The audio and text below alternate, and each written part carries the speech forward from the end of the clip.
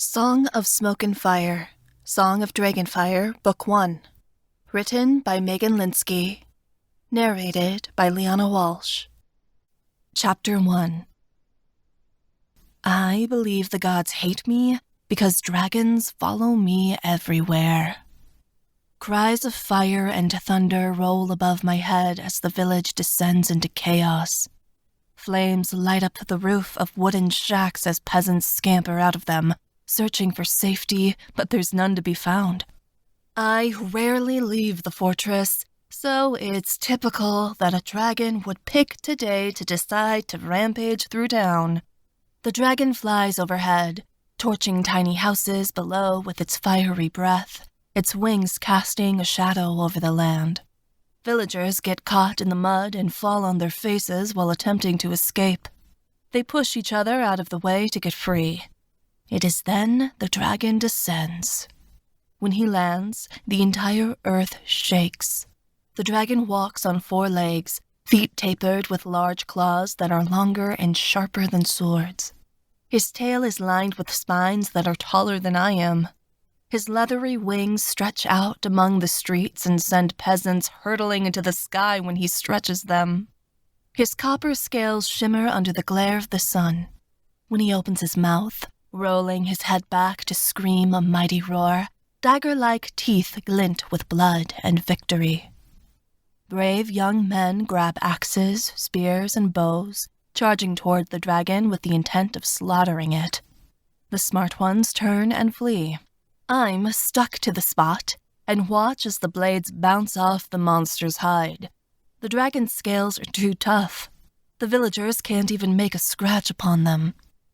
I wonder where all the knights are. Before I remember, they're gone. They're searching the countryside for this particular dragon, who thought it'd be a great idea to visit the minute they left Krakow. The dragon bends his head down, snaps a man up in his jaws, and devours him whole. I do the only thing I can, clutch the princess's dress to my chest and run. It's ridiculous that all I care about is saving Wanda's gown when there's a giant, flame-spewing lizard ambling after me, but I'll be the first to admit I don't have much sense. The mud sticks to my bare feet and splashes onto my tunic as I sprint away from the bloody massacre. I hold the gown high so I don't get any dirt on it. I must save the dress for my princess, I think, just as the dragon roars again. The tall towers of the fortress, built with strong and thick timber, look like nothing more than nice kindling for the dragon's hot breath, but there's nowhere else to hide. I force my way through the crowd of people begging for sanctuary. I pound on the doors of the fortress myself and scream for them to let me in, but since there's a dragon attack going on, they're not going to open up. Obviously, Fliss, I think to myself, and I roll my eyes. I look up at the tall towers and smirk. Fine, there's more than one way in. I stuff the dress into my sheepskin bag, sling it over my back, and start climbing. Other villagers go to follow my lead, but many of them aren't strong enough to climb, and they go sliding back down into the mud. Another roar from the dragon shakes the village. I glance over my shoulder to see what's going on. I give a yelp as I see that the dragon has abandoned his delicious snack in town and is flying toward the fortress instead. The dragon hurtles through the skies, swooping over the towers before lunging at them. I flatten myself against the wall and nearly get gutted by the spike of his tail as the dragon flies past me. When the dragon circles back around, his head dives directly for the northeastern tower, which, not so coincidentally, happens to be the one I'm climbing. The dragon gives a cry of rage as he barrels through it, tearing the tower in 2. I have to claw at the wood to keep my grip as the dragon blasts through it. Wonderful, I think as the palace starts tipping backwards. That's my luck, isn't it? Should have expected it. Readying myself, I cling closely to the tower as it falls. I bend my knees and spring off just before the tower hits the ground. My body hits the hard earth, and I roll out of the way as the tower shatters into a pile of splinters and rubble beside me. I'm far too clumsy for that to have worked, but it did. Maybe the gods are on my side. Now that the tower is gone, there's a big hole in the fortress, which all the peasants are scrambling through. I climb over the debris, checking to make sure the dress is still in my bag. While I'm distracted, the dragon smashes into the second tower, cleaving that one in half as well. Archers go flying off the roof at the impact. Wails reach my ears. There's a little girl, no older than 2, standing beneath the falling tower and crying loudly as it topples toward her. "Child, move!" I think, but when she doesn't, I grumble to myself and spring forward. I trip over my own feet while running to save her, aware of the toppling tower ahead. I snatch her up in my arms at the last minute and cling her to my chest. I hear the tower crashing behind me as I jump out of the way, landing most of my weight on my shoulder. I moan in pain. The little girl is still crying, but she's alive. I get up, looking for a safe place to go when a woman I don't know slams into me from the side. She rips the baby out of my arms and teeters away, the child bouncing up and down on her hip. "You're welcome. It was nothing," I mutter under my breath. Typical Poles. The dragon lets out a loud shriek. I put my hands over my ears, crouch down, and open my mouth in a silent scream of pain. Dragon shouts can be heard many distances away, so up close, it's enough to shatter your ears. I'm one of the few poor souls that's left out in the open, locked out of the inside of the fortress and trapped within the courtyard. I bang on all the doors, yank on the handles, and scream for sanctuary, but I doubt anyone can hear me. I try the door for the kitchen, the foyer, even the dungeons.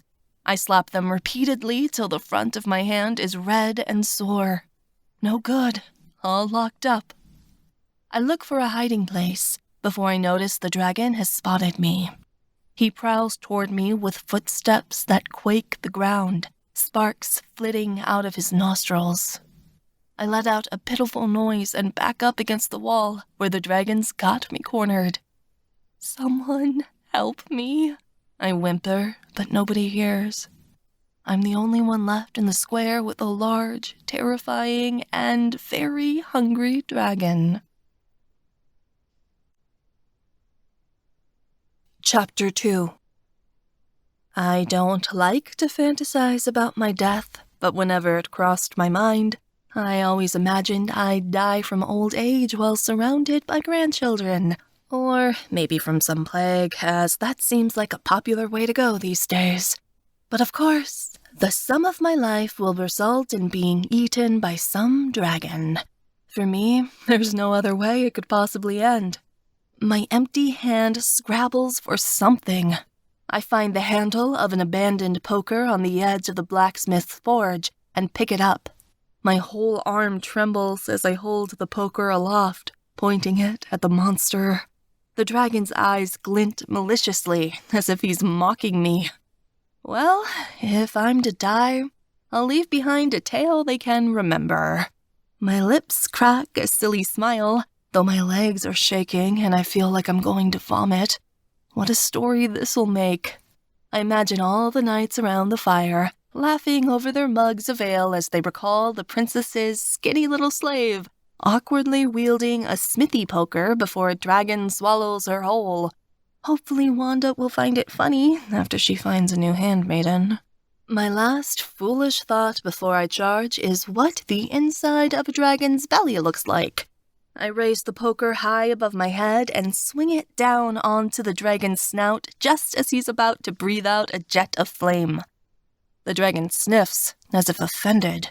It moves its mouth in a circle before charging again, jaws wide. I reach into my bag. The dress will be ruined if I get eaten anyway, so I might as well use it. I toss Wanda's gown so that it falls over the eyes of the dragon. While he's blindfolded, I lunge the poker forward.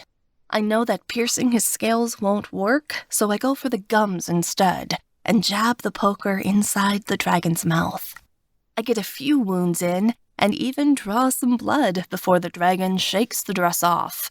The dragon stomps on it, twisting the dress into the ground with his paw and baring his fangs. Well, that didn't work.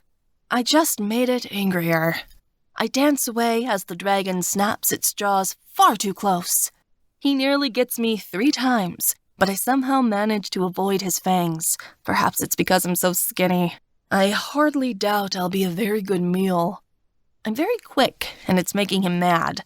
When the dragon draws near once again, I use all my strength to whip the poker against the right side of his head. His neck snaps around. I feel a quell of victory before I realize what I just did. Oh, I'm so sorry, I blabber quickly. Smoke furls out of its nostrils, and the dragon gives an enraged puff. I don't think about how absurd it is that I actually apologize to a dragon until he grabs me in one of his giant paws. I drop the poker and try to pull away, but his grip is too strong. Each time I wiggle, he only tightens his claws. I can no longer breathe. I'm surprised to feel relief as the dragon's sharp talons press around me. I lasted this long. At least it was only a slave, they'll say. I doubt when they tally up the final death toll that I'll even be counted. The dragon takes a deep breath, preparing to roast me in his claws. I close my eyes and hope it doesn't hurt. Somebody screams, and it's not the dragon. The beast's eyes are just as wide as mine as King Krakus comes charging out of nowhere, swinging his silver axe high above the dragon's neck. He brings it down with a ferocious yell, and the axe cuts roughly through the dragon's spine. It takes a few chops from Krakus, but eventually, the king manages to lop off the dragon's head. The head splashes mud everywhere as it crashes onto the ground. The dragon's grip loosens when the head is severed from the neck. I collapse onto my knees and bite my lip as my muscles burn in agony, covered in the dragon's blood. Disgusting. The dragon's mouth and eyes are still open in surprise. I press a hand to my mouth and try not to look at it. Are you all right, child? King Krakus towers over me, a square crown above his head, ringed armor over his leather tunic. His bearskin cloak blocks out the gruesome sight of the beheaded monster behind him. Yes, sire. I nod quickly and get to my feet. That's the second time he's saved me from being killed by a dragon, as if one life debt wasn't enough. A lucky thing I arrived when I did, King Krakus says. He surveys the dragon, then me. The knights should start bringing you along on these dragon hunts. You must be cursed. He laughs loudly, but I don't. He's made a joke, but I'm starting to believe I really am cursed. Now that the dragon's dead, people are coming out of their hiding spots to observe the fallen monster. Little boys who were running in terror minutes ago poke the dragon's body with sticks and run along its tail, playing tag between the spikes. Get inside, Fliss, King Krakus tells me. Wanda has need of you. I curtsy and trot away, happy to leave the dragon's body behind. For some peculiar reason, to me, seeing the dragon dead is worse than seeing it alive. It's dark inside the fortress, but I know my way around. I follow the twisting hallways until I come to Wanda's room. When I knock, the door flies open. There you are! Princess Wanda, a dark-haired, blue-eyed beauty, loops her arms around me and pulls me in for a bone-crushing hug. Most people in the fortress would whisper about a princess embracing a slave, but Wanda gets away with everything. I embrace her back just as tightly. I was watching from my window. I saw you fight back, she said in awe. You were so brave with that poker. I admire that. Most girls wouldn't have dared. What did you expect me to do? I asked. Throw my hands up and say, well, you caught me. I wouldn't have done anything, just stood there and screamed. Wanda shrugs. That's helpful. I make a sour face. I'm sorry about your dress, Wanda. The dragon ruined it. I couldn't care less about the dress, she says outlandishly. I'm just happy you're not hurt. You should care about the dress. It cost a handful of coins. More money than I'd ever seen in my lifetime. I notice that the room is messy. Nervously, I start tidying up. I make the bed before putting away her dresses. It's just to keep my hands busy, so I don't think about the dragon. Wanda notices and asks, "Are you sure you're well?" "I told you I'm fine." I pause. If you could call nearly being eaten by a dragon fine, but that's normal for me. I suppose you're right. It isn't anything that hasn't happened before. Let's be happy Father was there to protect you. She giggles. I know. I sigh. King Krakus, legendary leader of the Poles, the famous dragon slayer, founder of the village of Krakow, and savior of slaves. Or slave. One slave. Me. Let's go take scales from the dragon, Wanda says enthusiastically. I believe they make beautiful jewelry. They would go well with my brown dress. Must we? The thought of seeing the dead dragon again churns my stomach. It'll be fun. You can take some as well, she encourages. Quickly, before they move the corpse. I don't want any dragon scales, but I can't say no to Wanda, so I follow her dutifully out the door and to the courtyard. She's walking in a determined fashion, before her steps slow when she hears low voices in the throne room. Wanda, ever the curious gossip, throws an arm out to stop me. I slam into it and go careening backwards. Wanda grabs me by the tunic and wrenches me upright so I don't crash to the ground and alert others of our presence. Wanda, not again, I warn her.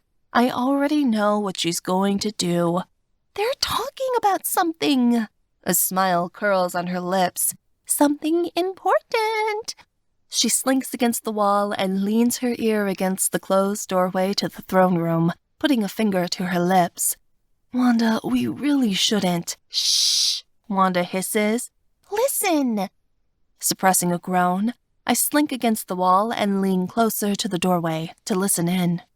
At first, I don't hear anything but muffled voices, but I'm drawn inward as the whispering voices grow louder with the intensity of the conversation. You must take this threat seriously, my king. Pavel, one of Krakus's advisors, is pacing the room. I can hear his sharp steps as they clip along the wooden floor. This is the third dragon attack this year. And we've held up well against all of them, Krakus says. There were minimal casualties this time, and the repairs on the towers won't bankrupt us. I dare say we're becoming experts at destroying these monsters. He doesn't dare attack us now. All the same, I only advise we use precaution and kill this creature before it kills us. The Vavel Dragon is no threat to us. King Krakus's voice booms across the court. I hold my breath. They're talking about the Vavel Dragon, the legendary beast that lives in the giant hill beneath the town. I lean in closer. It is a threat to your treasury. I hear a piece of parchment unrolling. The amount of gold you give the Vavel Dragon each month to keep him from attacking the city is more than what you spend on any supplies or even salary agreements for your knights and advisors. I hear Pavel sniff. It's a fair agreement. I give him coin, and he promises not to devour my village. King Krakus slams his hand on the throne. The Vavel Dragon is the only one left in the area. If we kill him, our dragon problem would be over, Pavel insists. You don't understand. The Vavel Dragon is a more dangerous creature than you think, Krakus says ominously. This isn't like the copper dragon we killed today, or the blue dragon, which was quickly dealt away with last month. Those were young dragons, wild, easily tricked and fooled. I make a face. The copper dragon didn't seem easy to kill. This only makes the Vavel Dragon more terrifying. The Vavel Dragon is a different story, Krakus continues. He's the deadliest dragon I've ever come across. He is old, intelligent, cunning, wiser than any of us, I'm sure. You talk of him as if he were a human, Pavel says dryly. No, smarter than a human. Better. It won't be easy to kill him. We would need to create some sort of devious plan to even hope to succeed. If we send a horde of knights inside the cave to do the job, he would flatten the village before we'd turn our heads to watch. Yes, my king, but I highly doubt he'll be satisfied with gold forever, Pavel says. Dragons rarely are. Eventually, he'll want more than we can give. The king takes a breath. Yes, you're right. I suppose we have to do something soon. It won't be long now before he makes a move. You must strike first before he has a chance. Perhaps. There's a creaking noise as Krakus gets off his throne. I can hear his steps as they proceed in my direction. I need time to think on it. Krakus's footsteps grow closer. Wanda grabs my hand and wrenches me away from the door. We run down the hallway and turn the corner just as her father steps out of the entrance we were standing behind. What excitement! Wanda says breathlessly. Father's thinking of confronting the Waffle Dragon. That would be a sight to see, wouldn't it? I don't know, I reply. The idea makes me uneasy. Father can handle it, Wanda says confidently. He's the greatest dragon slayer alive. There's no reason to be frightened. He should do it now. I only hope I'm there to witness it when he chops off the dragon's head. I keep my mouth shut. If King Krakus believes half of what he said about the Waffle Dragon, he's right to be scared of it. We all should be. Chapter 3. We went to steal some scales from the dragon, but to Wanda's disappointment, it had already been moved when we arrived. By the time Wanda was finally finished gossiping with the villagers about the dragon attack, it was dark and long past dinner. I got Wanda ready for bed and returned to the servants' quarters to sleep, but my dreams were filled with leathery wings and dragon's fire. Worst of all was a pair of bright red eyes staring out at me from the darkness. Even now, I can't get the sight of those red eyes out of my mind. They follow me, haunting me like a ghost.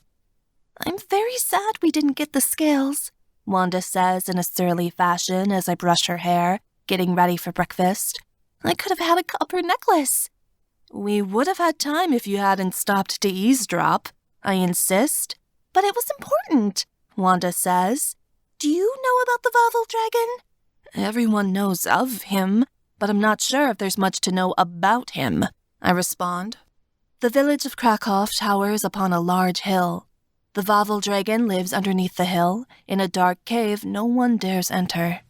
He's been there for a long time, nearly 2 decades, but no one has ever seen him come out, save for when he met with King Krakus to make a bargain. If the king allowed him to stay underneath the village undisturbed and paid him a cart of gold each month, he would not attack Krakow nor slaughter its people. King Krakus agreed, but it appears he wants to break the treaty now. I don't see the point of it. If the dragon isn't bothering us, just let it be. I've run from enough dragons to last a lifetime. No sense purposely provoking another monster and risk losing the village when we have a treaty that works for everyone. Did it ever occur to you how ironic it is that my father's a famous dragon slayer, and that his village is built on top of a hill with a dragon underneath it? Wanda babbles. I'm well aware. Wanda's endless talking about the Waffle Dragon is becoming annoying, but you don't tell a princess that, so I put up with it. Oh, you're no fun. Wanda bounces up from her seat and flounces to the wardrobe. What do you think I should wear to the ball now that my new dress is ruined? Green? Red? You could wear the blue again, I say. I don't want to wear the blue. Kristoff's already seen it. Her eyes gleam. Kristoff will like you in anything you wear. Oh, Fliss, do you think tonight's the night? Do you think Kristoff will finally propose? Wanda bounces up and down. He's only been courting you 3 months, I remind her. Be patient. But so many other princesses would be married by now. She falls down upon her chair. Kristoff's busy killing dragons. That is a knight's job, I say. He doesn't have much time to plan a wedding. But father promised me. She crosses her arms and pouts. I hate all this dragon business. I wish they'd hurry up and kill them all and be done with it so I could marry my knight. That's gruesome. It's true. She lets out a big sigh before slapping her hands on her knees. Would you run into town again and pick up a few things for me? Baby's breath, rose water, face powder. I need to look my best for tonight. I nod, and Wanda hands me a couple of coins. I notice there's more than she usually gives me. One of these would be enough to pay for what you want, I say. Pick out something for yourself as well. She beams. It's well time my handmaiden had her own night. I don't remind her that Krakus would have to prove my marriage, and the law states I can't marry anyone other than a fellow slave, but I smile back. I've been personally serving Wanda since I was 13, and she's my best friend. She was my closest companion after the loss of my parents. I go along with anything her heart desires just to make her happy. I'll be back soon, I tell her. I wrap a thick coat over my tunic and slip on my boots before grabbing a wicker basket. No doubt Wanda will be out riding when I'm gone. Can't keep that girl away from horses. When I leave the fortress and begin the walk into town, I notice the work rebuilding the village had already begun. Villagers are repairing the thatch roofs and starting over on the houses that were burnt down completely. I'm happy to see that the damage doesn't appear as bad as it did when the dragon was rampaging through the streets yesterday. It's quite busy. Like always, I can't help but notice the sea axes that the free men and women of the village carry around. The sea axes are attached to their hips with scabbards. The single-edged blades clink seductively against the belts of the peasants, calling me. King Krakus saved you. A lifetime of servitude is nothing compared to being eaten by a dragon. I remind myself, be grateful you're still alive. I am grateful, but a smidge of resentment nibbles at me. I would give anything to have a sea axe and be known as a free woman. Not that there's anything I could give, but the statement still stands. When I arrive at the apothecary, I find it busy. Villagers are picking up herbs for burns and open wounds. Even though I'm a slave, the peasants part for me when I pass through, as I'm the king's slave and, as such, am not to be touched. The rest of the Poles walk around each other like they own the place, cutting each other off with no regard for whoever's trying to get around. What all did Wanda want again? I mutter. Baby's breath, rose water. Oh. I finally remember the face powder and purchase the items, glad to be out of the small store. The clothes shop is empty when I enter, save for a surly woman at the back who is sorting out tunics. It takes me forever to choose something, but since this is most likely the only time I'll have a chance to wear a nice gown, I'm going to be picky. I finally settle on a black woolen dress with a mantle of the same color. I pay the woman and exit the shop, feeling quite giddy. I'm going to a ball, and I won't be dressed as a slave for once. It'll be so nice to pretend to be someone different just for a night. I decide to avoid the crowded way I came and pass through one of the poorer districts instead. It's where the sick, the orphans, or the elderly who don't have family live.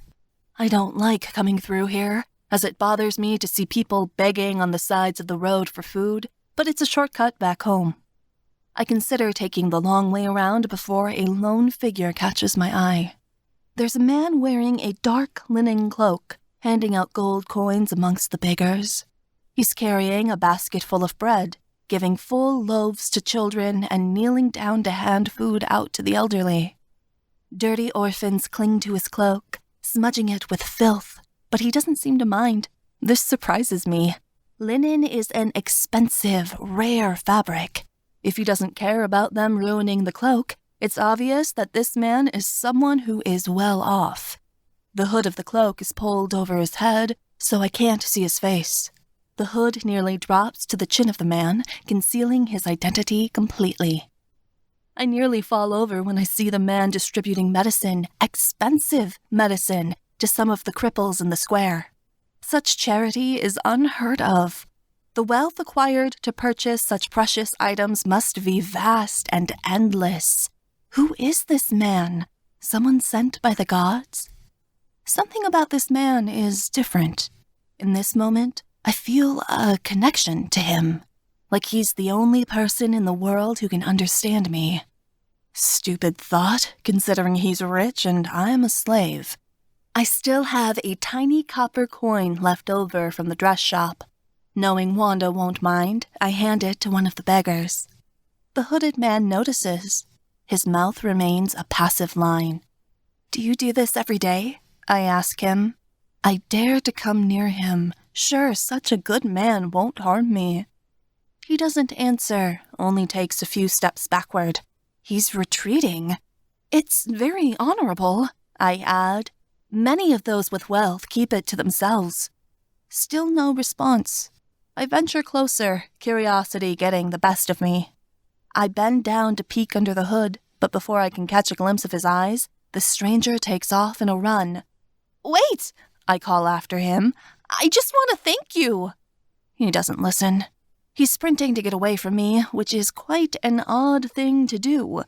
It's undignified for a person to run when not being chased by a dragon, but I'm dying to know the man under the hood. I take off after him and clutch my basket so the items I bought don't come jumbling out. People shout at me when I knock them aside, and I hastily apologize, but the man is getting away. He's a lot faster than I am. He scampers past the huts, bends his way through the crowd, and vanishes. I keep running to the edge of town and all the way down the hill, but it's no use. He's gone. I bring myself to a stop, breathing heavily. People are looking at me strangely. My cheeks redden in embarrassment. A concerned peasant reaches out to me. "What's wrong with you, girl?" he asks. "Why were you running after that man? Did he steal something from you? Want me to head him off?" "No," I say. "He was very kind. I just wanted to know his name." The man harumphs and ambles off. I play with the frayed edges of the basket as I think. Strange, I whisper to myself and look around. This far out, there aren't a lot of houses. When I peer over the edge of the hill, I notice the entrance to a dark cave, the home of the Vavel Dragon. People with sense wouldn't dare go near it. But, like I said before, I don't have much sense, and the cave seems inviting somehow. The curiosity is eating away at me. I look up at the sky. It's barely noon. I have plenty of time before I have to get Wanda ready for the ball. I look around to make sure no one's watching before I slide down the rocky hillside. When I reach the bottom, I brush off my dress and set the basket down. There are a large number of wooden barricades around the cave to prevent people from getting in, but they're narrow enough for me to get around. Maybe dragons don't follow me. Maybe I follow dragons, I think. I would be in a lot of trouble if Krakus discovered I was creeping around the cave. I've never been beaten before, as the king is always kind to me, but I'm certain this would result in a few lashes. Not so much as punishment, but a deterrent so I don't go back again. But the lure of the cave is stronger than the fear of the whip. I have an unexplainable pull to see this dragon for myself just once. The call is irresistible. Just a peek inside. It won't hurt anyone. I'm so small, the dragon won't see me. As I climb over the barricade, I think to turn back, but I instantly shove the idea aside. Just a few steps in to see if I can spot it.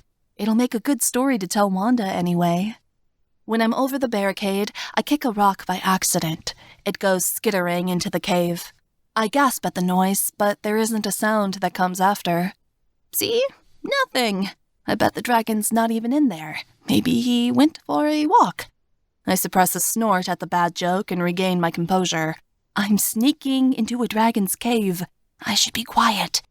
I summon my courage, take a deep breath, and enter the cave of the Vavel Dragon.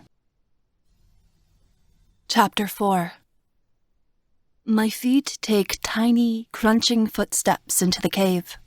The sunlight is swallowed behind me by darkness, and I narrow my eyes as I walk further and further into the black. I imagine the dragon is pretty far inward. If he's as big as the rumors say, he wouldn't be able to hide unless he was far underground. It's quiet.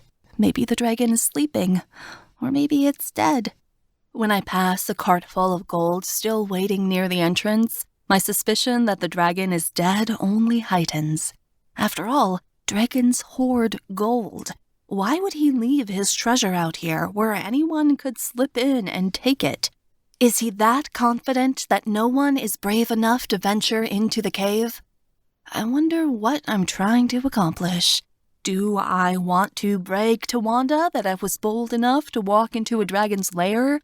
Why do I have such a longing need to see the dragon curled up within his sanctuary, surrounded by his piles of gold and treasure? I suppose I don't know myself. Perhaps I want to witness a dragon quiet and still, instead of deadly, fierce, and violent, as that's how I've always seen them. There might be a side to them we don't know. After my parents died by Dragonfire, I've been desperate to see dragons as something more than monsters. I want to know if my parents perished due to the reaction of a scared animal, or if they were murdered by an intelligent creature with malicious intent.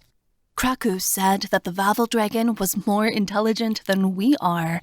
Is that true? When I'm far into the cave and daylight has nearly vanished behind me, I pause to listen. Nothing. Then I hear a growling sound. My limbs turn to ice. The snarling sends rocks from the top of the cave crumbling downward. I jump aside so they don't strike me upon the head, while the growling gets louder. I turn and run, darting between the falling rocks as they crash around me. I look over my shoulder and see there's a glow emanating from the end of the cave.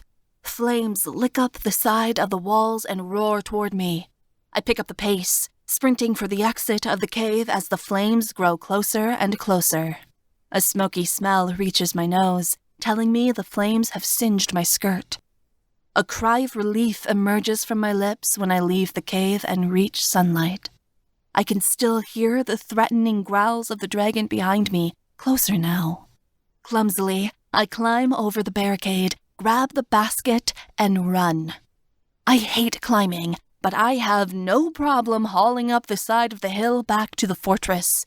When I reach town, I spin on the spot, searching the skies for dragon wings. They're as clear and blue as ever. My thought is that I've angered the dragon, and that he's going to emerge from his cave and take out my mistake on the town. But that doesn't seem true. The growling is replaced by birdsong, and the peasants mull around in their usual business. Nobody's screaming their head off or taking cover. There's no cries of fear or warning. I wait until I'm sure that the dragon isn't coming before I start back to the fortress. My mind is spinning with questions. What exactly happened? I provoked the creature, so why didn't he follow? Did he simply mean to scare me off?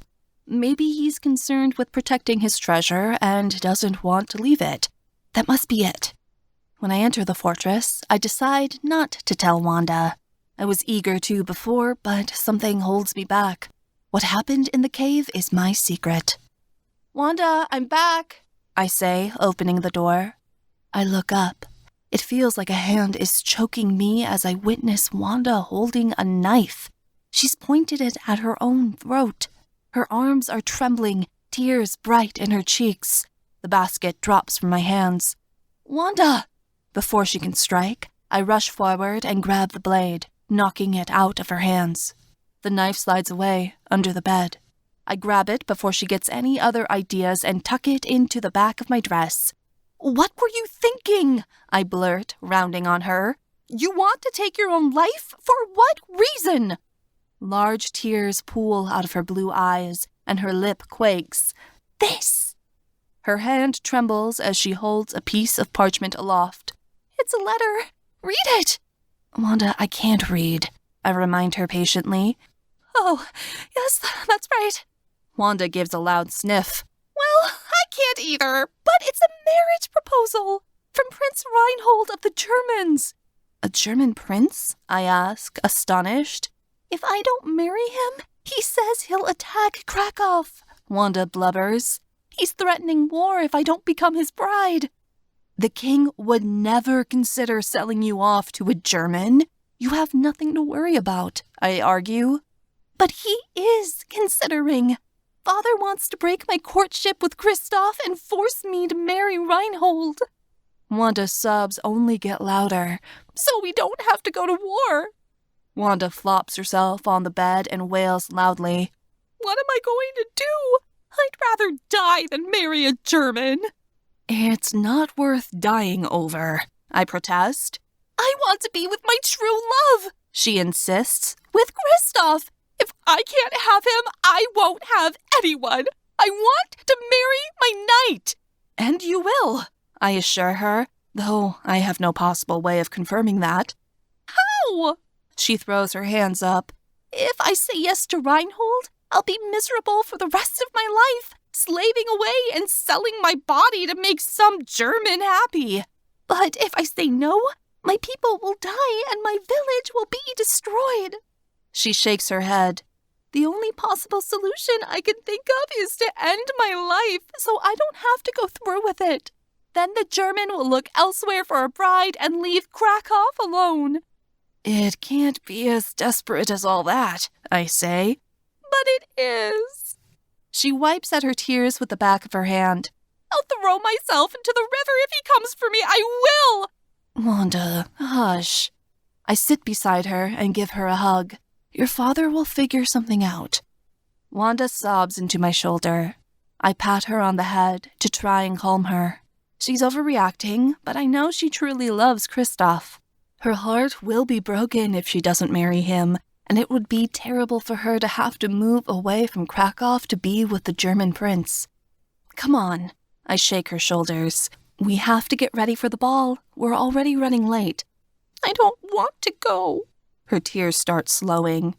You must go and have a wonderful time. I sort through the racks of clothes and pull 2 dresses out. Which one, red or blue? Her bottom lip sticks out. Blue. All right. I toss the dresses on the bed and start combing her hair, braiding it with the baby's breath. I sprinkle rose water on her shoulders and dust her cheeks with the facial powder. When she slips on the dress, I shove her in front of the mirror and say, There, you'll be the prettiest girl at the ball. Pretty for Prince Reinhold. She sulks. Her gaze falls on the basket and she tilts her head. What did you buy, Fliss? She asks curiously. When I bring it out to show her, that's when she brightens. Oh, Fliss, it's so pretty. You must put it on right away. I slip on the garment and twist my hair into a bun. Wanda dabs a bit of powder on my face. When I turn around, I hardly recognize myself. I appear so pretty, like the daughter of a lord. It's easy to pretend I'm not a slave in this dress. Come on, let's go, Wanda says, pulling on my arm. Now she's excited. We'll be late for the ball. Very well. I follow her down the stairs to the dining hall. It's already crowded with members of the court, dressed in their finest garb. Musicians play a happy tune on lutes, drums, and flutes. Servants carry large trays of gołąbki, paprikash, and my personal favorite, groszki. I notice the decapitated head of the copper dragon is mounted above the fireplace, still dripping blood on the stone. Lovely. Servants introduce Wanda with a formal entrance. King Krakus laughs with a group of his knights in the corner, his face red from too much ale. All thoughts of the Wawel dragon seem to be far from his mind. Look, there's Kristoff, Wanda exclaims. The German prince is forgotten. Wanda scampers off to be with her knight. His face brightens when he sees her. I suppose he hasn't been told the bad news yet. It's dull to watch Wanda fawn over Kristoff, so I leave her be and find an excuse to fill her cup with wine. When I near the table, I bump into a young man around my own age. I'm about to apologize, but he beats me to it. Oh, I'm so sorry, miss, he states, stepping backward. I didn't mean to. He looks me up and down. Have I seen you before? He thinks I'm one of the guests. I brighten. No, I don't think so. I shake my head. You look very pretty in that dress. Would you like to dance? He extends a hand. I open my mouth to say no, but then stop myself. Would it be so wrong to dance with this nice boy? I would get in trouble if I was caught by my master, but I'm sure the king won't notice. He's too busy drinking. What's just one dance? I actually would love to. The party crashes to an abrupt halt as a tyrannical roar shakes the walls. The floor trembles and people fall down, losing their balance as the entire fortress quivers. I stumble, and the wine cup flies from my hand. The boy catches me by the arm to save me before I hit the ground. Krakus! Krakus! A deep voice, a terrible, ominous one, permeates the thick wood. People scream at the awful sound. I have business with you! My insides shrivel up with fear. In my heart, I know it is the voice of the Vavel Dragon. Chapter 5. This is my fault. I should have known that my adventure into the cave would come with some sort of consequence. The guests at the party cry out in terror. My head whips from side to side to figure out where the dragon's voice is coming from. I hear the beats of heavy wings from above, the dragons flying overhead. Wanda clings to Kristoff's arm. Krakus's face, once so red with ale and cheer, has gone ghastly white. Yes, what is it? Krakus booms. What do you want? I am no longer satisfied with your offers of coin and jewels. The dragon's voice shakes the floor. It is not enough. I demand more. Pavel was right. The dragon isn't happy with his piles of gold. But what more could he possibly want? Did my disturbance cause him to change his mind about the gold and want something else? Speak your mind, dragon. Krakus's hand is on his sword, eyes narrowed as his gaze sweeps the room. He acts like the monster is here among us. I demand a virgin, the dragon states, and my stomach tumbles. A woman pure of heart, pure of soul, one untouched by men. And what would you have of her? Krakus demands. Do you want her to eat or to ravage? Do you want monthly offerings of virgins now? I only have use for one, and what does it matter to you what I do with her? The dragon's voice grows closer. He's spiraling downward. Stop hiding in the shadows! Reveal yourself, coward! The king's frustrated. He unleashes his sword and swings it around. Several people gasp. I am the fire glowing brightly in the dark, the nightmare that looms at the edge of your dreams. The dragon hisses. It feels like he's whispering the words right into my ear. I am everywhere, Krakus. I refuse to offer you a helpless girl, the king bellows. Then I shall burn your town, devour your men, and take what is mine by force, the dragon demands. You have 1 hour.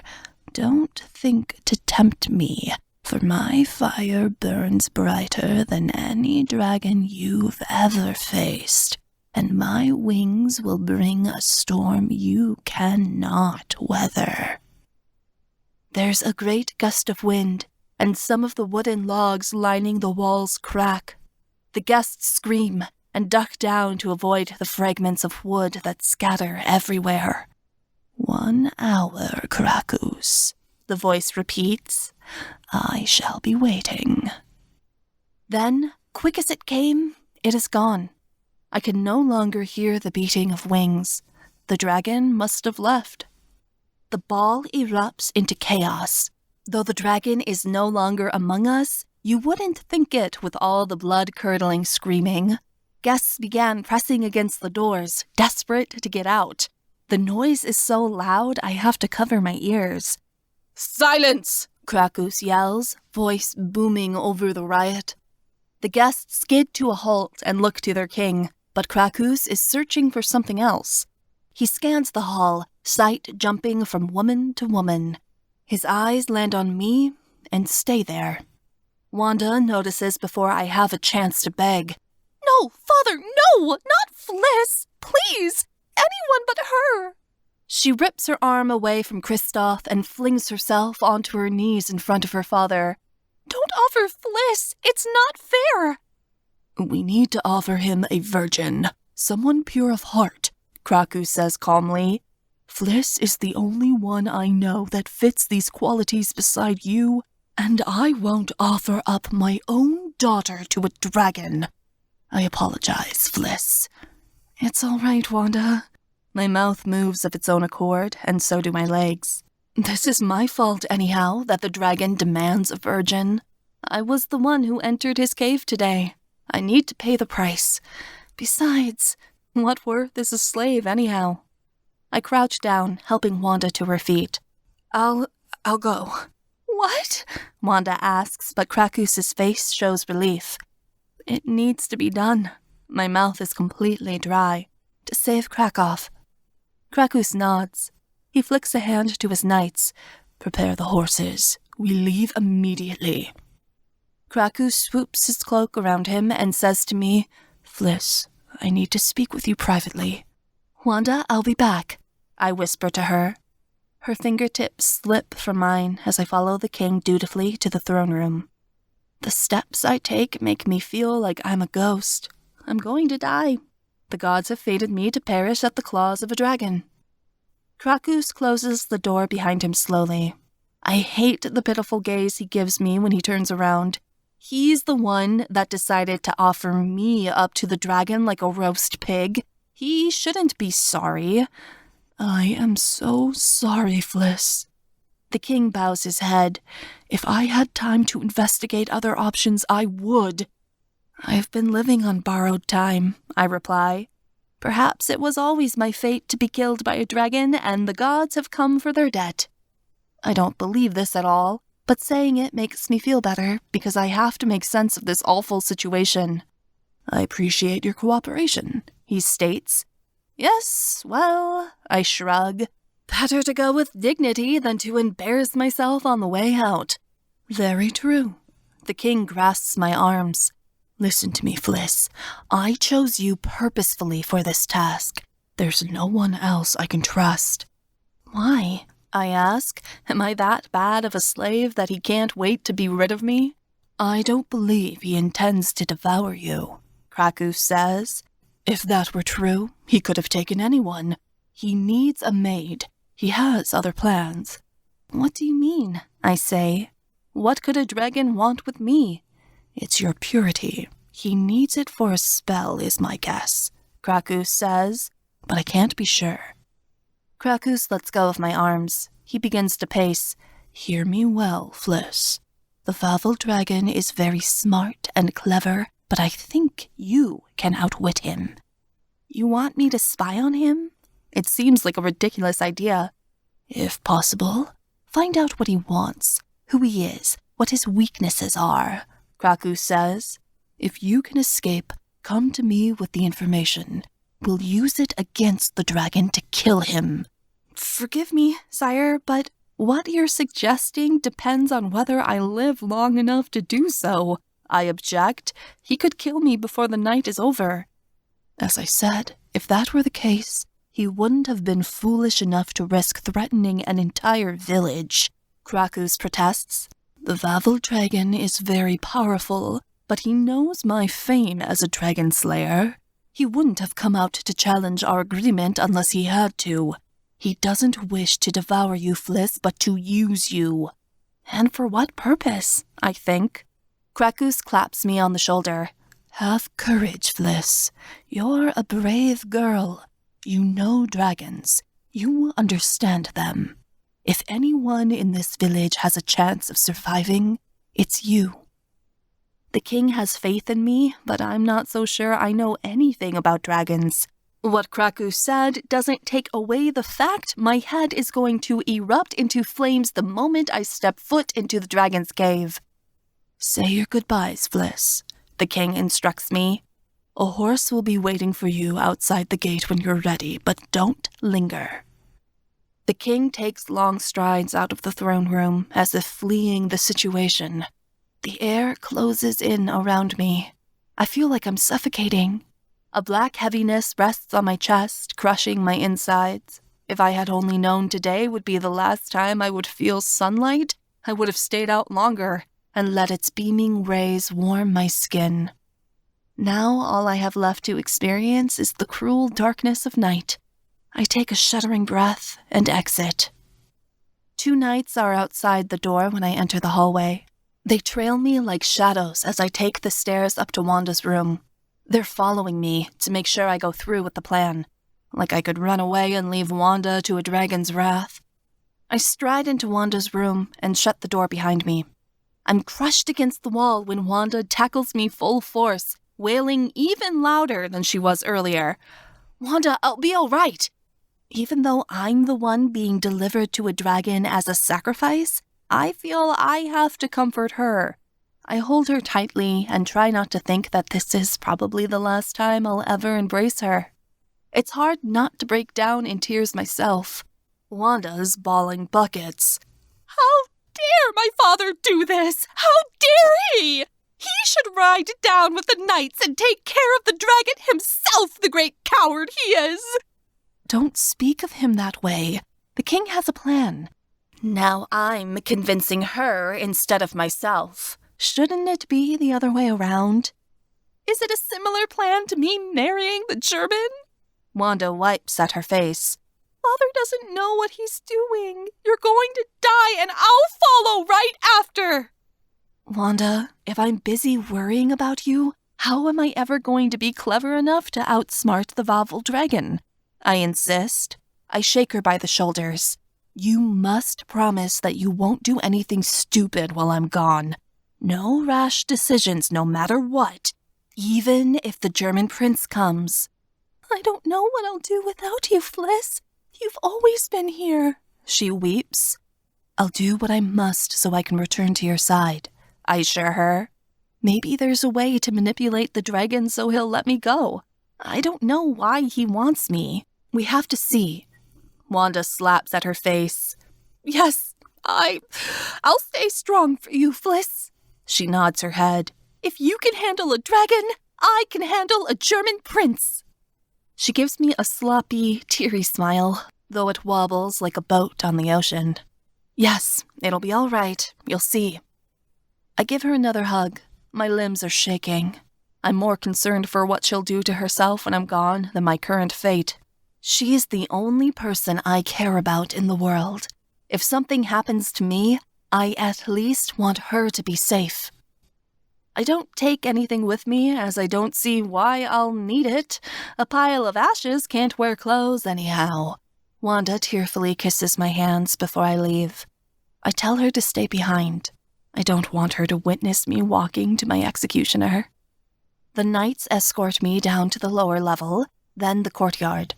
A black horse waits, surrounded by a group of guards. King Krakus rides his stallion before me. I climb on my horse, and he starts forward silently. The rest of the guards follow, and so do I. No one dares to say anything.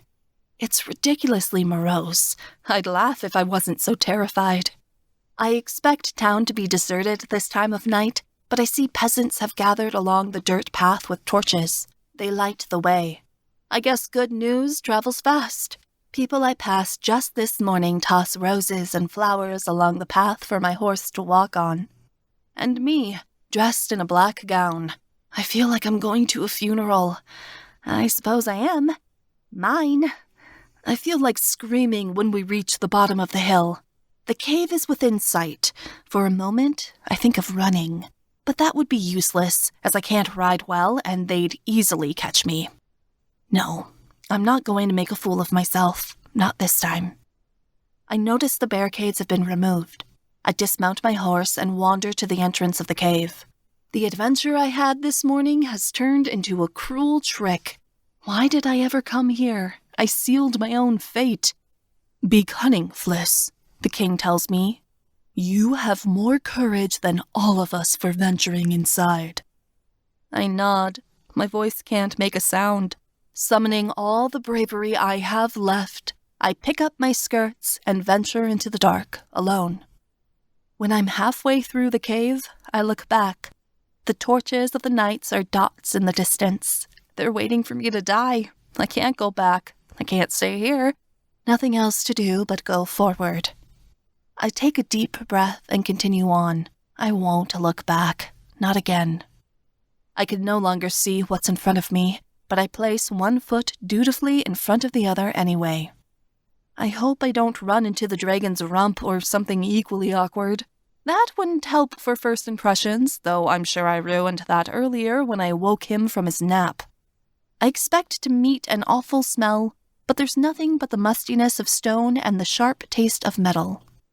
I turn in a circle, but I can't see anything. I wonder if I've walked into the belly of the dragon already. Who are you? That voice, deep, commanding, and abrupt, chills me to the bone. Through shadows emerge a pair of bright red eyes. Chapter 6. Nervousness and fear rattles my every bone. Those red eyes are like fire. They burn throughout my core, sending each part of me ablaze. I am equal parts terrified and spellbound. Though deadly, the dragon's eyes glitter like rubies in the night. I'm enchanted by them. I asked who you are, the dragon says. Speak. I jump at his shout. Yes, I lick my lips. I am Fliss. Do you have a second name? The eyes blink. I shake my head. No, just Fliss. The red eyes narrow. I suspected they'd send a servant. Not even a servant, a slave, I say before I can stop myself. No matter, princess, servant, or slave, they are all the same and serve the same purpose. I frown. And what would that be? The dragon snorts, giving no answer. Very well. Let me get a good look at you. Flame sweeps in a circle around the room. The cave instantly brightens as several torches along the walls ignite. Light glints off the piles of gold that are stacked to the ceiling, coins mixed with an array of precious gems and rare artifacts. Ornate rugs pelt the floor. They are stacked with food, medicines, and treasures of all kinds. The dragon's hoard makes King Krakus's fortune seem pitiful. I nearly choke when I see the dragon. He's easily 3 times bigger than the copper dragon I witnessed yesterday. In fact, he's the largest dragon I've ever seen. His scales, each one as big around as my hand, are blood red in color. Silver spikes line the top of his neck to the tip of his tail, which ends in a thick red fan. 5 silver claws line each foot. His garnet wings are tucked tightly to his sides, curled hooks rounding the end of the appendages. The dragon has 4 horns lining his reptilian face. 2 fans splay out behind his cheeks, and sharp, jagged fangs poke out of his mouth, even though it is closed. I can see his fire glowing within his belly from here. The king wasn't joking. The Vavel dragon really is formidable. The copper was a tiny lizard by comparison. Now I understand why Krakus felt he had no choice but to give me up. The Vavel dragon would crush Krakow easily, even without his fire. I don't miss the fact that he's male. My concern over what he really wants me for increases. It might be a figment of my imagination, but when he looks at me, the dragon appears shocked. No, it can't be, he whispers. Then he shakes his head and mutters, No matter, it must be done. I'm dead anyway, so I don't see the harm in asking more questions. Sir Dragon? I ask feebly, because I can't think to call him anything else. When you eat me, could you perhaps make it 1 bite? Or possibly 2, if you could. I would appreciate it if my death was quick and I didn't feel anything. Here I go, making demands from a dragon. Who do I think I am, some sort of queen? I am no sir, he replies. I am merely Smock. Call me by none other, and I don't intend to eat you, girl. You don't? My hope rises and falls at the same time. No, and I don't intend to use your body for my own pleasures, dear girl, so you can put that out of your thoughts as well. The dragon twirls his tail behind him. A whirlwind of confusion whirls around my head. Begging your pardon, Smock, but if you don't intend to eat me or ravage me, what is it you want with me? I ask curiously. Krakus was right. There is more to this story. The dragon flicks his tongue out, tasting the air. I'm going to ask you a series of questions. Answer honestly and do not lie, for I will know if you do. He opens his mouth to show me all his sharp, horrifying teeth. I gulp. Very well. What do you want to know? The dragon taps a claw on the stone ground. Are you a virgin, truly? My cheeks redden. The way the dragon looks at me makes my skin crawl. Yes, the king wouldn't have handed me to you if it weren't so. Think carefully. Has a man ever touched you in a sacred place, even leaving your maidenhood intact? Please try to remember. I believe if I had been with a man, I would have remembered it. I cross my arms. This dragon is on the verge of being insulting. Unless the tryst was so bad that it was entirely forgettable. But if that were the case, it wouldn't have been my fault. You'd have to go searching for the man. The dragon's mouth twitches, but he presses on. I understand these are unusual inquiries, but they are important. He insists. All of these intrusive questions, they're quite embarrassing. If he doesn't intend to do anything of a pleasurable nature with me, why are they important for him to know? Why does it matter what I have and have not done?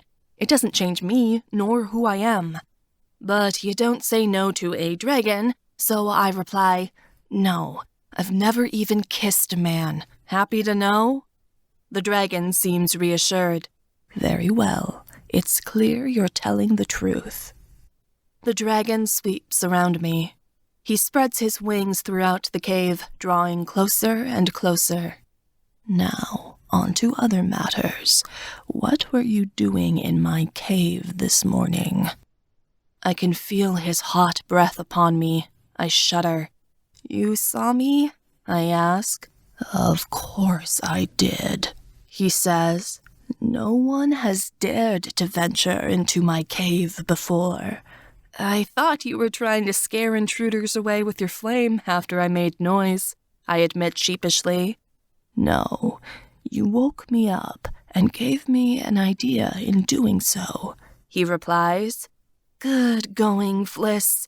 I knew my journey into the cave this morning started all this madness. This isn't a coincidence? No, I've thought of doing this for a while, but your intrusion spurred me to action, he says. If slave girls are courageous enough to venture into my cave, Krakus would have no trouble doing so eventually. I see. It appears Krakus wasn't just watching the Vavel Dragon. The Vavel Dragon was also watching him. My question still stands. Why did you walk into my cave of your own free will? Are you brave or foolish? The dragon asks. Both will make your task and mine much more difficult to achieve. A brave heart is careless and hard to control, but a fool needs to be watched always. I'm sweating as heat rolls off the dragon's tongue. What task does he possibly want me, a skinny slave girl with no power of any kind to achieve. I wipe my forehead with the back of my arm and say, I'm neither. I was merely curious. Curious. Ah. The dragon pauses. That's even worse. Too many questions. I do have questions. I want to know the truth, I insist. The truth about what? Dragons, I say, and the beast's eyes spark. I want to know them. I want to understand who they are or what they are. There is no understanding a dragon, dear girl. Even we don't understand our ways, he replies. My hand skims one of his scales by accident, and I jerk back. It was warm and smooth under my palm and caused sparks to fly. The dragon shudders at my touch. I didn't sit and ponder it, I say. It came to me to visit your cave, so I did. Makes sense. Truly like a pole, to get an idea in their head and not think it through before following it blindly. The dragon snorts. The sound rakes the walls of the cave. You don't know me. You don't know who I am, I protest, though he's got me right on the dot. Of course I know. You are a pole. Poles are proud, a difficult, stubborn people with too many opinions, the dragon says. They're too loud, too emotional, and obsessed with death and glory. It's no wonder you thought it a good plan to venture into a hungry dragon's cave. You talk as if you're one of us, I say. I am, and I am not. The dragon pauses before me. Do you have any special talents, abilities, or the like? My head swims. What's something I can do that a dragon can't? Something pops into my head. Actually, yes, I say. I can sing. Sing? Yes. The king often asked me to sing for him at balls and parties. I'd be singing at the ball if I wasn't down here entertaining a dragon. You can never get out of work no matter where you go, can you? Well, let's hear it. The dragon stomps his foot and the cave shakes. Sing. But I guess monsters enjoy songs just like everyone else, so I open my mouth and start singing a familiar folk tune. There once was a poor adventurer, and a maiden who loved the sea. The adventurer quickly fell in love, but it was not meant to be. She wandered into the ocean, one night dark and gray. The adventurer wept upon the shore as the waves carried her away. He called out to the lover, but it was not meant to be. He had lost her to the ocean, he had lost her to the sea. When I finish, the dragon is completely still. Your voice is very beautiful, he says. Magical, even. That's what folks say, I shrug. Though I don't know how it would help you. It would help. In fact, it could be just what I need. The dragon starts to pace around the cave. I have to steady myself to keep my balance as his thumping feet shake the ground. Did you need a bard? I ask, completely grasping at straws. I suppose I could sing for you, but don't ask me to play the lute or the drums because I'm completely useless. You'll be clawing your ears off in days. No bard, merely your voice, he says. Is that all? I ask. If he really demanded a sacrifice to get someone to sing to him whenever he felt like it, I'm going to be very upset. I have what I needed to know, the dragon says.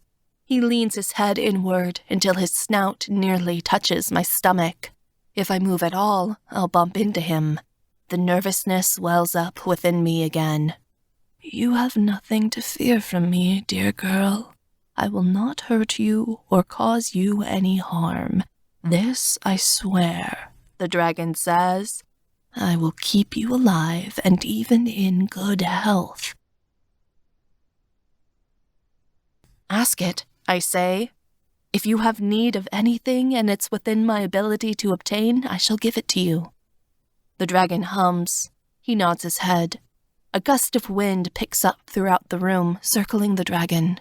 It encloses him in a mist of smoke and fire, so he is no longer visible. The flames lick up the sides of my gown as they pass, but they're not hot or painful. Rather, they're cool to the touch, almost like tender caresses. When the smoke clears, I stumble backwards in shock. Where there was once a dragon, there is now a man. Chapter 7. I've never seen a more gorgeous person in my life. The man only looks slightly older than I, 20 or so, with a stance that is tall and lean. He towers over me. His tunic stretches over massive shoulders and is open in the middle, exposing large muscles. A direct nose offsets a strong jawline, high cheekbones, and soft lips. His square face is handsome, kindly even. The only thing that still resembles the beast inside are small sparks of red that dance within his black eyes. It's hard to believe the person standing here was a giant, fire-breathing dragon only seconds before. What happened? You're a man? I ask, baffled. I have the ability to change into a man. When he speaks as a man, the dragon's voice no longer rumbles or shakes, yet it's still strong and deep. Though I can't remain as one for longer periods than a day, I must take the form of a dragon at least once. Then what are you? An animal or a person? My boldness surprises me. The dragon raises an eyebrow, and I remind myself to be quiet. I suppose I don't know what I am. He shrugs. That is why you're going to help me. Huh? I ask. This might take a while to explain. He gestures to the rug beneath my feet. Come, sit. I glance down at the rug. It's not ladylike to sit on the floor in front of someone that isn't your gender, but I don't even know if I can consider Smock a person, so I sit down and tuck my legs behind me. He sits as well, crossing his ankles and dangling his wrists over his knees. First, there is something you need to know, he starts. I wasn't always like this. I was once like you, but I was cursed to live as a dragon for the rest of my days. Cursed? By who? I ask. Whoever cursed Smock must have been blind, because it's definitely wrong to ruin a work of beauty like him by turning him into a giant lizard. It happened years ago. The one who cursed me was an enchantress, the queen of the Baltic Sea. She's an underwater witch who lives within deep waters, far away from here, he explains. Why did she curse you? What did you do? I ask. It was to serve as punishment for sins I don't wish to get into. Smock's face hardens. I apologize. My gaze drops downward before I look up again.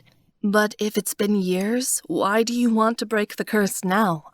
At the time, I thought it was a just punishment, but being a dragon has become a curse to me. I can no longer handle living as a monster forever. I thought it was only for the rest of your days. That's the point. Until death becomes forever if you're immortal, and the sea witch made me so when she cast her curse upon me. It crosses my mind what a cruel and vile punishment that is. I think the enchantress must be evil for doing such a thing, but then my thoughts take a different direction. What did Smock do that made him believe he earned his suffering, made him think he was obligated to live forever as a hideous beast? Perhaps I should fear him more than I already do. What does this have to do with me? I ask. How can I help? There is always a way out of spells, a back door, if you will. The enchantress gave me a way to break the curse, but she made it as difficult as she possibly could. Smock holds up a hand, counting on his fingers. She made it a requirement that I go on a journey to the Baltic Sea with a virgin pure of heart and soul. If I could convince a single maid to come with me, a dragon, on a journey underneath the sea to meet the enchantress, she would break the spell. So far, I haven't found anyone willing to partake in this quest. You should have looked into slaves earlier. No choice in the matter. I laugh. That's the problem. A person, even a slave, must choose to go with me willingly. I cannot take them by force, or the queen won't break the spell. Smock's face sombers. And you believe I want to go? I cross my arms and raise an eyebrow. I beg your pardon, Sir Dragon. Smock. Whoever you are, I shoot back. I'd most likely die anyway on a quest to the Baltic Sea. It's very far away and riddled with terrors and monsters. Why would I risk a painful death out there when I can die here in this cave, warm and comfortable? You're a slave. Krakus sold you to me to keep his village safe. I now hold possession over you and decide your fate, Smock says. But if you travel with me to the Baltic Sea, meet the enchantress, and break the curse, I will set you free. That changes everything. What? Yes. If you help me break the curse, you'll no longer be in my service. I'll let you go wherever you please. You will be a free woman. A dangerous quest made even more perilous by the guarantee of pain and certain death? Nothing compared to the allure of freedom. All right, I say. I'll do it. This isn't a decision to be taken lightly. You will face many dangers on the way to the Baltic Sea, Smock says. You were the one who asked. Do you want my help or not? Smock smirks. He takes my forearm and grasps it firmly. His skin, rough like scales, is hot against my skin. Very well. We shall leave in the morning at first light. Smock stands up. The fog swirls around him again. In his place is the dragon, red and terrible, but somewhat less formidable now that I know who lies within. Feel free to take whatever gems or treasures you wish that lie about the cave as payment, he replies. I apologize that I disrupted your life to bring you here. Don't you care about your hoard? I gesture to the piles of gold lying in giant mounds around us. What use have I for it? The dragon closes his eyes. A thieves' guild could enter, and I'd still have more than I could ever want after they left. A small girl won't take anything I'll miss. I nearly laugh out loud. A dragon paying me, a slave. If this world can get any more unusual, I'd like to see it. No, thank you, Smock. Treasures will only weigh us down. I will take what I need when we return from the Baltic Sea. The dragon doesn't answer. As of their own accord, or perhaps it is the dragon's magic, the torches dim down. Rest, dear girl. You will need your sleep for the journey tomorrow. It's absolutely insane that I'm sleeping within the cave of a dragon, but I am quite tired, and I'm a bit evil if I don't get a full night's rest. I suppose it's in the dragon's best interest if I don't wake up wanting to bite his head off. I have nothing to fear. He promised he wouldn't harm me anyway. I curl up on the rug to go to sleep. I notice that it's quite cold within the cave. It's more distracting than the fact that there's a sleeping dragon within a short distance. Each part of me is freezing. I hope I have toes to walk on tomorrow, because at the moment, I can't feel them. I look around for a blanket, but there isn't one. I firmly hold my jaw closed to keep it from chattering. Your shivering is keeping me awake, dear girl. The dragon opens one red eye to peer at me through the darkness. I'm fine. I take a deep breath and blow it between my hands to warm them. You're no use to me frozen, he says. Come sleep near my belly where my fire lies. It will save you from becoming an icicle in this cave. No, I say, recoiling from the idea. I don't want to. I insist, the dragon says. You are still my slave and will do as I say until that is no longer true. Come, dear girl, I will keep you warm. I wonder if it's safe sleeping next to a dragon's body before I consider that if he rolls on top of me by accident, at least I'll be warm. I get up and hobble toward the beast. The closer I come to the dragon, the warmer the air becomes, until it feels like I'm walking along a path on a hot summer's day. I lay down on the floor next to his underbelly. It is smooth, with soft scales. The dragon's stomach is like a light in the dark. I can see the flames as they flicker, shadows twisting among the organs. It's a beautiful, enchanting display. The dragon drops his wings over me, covering me like a blanket. He draws me close. Good night, dear girl, he says. Tomorrow we begin our adventure. Good night, Smock. I turn toward his belly and dare to lay a hand upon the scales. The mesmerizing color of the dragon's fire within lulls me to sleep. I have the best sleep of my life, calm and undisturbed by dreams and nightmares alike. I reach to pull Smock's wing around me, but my hand meets nothing but air.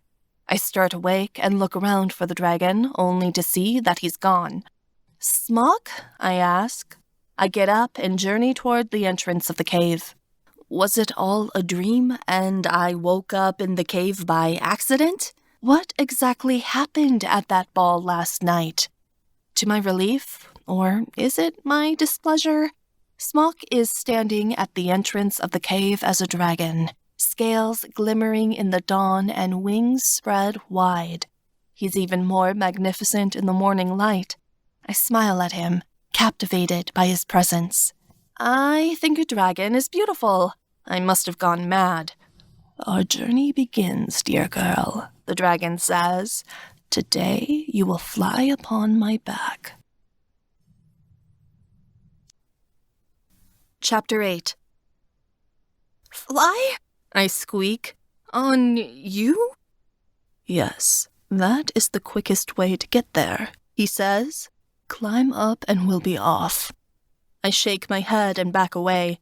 No way. I'm not riding on your back. Do you believe I'll drop you? Don't be absurd. The dragon lets out a puff of smoke. I'm not afraid of heights, but there's a difference between being up high and being plain stupid. I shoot back. I'm not flying there. Do you want your freedom? Smock seethes, small flames emitting from his mouth. It'll take us many weeks to walk there, as opposed to only a few days to fly. Even if we took horses, it would take longer than 7 days to reach the sea, and longer afterwards to search for the queen. The quicker we get this done, the quicker we'll both have what we desire. I give you no choice, slave. Get upon my back.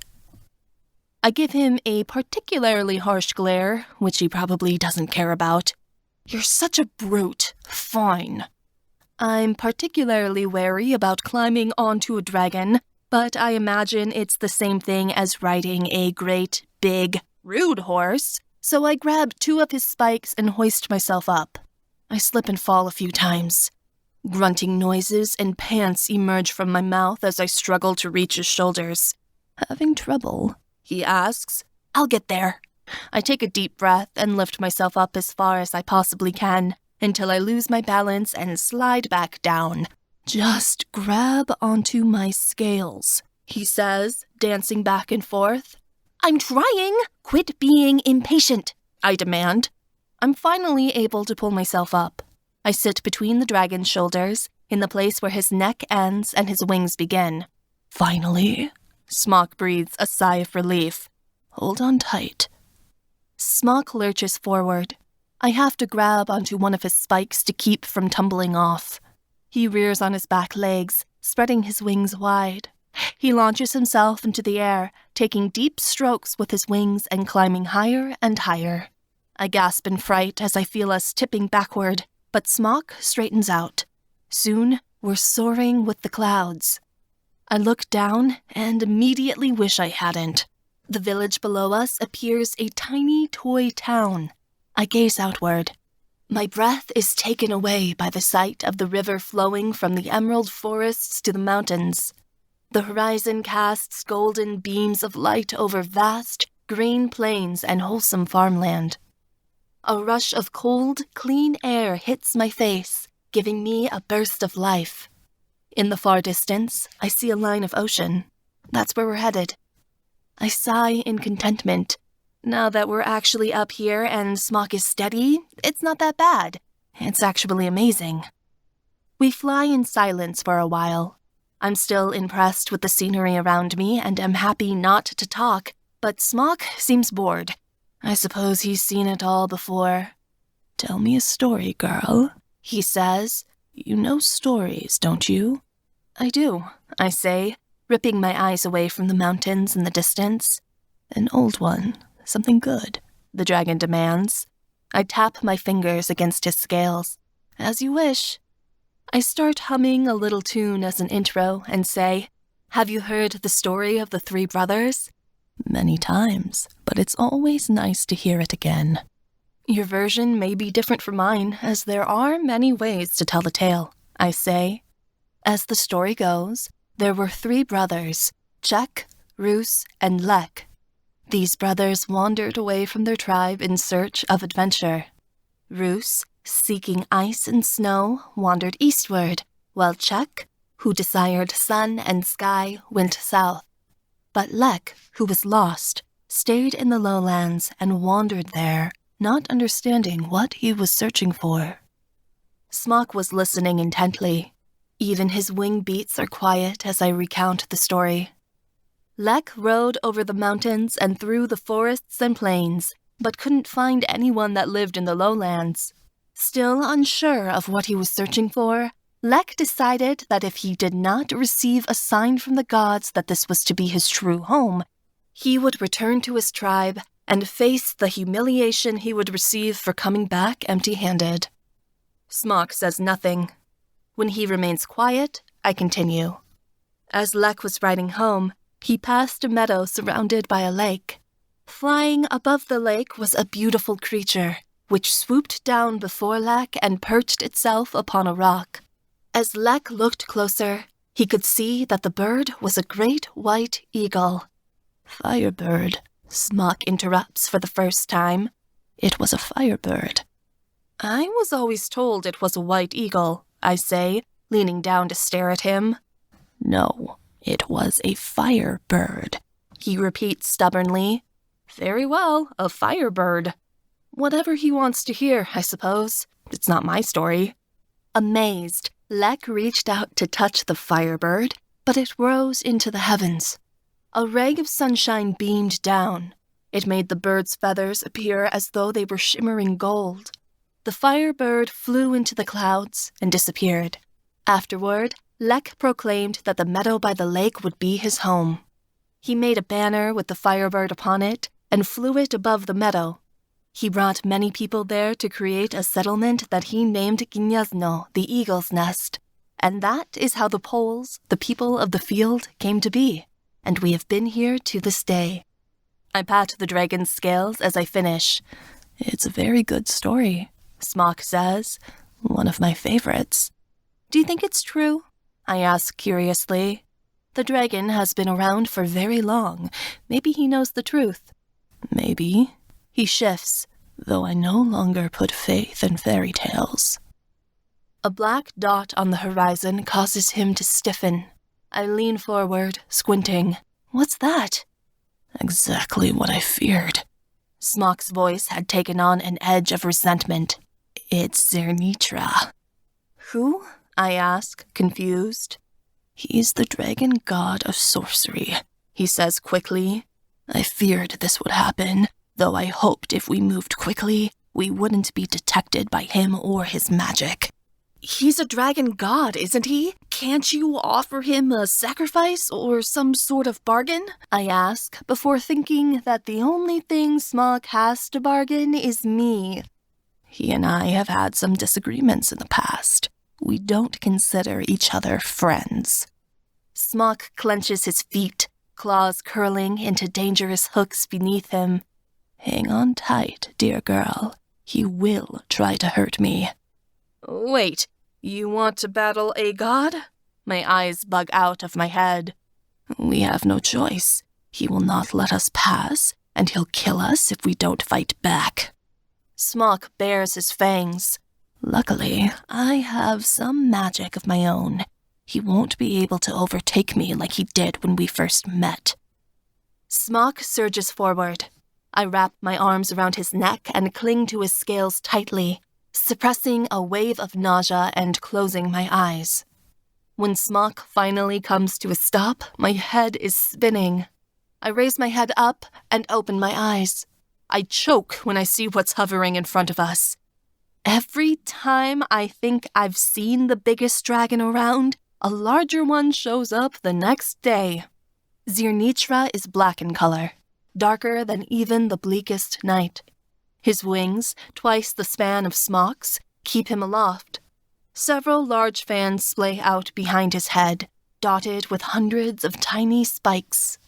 2 large horns curl inward toward his mouth. One of his fangs is taller than 2 of me. I doubt if he ate me he'd even notice. It'd be like swallowing a bug. There's nothing but a few small spines on the tip of Zirnitra's tail. It twists and coils like a whip, blue sparks like lightning rippling up and down the spines. I've never seen sorcery before, but I suppose that must be his magic. You know better than to enter my domain, Smog. When Zirnitra talks, he sounds like an old man, raspy and cold. Have you finally decided you're ready to end your pitiful life? It hasn't taken Zirnitra but a few moments to make me hate him. Smog curls his upper lip and says, I was merely traveling, Zirnitra. You may be a god, but you do not own the skies. I'm stupid enough to peek out from behind Smog's spikes. Smog tries to shield me with his wing, but it doesn't do any good. When Zirnitra sees me, he laughs. It is a great and terrible laugh, one that twists up my insides. You cannot be serious. I thought you had long given up, Zirnitra cries. I will never give up, Smog growls. I will become the man I used to be. You will never be the man you once were.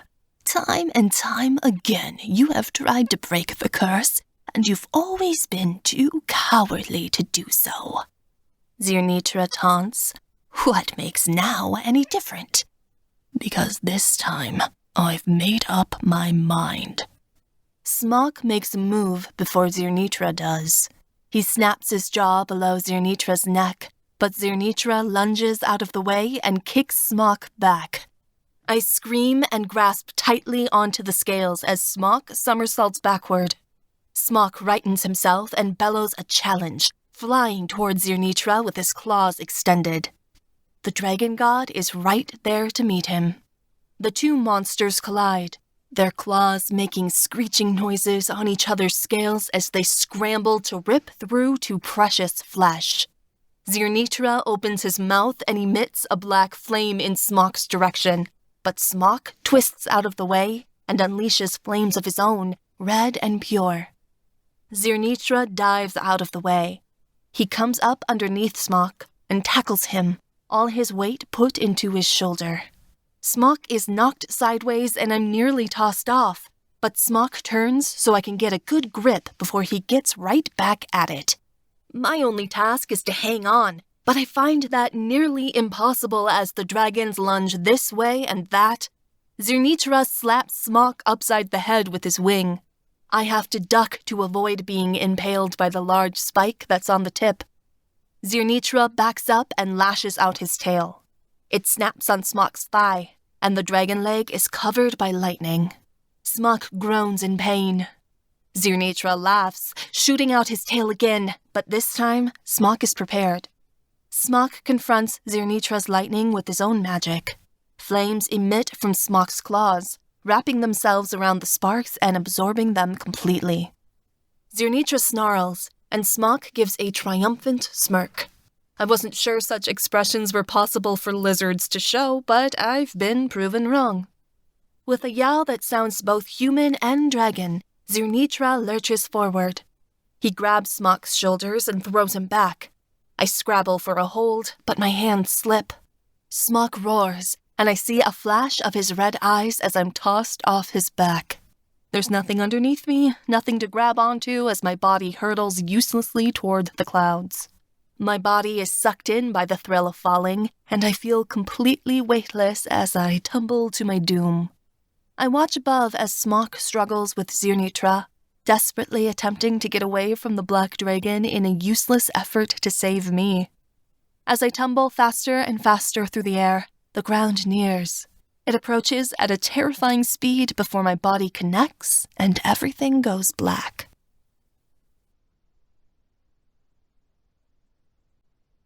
Chapter 9. Fliss? Fliss, dear girl, are you all right? My eyes open. I'm on my back in the middle of the forest. I have no idea how I got here, which seems to be the usual thing these days. Birdsong and butterflies flutter through a cover of green trees and golden sun. It nearly seems enchanted, like something out of a legend. Smock's got me wrapped tightly in his arms. I feel so comfortable and content within his strong grasp. I blush fiercely and try to get up, but it doesn't seem that Smock wants to let me go. When I move, he only clutches me tighter. Maybe it's because he's still trying to hold my body parts together. I don't feel anything. Is it possible I wasn't hurt from the fall? Ridiculous. Smock, what happened? I ask. We're hiding in the woods. I caught you as you fell and carried you through the forest for some time until I was sure we were out of Zirnitra's reach, Smock explains. Now things make sense. I thought I was slamming into the ground, but I was actually hitting Smock's claws as he caught me. It still hurt. Is Zirnitra gone? He's still looking for us, though it's difficult for him to track me as a human. He can't travel on foot through the forest like I can. Why not? He's too old, and fortunately for us, his time that he can spend as a human is significantly less than mine is. His dragon form is too big to fit in the forest, so he can't follow us that way either. Smock pauses and looks off into the distance. Do you hear that? I listen closely. I can hear Zirnitra's angry roars of frustration, but they're far off. Yes, he doesn't sound pleased we escaped. He's not. Smock finally lets me go. A wave of disappointment rushes through me. He gets up, reaches out a hand, and pulls me to my feet. We have to keep moving. Zirnitra will be watching the skies, so it looks like we'll have to travel the rest of this journey on foot. Isn't that what I suggested in the first place? I ask snidely. Be still. I got us halfway. I notice Smock is favoring his left side when he walks. Is he injured? Did Zirnitra hurt you? I ask, concerned. No, they're surface bruises. I'll heal within a short time. Smock looks up, determining direction before limping forward. I feel sorry for him. I know I shouldn't, seeing as he's a dragon, but I do. I follow his footsteps, though I have a harder time getting through the brush than Smock does, since I'm wearing a dress. I'm already exhausted, and we've barely started. It's going to be a long walk. I think back to the fight in the sky. Smock, may I ask you something? I say. It depends on the question. Smock plows steadily ahead. He's not bothered by the long reeds. He could probably walk for days and not get tired. I'm completely jealous. You told Zirnitra that you wanted to get back to being the man you used to be, I say. Who was that? That's my business, he says. Where do you come from, girl? Can you stop calling me that? It's quite bothersome. I have a name, you know. Unless you'd like me to keep calling you Sir Dragon, I snap. Fine, he smiles. What is your past, Fliss? Why should I tell you? You don't seem eager to share your past with me, I say, still surly. The story of my past would only make you cry, he says. His smile falls into a frown. It's not something that I would burden you with. My insides run cold. Smock's past, full of pain and suffering. I suppose it must be for him to have ended up cursed as a dragon. But what could be so dark and mysterious that he doesn't want to tell me? Many things, Fliss, I think. Quit being rude. I take a deep breath. With great difficulty, I jog beside Smock and lay a hand on his arm. Maybe I want to share your burdens, I say. I'm very strong. I can handle it. Your curiosity will get you killed someday. He skims his hand over mine before dropping it. My fingers tingle at his touch. It's not my fault. I must know things. Everything, as much as I can, I insist. I pull my hand away and add, but if you don't want to share your story, it's your own choice. I have no issues with telling mine. I can share a little of it with you, some of the good things. In my old days, I used to enjoy hunting, he says. I liked adventuring, exploring. I used to travel for days on my own, trekking through the forest. I suppose it was easier for me to handle the curse as opposed to other men. I was always outside anyhow. Can't you still do that? I ask. His face is downcast. Hunting is no fun now that I'm a dragon. They have no chance. It's far too easy. Sometimes it will take me days to hunt down a stag. Not so anymore. Not my idea of fun, but to each his own. Maybe when we break the curse, you can go hunting again, like you used to, I say. He seems thrilled by that. Perhaps. Were you always a slave? He asks, glancing at me. I sigh. No, I owed a debt to King Krakus. I had no way to pay it off, so he took ownership of me. What did you owe him? My life. Smock's eyes and mine connect. There was a dragon attack on my village when I was little, I say. I'll be 17 this summer, so nearly 4 years ago now. I pause when I realize it'll be that long. It seems like only yesterday. What happened? We had no chance of defending ourselves. My parents tried to run, but the dragon killed them both. I apologize. That must have been terrible. Smock says. He sounds sincere. It was. My eyes still water thinking about it. I'll never get over the sight of both my parents burning to death after being caught within the dragon's fire. I bite my lip to stop the quivering and continue on. After the beast was done with my parents, the dragon turned on me. It was going to kill me next, but Krakus arrived with his men and killed it. I was left with nothing, so Krakus took me back with him to live in his fortress and be a handmaiden to his daughter. That sounds terribly hard. It was, for a while, but after I befriended Wanda, that is, the princess, I felt better. Krakow is my home now.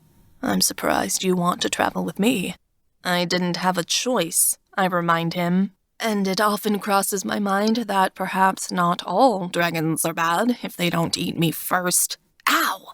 I've walked headfirst into a tree. Smock stops. Are you all right? Yes. Oh. I rub my head. I've developed a bump. It's my own fault. Clumsy me, not looking where I was going. Let me see. Smock parts my hair back. While he's looking at the bump, I'm looking at him. It seems fine, he finally says. It is, I say. Gods, I can't get over how gorgeous his eyes are. Dragons are truly magical creatures. Smock steps back. As long as you're not hurt. He continues on. Did you serve anyone else at the fortress while you were there? Sometimes I sang with the bards. The guests like to joke I was part siren. I giggle. I wouldn't consider it a lie. Your voice is lovely. Smock glances up at the sky and stops in his tracks. Oh no. What is it? I ask. But it's a pointless question as I see the darkest storm cloud forming above us. The wind picks up considerably, bending the trees. Where did it come from? Minutes ago it was a calm, sunny day. We have to hurry. It's starting to hail. Smock says, moving toward me. Hail, in the middle of summer? I ask. It's at that moment a large chunk of ice smacks me right on the arm. Ouch! I think I prefer flying, I confess. I get less hurt. We have to find shelter, Smock says. He grabs me by the arm and pulls me through the forest. His strides are long. I can barely keep up with him. In the blink of an eye, rain starts downpouring, soaking us from skin to bone. We dodge hail as it shoots downward from the heavens, lightning crackling above us. Thunder crashes, shattering my ears. This is quite a storm, I shout over the noise. It's not any normal storm. It's an Allah, he yells back at me. A demon of bad weather. Zirnitra must have sent it to slow us down after he failed to find us. But why? Why does he care so much? I bellow. He doesn't want me to break the curse. He enjoys seeing me suffer, Smock says. There's a cave in the distance. Smock sees it and turns in its direction. We follow a river until we reach the cavern. Smock pulls me inside, out of the downpour, before venturing back outside. He becomes a dragon. I back away from the edge of the dripping cave, shivering. Here, Smock says. He opens his mouth, and a wave of hot breath flows softly over me. My clothes are dried instantly, though a thick layer of dried mud coats them. He changes back into a man and ventures inside. The wetness rises off of him, becoming steam as he draws close. We're both covered in grime. I wrinkle my nose as I look down at my ruined dress. This is disgusting. I'm rather hungry. Did you bring any food? I didn't bring any supplies, he confesses. Silly of me to not prepare. He stands up, to head back out into the rain. Stay here. There's a town nearby. I won't be long. What about the Allah? I ask. He can't harm me. He's not powerful enough. I was more concerned about getting you inside. Smock ventures into the storm, changes into a dragon, and takes off. Thanks for asking me about it, I grumble. I stomp on to the back of the cave and sit down to wait. I hope Smock returns before Zirnitra finds me. Smock returns at nightfall. He ventures into the cave, holding a leather bag. It's still pouring out there. Here, he says, handing me the bag. There's food and fresh clothes inside, though I wouldn't suggest wearing them until after we bathe tomorrow. I find a full wineskin and several meat pies. I hand a pie to Smock, wondering if it'll be enough for him, before grabbing one for myself. He takes it with thanks, and we eat quietly, sharing the wineskin. Do you think it'll be enough for the journey? I ask. It should be. I know someone who can help us get to the sea, he says. Another friend of yours? Oh, wonderful. I roll my eyes. She is a friend, he insists. You'll see. He leans against the wall of the cave. You should huddle up next to me again to keep warm. It's going to be a long night. I doubt the Allah will stop its torrent against us until morning. But you're not a dragon, I stammer. My fire is still inside. It'll prevent you from freezing out here. Smock opens up his arms expectantly. I glance to the side, but he gives me a firm look. Awkwardly, I shuffle into them. He folds his arms around me. It's like a thick, warm blanket has wrapped me up. It almost feels like his wings. I can feel his heartbeat as it dances on the back of my chest. Smock is holding me differently than he was earlier. He's stiff and rigid, almost like he wants to keep his distance. I try to find somewhere appropriate to rest my head, but I can't get comfortable. Giving up, I do the obvious, and lay my head slowly on his chest. He doesn't move, but his face flinches. Didn't know I was that unattractive. I let out a whoosh of breath and listened to his soft breaths lull me to sleep. Underneath my hand, the song of the fire dances within his breast. My back hurts the next morning when I awaken. I groan to find I slept on it wrong. Smock is, once again, nowhere to be found. Unbelievable. I'm getting really tired of waking up by myself, I mutter, staggering to my feet. Would it really be that hard for Smock to tell me where he's going before he took off to God's know where? I walk out of the cave. The sight in front of me is equivalent to a smack in the face. Smock is bathing in the river outside the cave, his clothes thrown carelessly over a branch. He runs his hands through his wet hair, arching his back as the water flows over his perfect skin and chiseled torso flawlessly. His bottom half is covered up by the river, but the water's awfully low. I avert my eyes upward, and they wander over his body. He has even more muscles than I thought he did. His chest and arms are covered with all sorts of scars, battle marks, or something else. His face is calm and content in the morning light, something I haven't seen it be until now. He pours water over himself and opens his eyes. His gaze snags mine. Hello, Fliss. Smock continues washing up, as if I'm not standing there watching him. Water dangles off his long eyelashes. I was wondering when you'd awaken. He has absolutely no problem with me observing his stark naked form. Does he do this often? Did he, when he was a man and not a dragon? An image of Smock running nude throughout the woods like some sort of wild man flashes through my head and my cheeks redden. Yes, I'm up, I say quickly. I try to keep my eyes on his and not on any lower regions. Will we be leaving soon? In a bit. I'll get out quickly so you can bathe as well. I nearly choke at the thought of discarding my clothes in front of Smock. He doesn't intend to watch me, does he? I'm not as confident as he is. All right. I turn on my heel. I'll just be waiting over here, then. I don't mind if you stay, he says casually, shrugging. I have no shame in my body. Of course you don't, I grumble. Why would he, when he looks like that? I stomp away, my mood ruined and feeling entirely too hot, well, everywhere. He turned away when I leaned against him last night. Holding me was for my own survival, so I could help him break the curse. No other reason. I can't hold a candle to that glorious body. I walk for a while, until I can't see Smock anymore. I sigh in relief. Thank the gods that uncomfortable situation is over. Fliss? Fliss? Hello? I ask. A strange voice, one that I don't know, is calling me through the woods. Who's there? Fliss? Fliss? The voice repeats itself, louder this time. Curious, I hike further into the woods to see where it's coming from. How do you know my name? I ask. Where are you? My head is starting to buzz like it's full of bees. My thoughts turn clouded and fuzzy.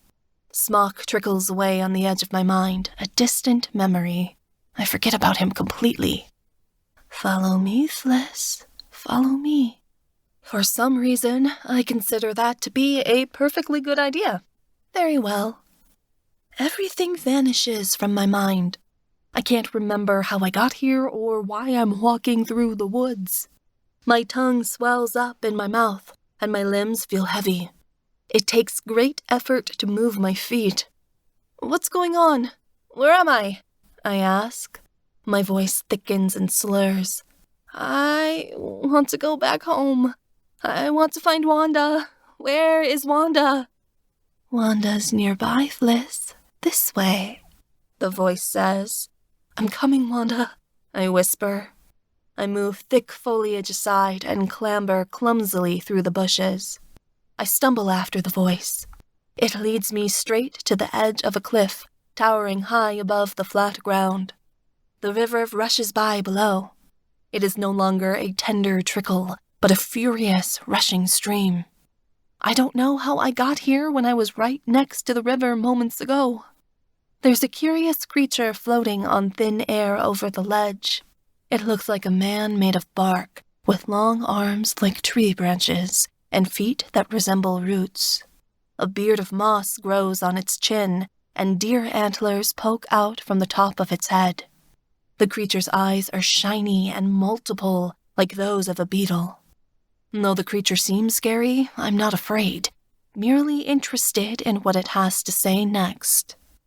Step off the edge, Fliss, it says. Then all your troubles will be over. I peer over the side. The river is a great distance below me. I don't know, I say. It's very far. You'll be fine, Fliss, the creature insists. Jump. Jump. But I don't want to. I try to take a step backward, but I can't. It's like roots have sprouted out of my feet, planting me to the spot. Fliss, trust me, the creature hisses. Wanda's down there. She's waiting for you. Wanda. Yes. I hold my breath. Following the voice, I step off the cliff and fall headfirst into the rushing river below. Chapter 10. The water is a pit of despair and suffering. I'm lucky enough not to hit my head, but the fall plummets me far beneath the rushing stream, the water sapphire and turbulent. I see the gray skies above and claw my way toward the surface, but the current crashes against a rock and tumbles me over and over until I'm so disorientated I don't know which way is up. Water flows up my nostrils and starts filling my insides. I attempt to breathe, but there's no air. A sharp pain fills my head, dots flashing in front of my eyes. My vision goes black and then returns, the darkness lengthening each time I fade. I'm drowning. This is it. I'm going to die. I feel a large hand grasp my arm and pull me upward. My body splashes out of the water and flops onto the wet shore. I'm dragged away from the current while my body struggles to cough up the excess water. When I'm finally released, I roll over and vomit. Water comes streaming out of my mouth and nose in great amounts. When I'm done, my nose is burning and my head feels like it's on fire. Air flows into my body again. Life, sweetheart. Once again, Smock has saved me from certain death. Thank the gods, at least he's wearing clothes. He kneels beside me, placing a hand on my shoulder. Are you all right, my dear? I'm fine. I hack up another stream of water, my head still spinning. Did he just call me sweetheart? What happened?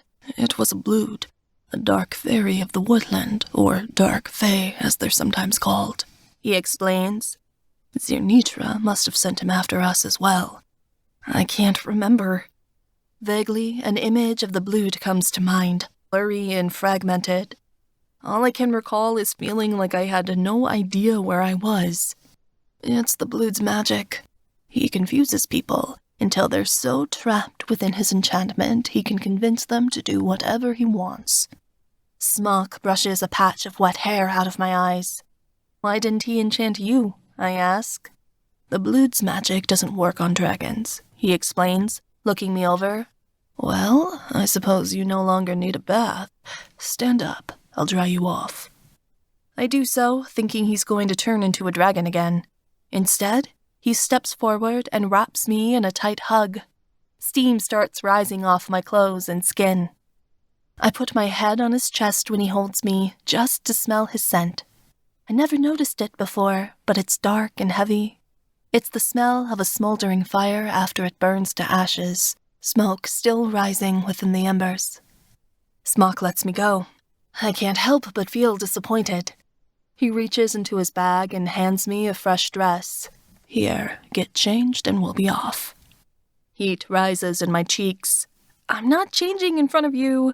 Just because you're comfortable flaunting your naked body to the world, it doesn't mean we all are. I'm not leaving you out here alone for the sake of modesty, he argues, crossing his arms. You've nearly died twice already. I'm not letting you out of my sight. I knew this journey would be perilous when I agreed to it, I say. The least you could do is give me some privacy. If it bothers you that much, I won't look, but I'm staying right here. Smock's feet are firmly planted to the ground. I grip the dress, fingers turning white. Fine, but close your eyes, I say. He sighs, then shuts his eyelids. I strip off the black dress, toss it to the side, and pull on the new one, keeping my eyes on his face. When I'm done, I smack him on the shoulder and say, "Let's go."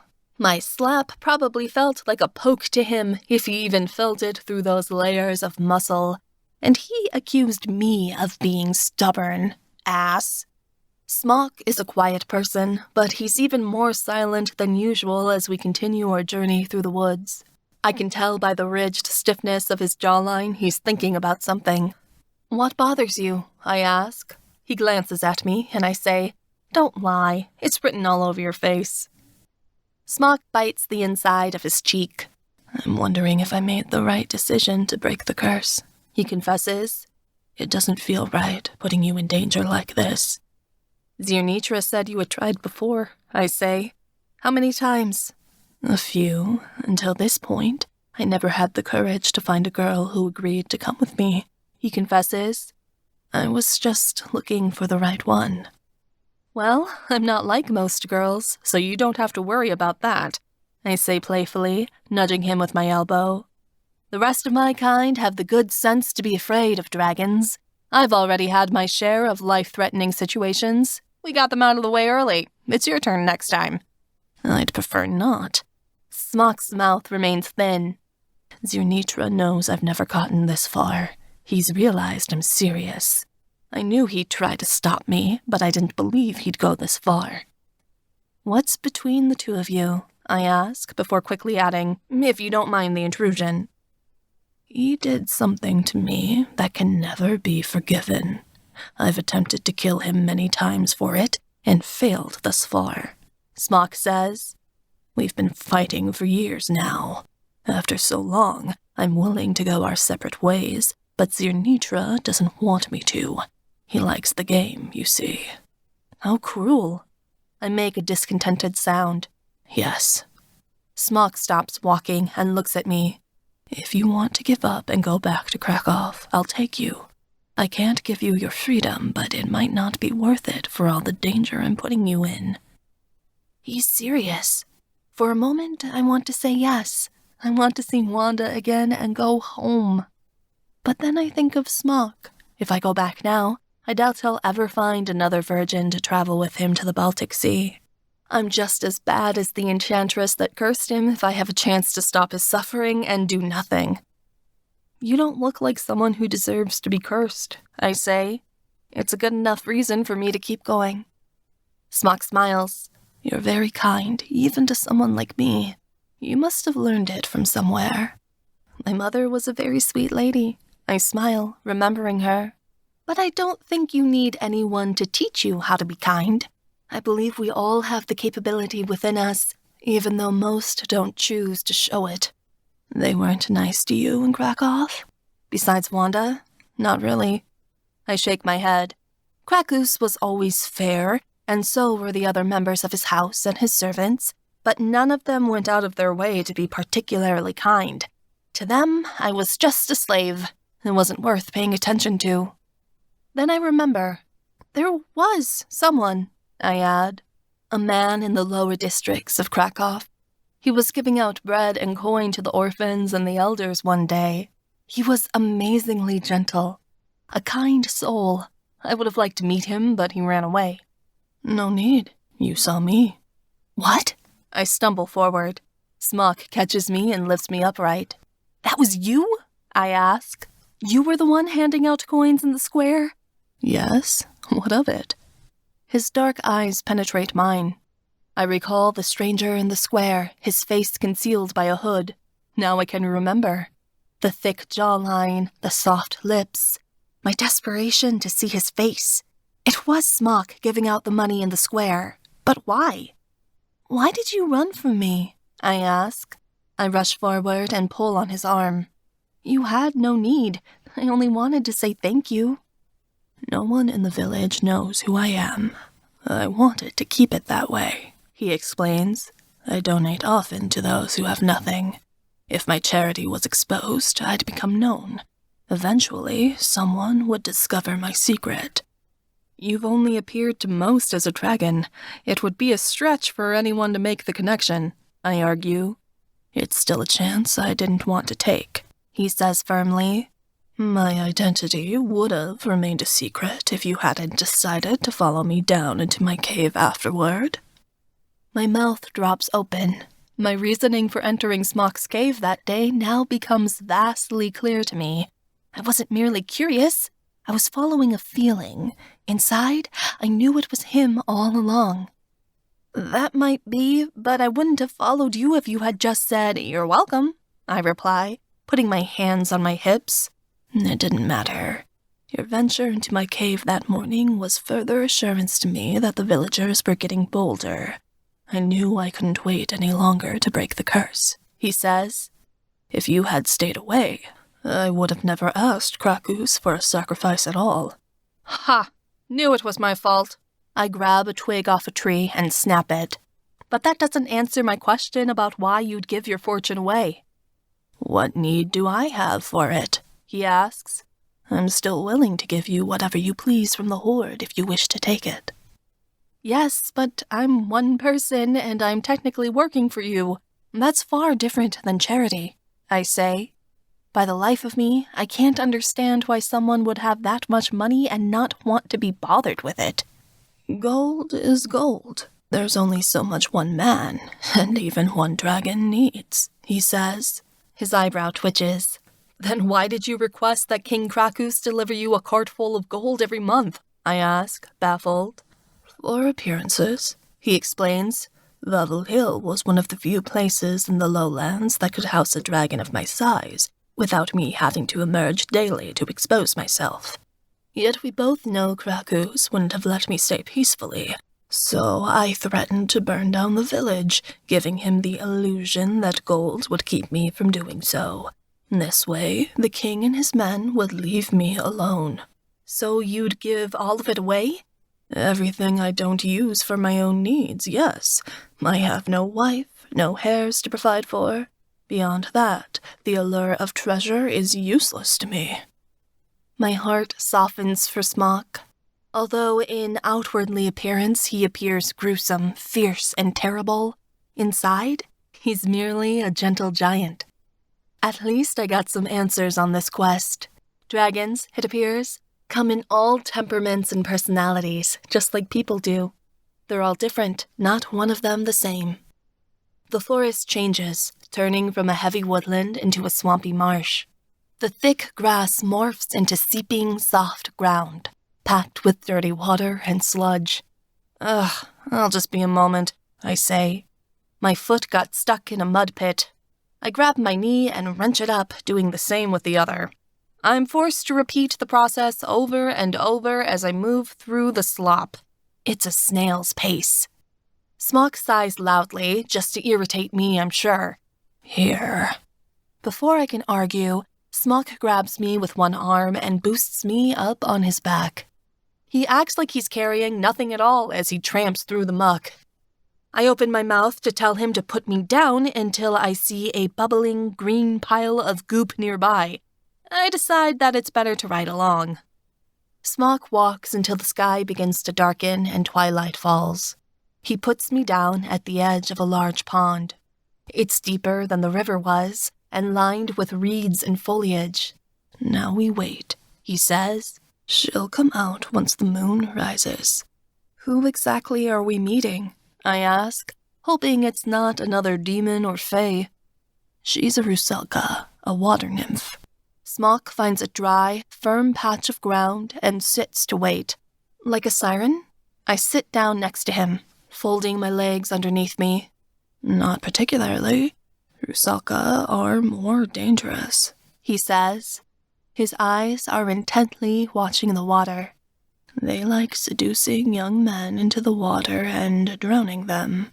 This particular one likes tickling men to death. It's her favorite way to kill people. Takes time, and it's funny to her that they die laughing. Then why are we here? I squeak. The last thing I want is some nymph tickling me into oblivion. I don't think it could be possible, but I don't want to find out. I'm a dragon, and you a maiden. We have nothing to fear from her, as long as we stay away from the water. What a terrible creature. I shudder. Why did the gods think to create such monsters? She wasn't born this way. Smock's whole body is tense. She used to be a person like me. She was changed after her husband dragged her out here to drown her in the swamp. Needless to say, it was a decision he regretted very quickly. Smock sits back. The waters have a magic of their own. Take care you don't fall into them and become a rusalka yourself. No, thank you. I make a note to stay back and let Smock talk. Slowly, the moon rises above us. When it does, the waters of the pond begin to ripple. A beautiful woman emerges from the pond. Her skin is turquoise, algae rippling over the surface of it. Her hair, blue in color and thick like strands of reeds, ripples down her back and past her knees. A dress made of silver moonlight cascades around her slender form, a wispy cape decorated with pale water lilies floating on the pond behind her. Her eyes are like the blues, resembling an insect, but are green. She doesn't seem as scary as the blued, but I have a feeling she's much more dangerous. I haven't seen you for a long time, Smock. The rusalka's voice is sweet and musical. Why have you come back? I need your help. We're trying to get to the Baltic Sea. Smock gestures to me. When she notices, her face deepens in concern. You're going through with it? I'm disappointed, Smock. The rusalka shakes her head. Smock licks his lips. Zirnitra's following us. We can't fly. We have to get to the sea quickly, he says. Will you help us? I am no friend of Zirnitra's, but I am not his enemy. The rusalka crosses her arms. Why should I do this for you and risk bringing his wrath to the swamp? Smock stays silent. He drops his head and his brow furrows. Thoughts hidden from me twist inside his head. What is he thinking? Listen, Smock. The rusalka reaches out. She touches a hand underneath Smock's chin to lift it. I immediately feel a twist of anger as she does so. You may feel you have no other choice, but this is a path I urge you not to take. If you do so, you will regret it forever. Because of this choice you have made, I will not. No, I cannot help you. Smock seems so defeated at her refusal. I stand up. Come, Smock. I brush off my dress and turn my back on the rusalka. We're going. Fliss, stay here, he says firmly. No, Smock, we don't need her. I bunch my hands into fists. You say she was a friend? But friends help each other, not turn each other away. I am helping him, girl. I'm doing what's best for him, she says. You shouldn't interfere in things you as a mortal can't understand. I do understand. I'm the only way he can break this curse, aren't I? I ask. My pitch rises to a sharp tone. The rusalka pauses. Your voice, she whispers. Sing for me, girl. Why? Why would I want to sing for you when you don't want to help us? I ask bitterly. Smock's in terrible pain and you want to keep him that way? It's vile. Fliss, do as she says, Smock says gently. It's not a command this time. It's a request. I let out a huff. Fine. But only for you, Smock, not for her. As if it makes any difference. I look at Smock. His smoldering gaze gives me courage to go on. I take a quick, angry breath and begin to sing. A woman and a candle waiting in the night to unveil a situation that surely needed light. She had discovered her husband's secret, found out his terrible game. The woman confronted her husband and laid curses upon his name. I was infuriated when I began, but as I continue with each note, the melody of the ballad calms me, takes me to a place where I'm strong and brave. I'm determined to get us out of here. I'll break Smock's curse and win my freedom, no matter how many songs I have to sing to get us out of this stupid swamp. The woman cried out for salvation, yet no one heard her shouts. The woman sunk into darkness as her husband snuffed her out. When I glance back at the Rusaka, I'm shocked to see that tears glimmer in her eyes. Probably not common for someone who likes to tickle men to death for a living. She puts her hand on Smock's arm and says, "You've made a mistake with this one, Smock. I'm not asking for permission, only guidance," he says. The Rusaka draws back her hand. "Very well. If you believe this is the right path, I will lend my aid to you this once." The Rusaka tips her head back. From her throat comes a screeching, ear-splitting scream that echoes around the swamp for many lengths. I grit my teeth at the noise while Smock flinches. The Rusaka only deepens her cry, and her yell increases in volume. Finally, she ceases her cry. From various corners of the swamp emerge ethereal, mist-like beings. They appear like clouds in the shape of voluptuous young women, wearing skirts of green leaves with wispy, twig-like hair that falls down past their feet. They carry an array of bows and swords, assembling around the Rusaka dutifully. "The Vila shall take you wherever you need to go," she says. "They are fierce warriors, whom Zirnitra dares not face alone. You won't be bothered as they carry you to the Baltic Sea." "Thank you, my friend." Smock bows his head. "I won't forget this. I only hope you don't live to regret it," she says quietly. When the Rusaka turns her attention on me, I'm surprised to see she appears mournful, sympathetic even. Whatever for? "Fliss, hold on to me. The wind nymphs won't drop us, but you have to be very still," he instructs. He opens up his arms. I walk into them obediently, grasping on for dear life. The Vila put their hands on us, and our feet begin to float off the ground. I'm hovering in mid-air. A curious, light feeling fills my entire body. I'm put off by it, but Smock seems used to it. Maybe this is what it feels like to him when he flies. We rise higher and higher, like a gust of wind being pushed toward the stars. I make a resolution not to look down again and cling tighter to Smock as I witness the moon shine down upon the mirror-like reflection of the marsh. "Good luck to you, Smock," the Rusaka calls. She waves goodbye as the Vila carry us up into the air and into the sky, leaving the swamp far behind. Chapter 11. When the Vila finally takes us down, the clouds clear away and the fog passes to reveal a beautiful landscape. The green flatlands stop at a clear, sandy shoreline that seems to go on forever. Crystal blue water crashes against thick, black rocks. The sun sets behind the line where the sky meets the sea, casting the cold world into a purplish-red glow. Our feet touch down upon the sand. The Vila fade away like wisps of smoke, like they weren't ever there. I turn to look at the water breathlessly. The Baltic Sea. Spray from the water splashes onto my clothes, and I shiver. It's ice cold. Smock steps in front of me to shield me from the droplets. When they hit his skin, they sizzle and dissolve. It's beautiful.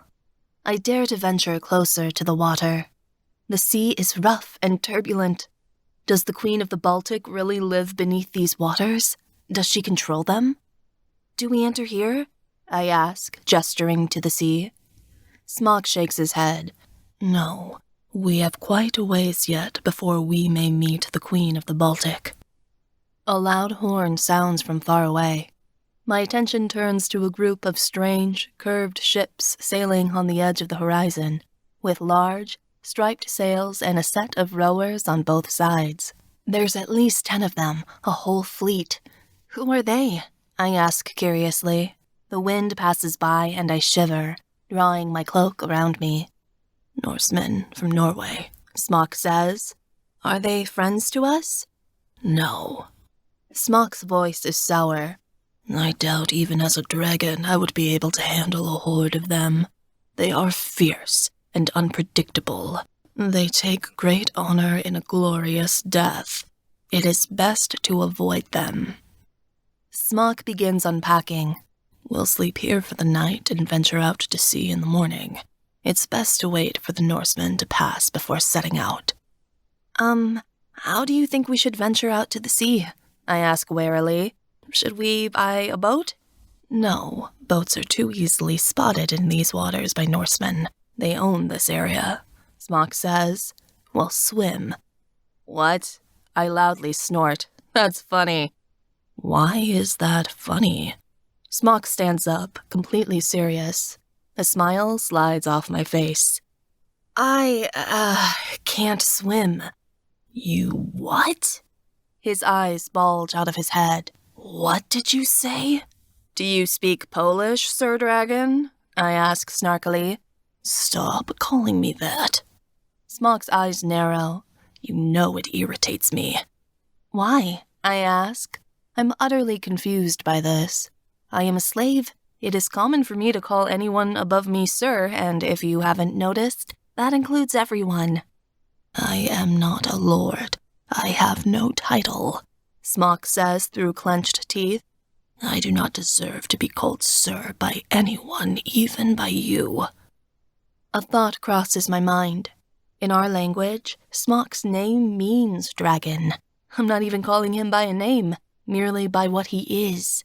It would be like calling a dog, dog, or a cat, cat. Calling him Sir Dragon was originally a joke, but it's not all wrong. It would be more respectful, give him some sort of status or identity. He despises himself so much that he doesn't want to be called anything other than an animal. This hurts me deeply in a way I can't explain. It makes me want to fall to the ground and cry. Smock sighs. What do you mean you can't swim? You can't be so daft that I have to explain it to you. I make little paddling motions with my hands. I mean, if you put me in water, I'll sink like a rock. Why do you think I didn't save myself when I fell into the stream? There was no need for me to learn to swim, so I never did. We've come all this way on a journey to the sea, and you tell me now that you can't swim. Smock flails his arms around as if this is the worst possible thing I could tell him. I didn't think it was important, I shrug. It damn well was important. I laugh. Well, how did you expect me to be able to keep up with you anyway? A human swimming for lengths and lengths after a dragon. Even if such a feat were possible, I'd freeze to death before we got there. The water of the Baltic is cold. Smock grinds his teeth. You're probably right. Fine. I didn't think of it. Bright you are. This trip was so poorly planned on his behalf. Did he really want to go through with it? He runs a hand through his hair and ignores me. Very well. I'll swim and you'll ride upon my back. That still doesn't change the fact that the sea is freezing. The fire inside me will keep you warm. You have nothing to worry about. Smock gathers a collection of driftwood for the fire. He puts it in a pile. When he takes his hands away, the wood lights into a roaring blaze. Smock sets up a kettle from the bag of supplies he bought yesterday and starts putting ingredients into the pot for soup. I push him aside and start making it myself. I can do it, you know. I'm not completely helpless. I stir the pot of soup slowly, watching as it bubbles. Just don't poison me. Smock curls up under a blanket from the supply bag, though he doesn't need it to keep warm. Why does he wear it round his shoulders? For comfort? Are you all right? I ask once the soup is done. I hand him a bowl, and darkness begins to settle around us. Smock eats his meal solemnly. I both love and hate the sea. Smock takes a bite and chews listlessly. When I was younger, it gave me many happy times, yet it is also where I received my curse. Be happy then. We're almost there. You won't have to worry about it once we meet the queen, I say. He shakes his head. Even if the enchantment is lifted from me, the true curse can never be removed from my heart. This land holds memories I can never erase, no matter how terribly I cry out to the gods to remove them. Smock puts his bowl aside. He then lies down and closes his eyes to sleep. I finish my bowl and put it aside, disturbed by what he said. I take a moment to ponder over whatever dark memories Smock is hiding. It really is cold out here, even in the summer. Without asking, I huddle next to Smock. He doesn't object, but puts an arm around me to keep me warm. I lie awake much longer than he does as the night grows thicker around us. There's something Smock isn't telling me that haunts him more than his dragon skin. Whatever it is, it's much, much worse. When I awaken the next morning, Smock is in his dragon form. He's standing next to the sea. Everything is already packed, hanging on a bag tied to one of his spikes. The blanket wrapped around me is the only thing that he didn't take. I ball it up and stuff it into the supply bag. I've been human for a very long time, longer than I should have, he explains. I won't be able to transform again until the day passes, so hold on tight. I nod. I use his spikes to climb upward and take a seat between his shoulders. He heads into the waves, and I squeak as my clothes become soaked up to my middle. My top half remains dry, but the rest of me becomes immersed in the ocean. But it's not cold. Smock was right. His body temperature warms the waters as we swim through them. It's like taking a hot bath. Smock swims like a snake in the water, weaving from left to right. I glance behind us and see that he's taking us quite a far distance away from shore already. He swims nearly as fast as he flies. My skirt billows upward in the water and gets caught on a couple of spikes. I spend the next hour trying to untangle it, until I eventually give up. Hey, Smock, don't look back or you'll see my undergarments, I joke. My cheeks redden, because only I know that I don't have any on. Wanda favored loincloths, but as a slave, I was never given such luxuries. Guess that's something I should have thought to acquire before going out to sea. Wouldn't dream of it. He's completely serious, too. His gaze is fixed firmly ahead on our destination, whatever it is. I'm relieved, but at the same time, a bit offended. Am I so hideous to look at that he doesn't bother to sneak a peek? Or is he being polite? I sigh dramatically. I hate wearing drenched clothes. They're bothersome. I'm sorry. I wish I could say that you won't get wetter, but our journey henceforth involves being within the sea. I'll try to make the journey quick, so you won't have to endure wearing soaking clothing. I could take them off if that would solve the problem. I jest. Obviously, I wouldn't dream of it, but I just want to observe his reaction. You weren't very keen on being nude when I asked you to bathe near me in the wood, Smock says. The jest went right over his head. I'm merely playing. It was a joke, I say.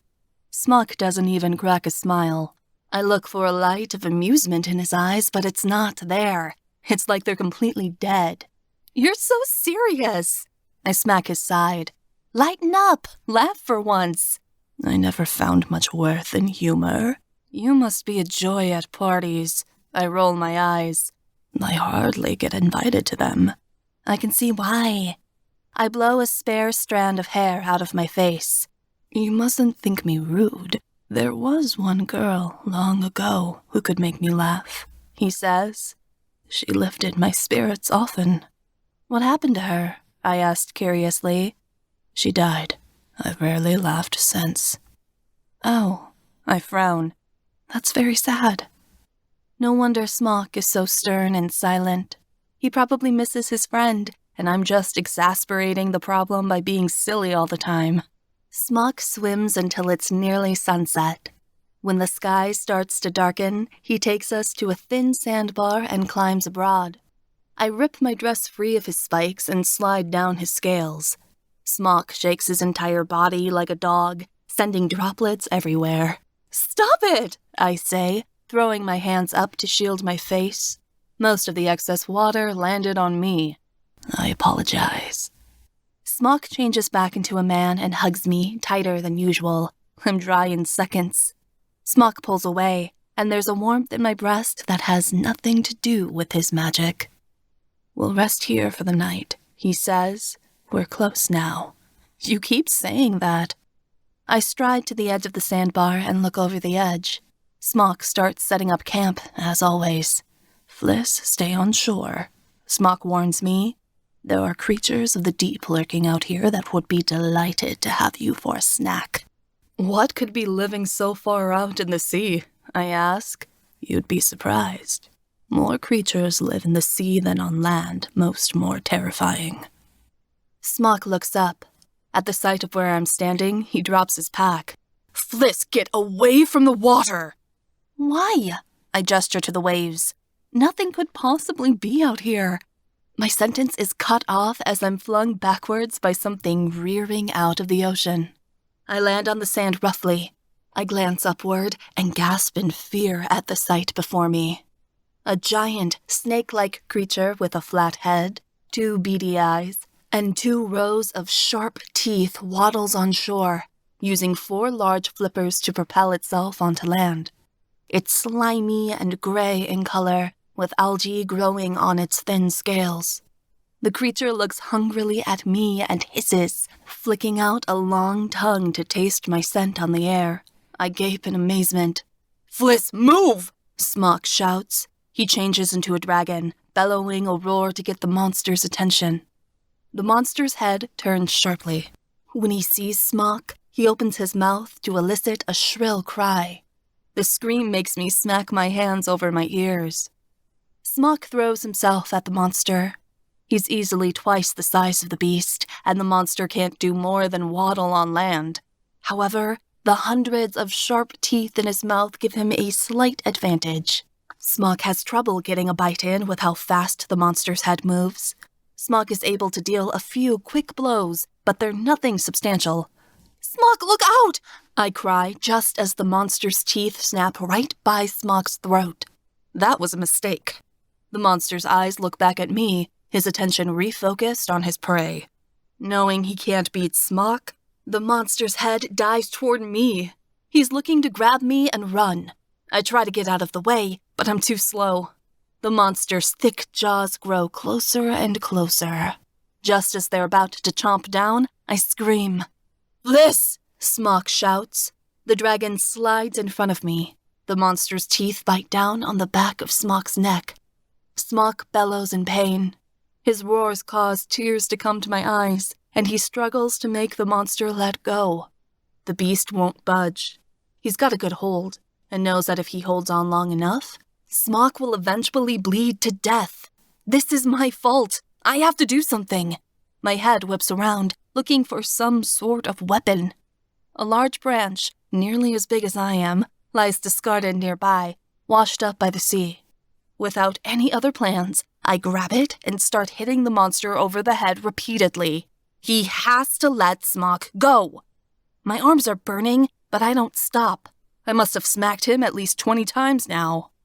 Smock's strength is failing.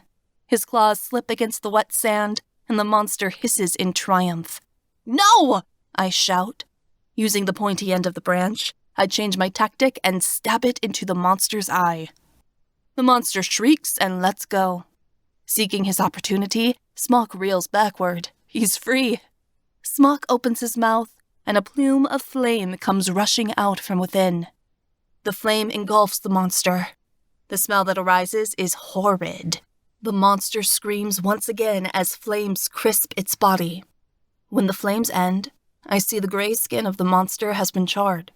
With wide eyes, the monster waddles off the sandbar and plunges back into the sea, swimming down to the depths of the waters below. The minute the monster is gone, Smock collapses. The sandbar shudders under his weight. He closes his eyes and lies completely still. Smock! I rush to his side. The wound holes that puncture his scales are as wide across as my head, and there are many. I gently put a hand on his side.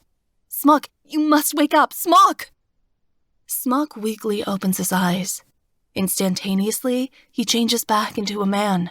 He lies face down on the sand and groans.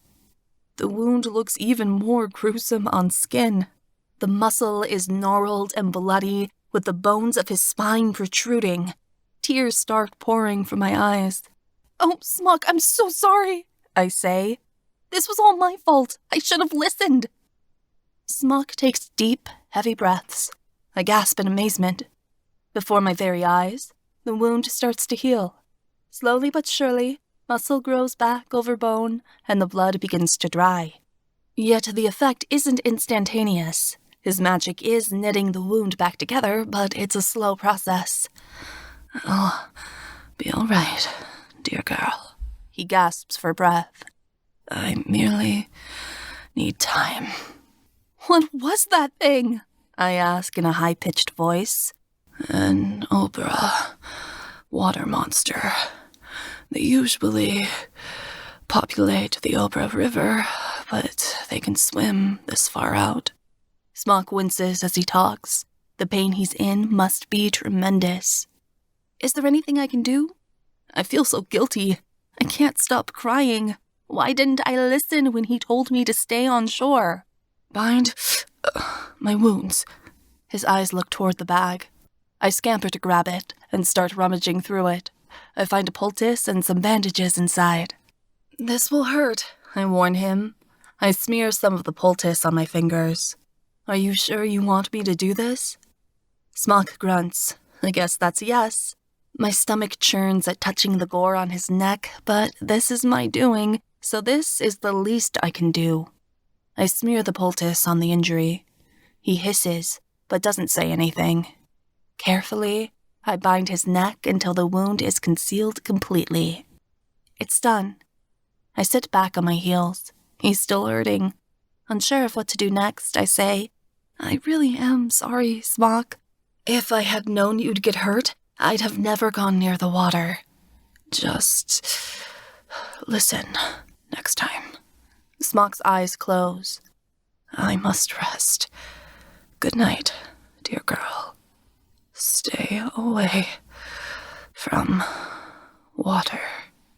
I nod. Smock soon trails off into a fitful, agonizing sleep. I don't sleep next to him tonight. I don't want to chance ruining the healing process in any way. It isn't until the darkness makes it so I can't see him anymore that I go to sleep myself, shivering amongst the wind. It feels like the coldest night I've ever experienced without Smock next to me, and being surrounded by an icy sea on a chilly sandbar didn't help. I rejoice at the warmth of the sun the next morning. I look for Smock, but he's already standing above me. His bandage is gone, and he appears well. "Is your wound healed?" I walk around him to observe. The skin on his neck is flawless and clear, only dotted by a few dark bruises. "It still hurts," he says, "but soreness won't stop me from continuing my quest. Today we go underwater to search for the queen." "Underwater?" I say, shocked. "Don't you remember I can't swim?" "I've thought of a solution. I'll cast a spell on you. My magic will make it so you can't drown. After a few hours, I'm sure you'll get the hang of it," he says. "I'll cast air and fire into your lungs so you can breathe underwater and will stay warm within the cold sea." I shrug. "All right, this is your mission." I don't think Smock realizes how long I can flounder around in the water, but he's about to find out soon enough. Smock takes a step forward, so he's less than a handbreadth away from me. "Are you prepared?" "Yes." I smile encouragingly. "Cast your spell. I'm ready." Smock nods sternly. I wait for him to wave his hands or say something odd. Instead, he grasps both sides of my face, lifts my head up, bends down, and kisses me. My lips tingle against his and sparks fly. His eyes are closed, so I think it only appropriate to close mine too. I relish the feeling. By the gods, I'm kissing a dragon.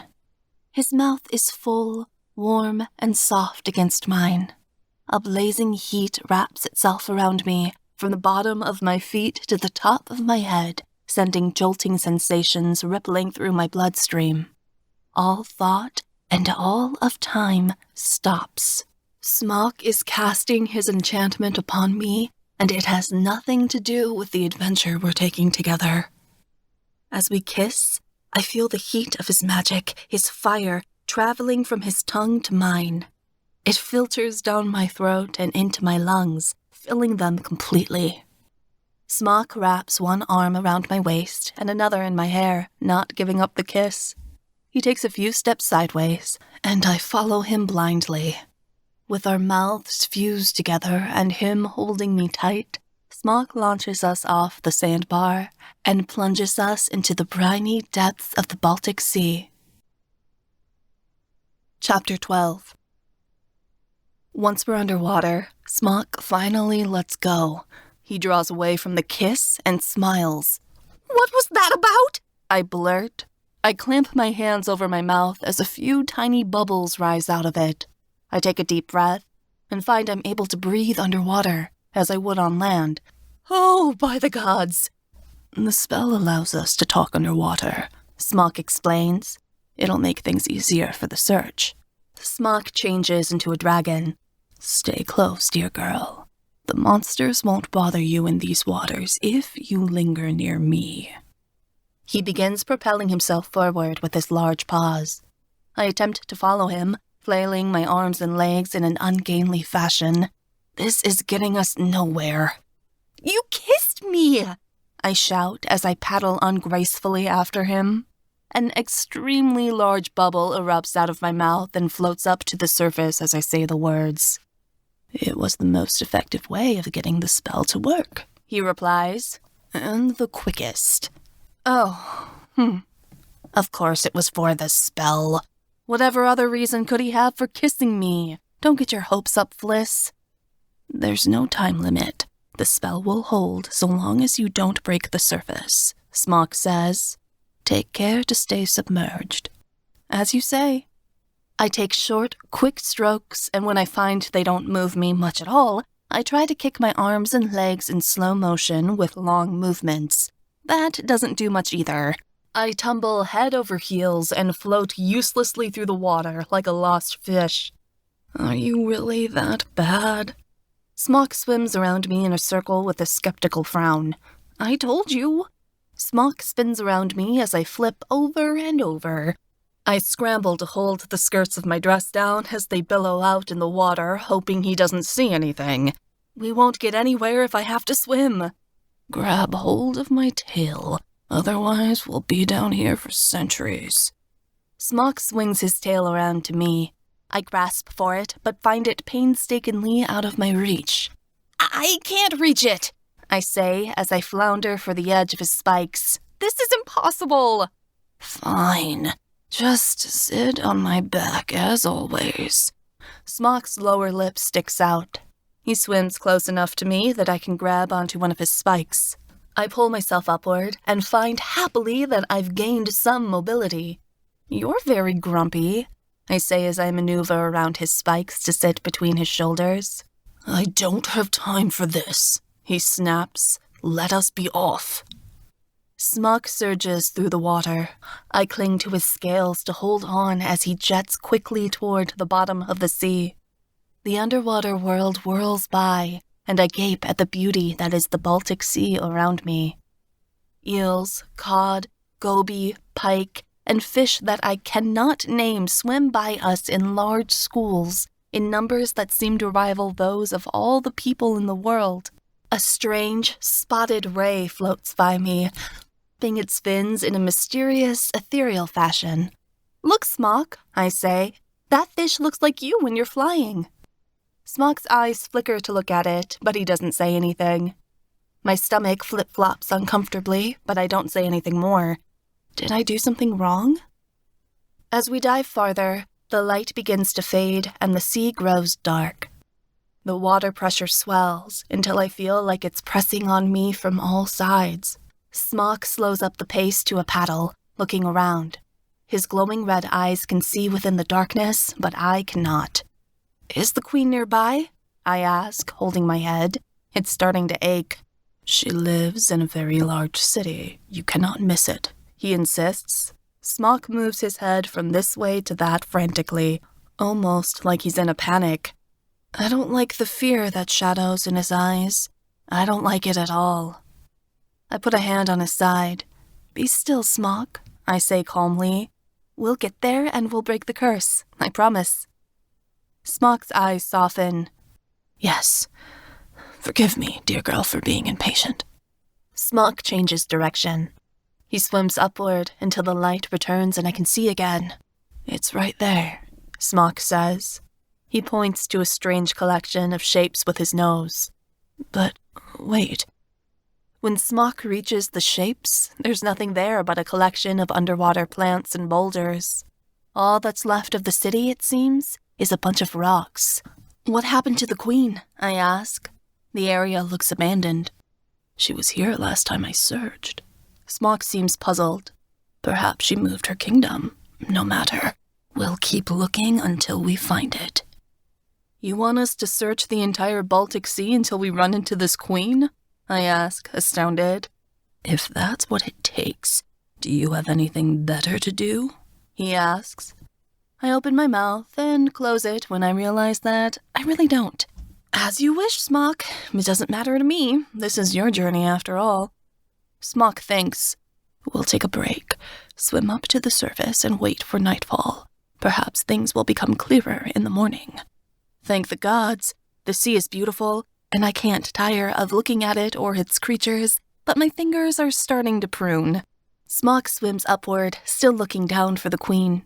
As he does so, I notice 2 black shapes above us. Smock, are those ships? I ask, peering upward. Smock glances up. Norsemen, he hisses.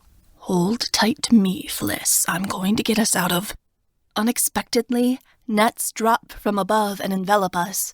I scream loudly as they close in and entangle Smock's feet within the netting. What's happening? I shriek. They want me for my scales. Smock struggles to break free of the nets, but they're thick, and he can't breathe fire underwater. Another net drops down, and then another. Smock swings to the side and launches me off his back just as the nets close around him, and I slip between the 2 traps. He's pulled upward. I'm left floating in the water as the nets carry him away. Smock! I cry. What a terrible time for me not to know how to swim. I flounder ungracefully upwards, forcing myself through the water after the dragon. I bump my head against something hard. Ow! I say, rubbing my head. The ship!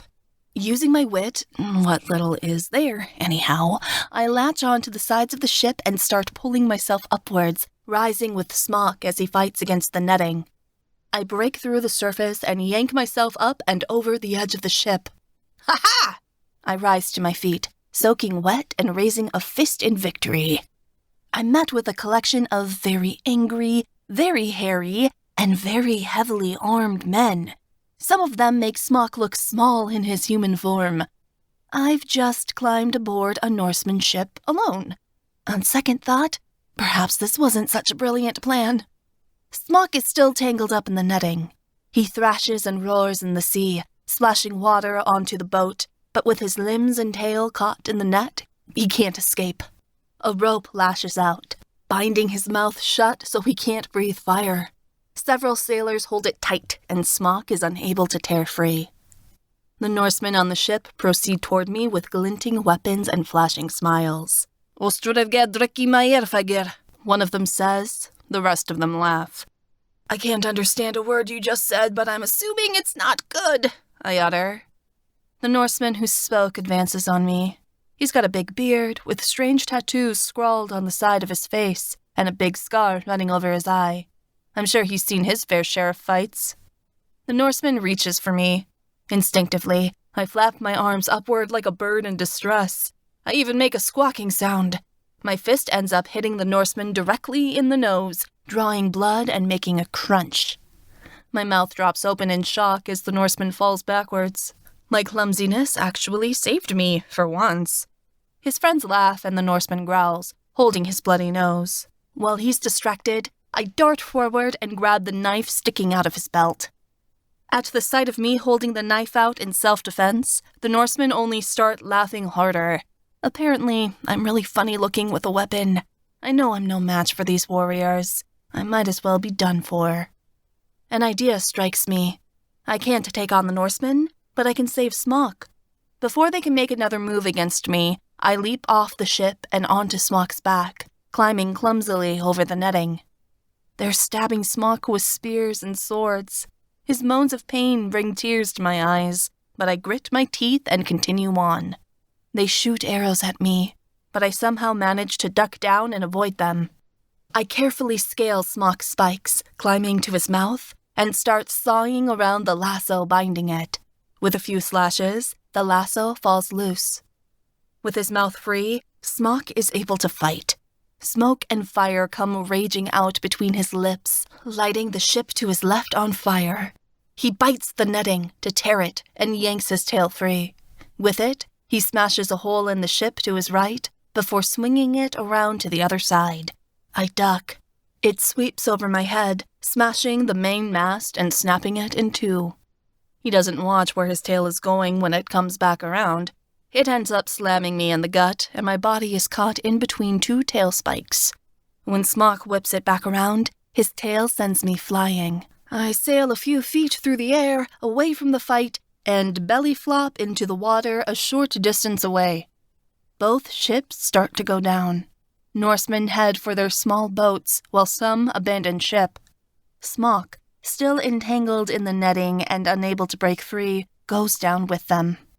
"Smock!" I cry, spitting seawater out of my mouth. Both of the ships are sinking much faster, with Smock's weight to drag them down. He changes to slow the sinking, but even as a man he can't escape the nets. I watch as the sails of the Norsemen and Smock's head disappear underneath the water. Smock broke the surface, which means he broke the spell. Can he still breathe underwater? Does he have the ability to cast the spell again? I don't wait to find out. Summoning my courage and holding the knife tightly, I take a deep breath and plunge after him. I'm barely more capable a swimmer than I was a few hours ago. I flap my arms within the sea as I watch Smock sink slowly below me. At the sight of him going to a watery grave, something spurs me forward.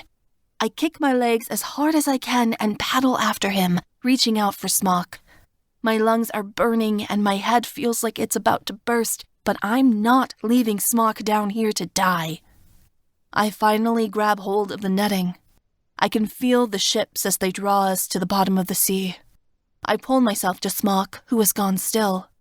His eyes are half closed, head bobbing within the netting in a nearly unconscious state. He's going to drown if I don't get him out. I start sighing. Stars dot my vision and my world starts to go black. I want to open my mouth and breathe. I'd give anything for air.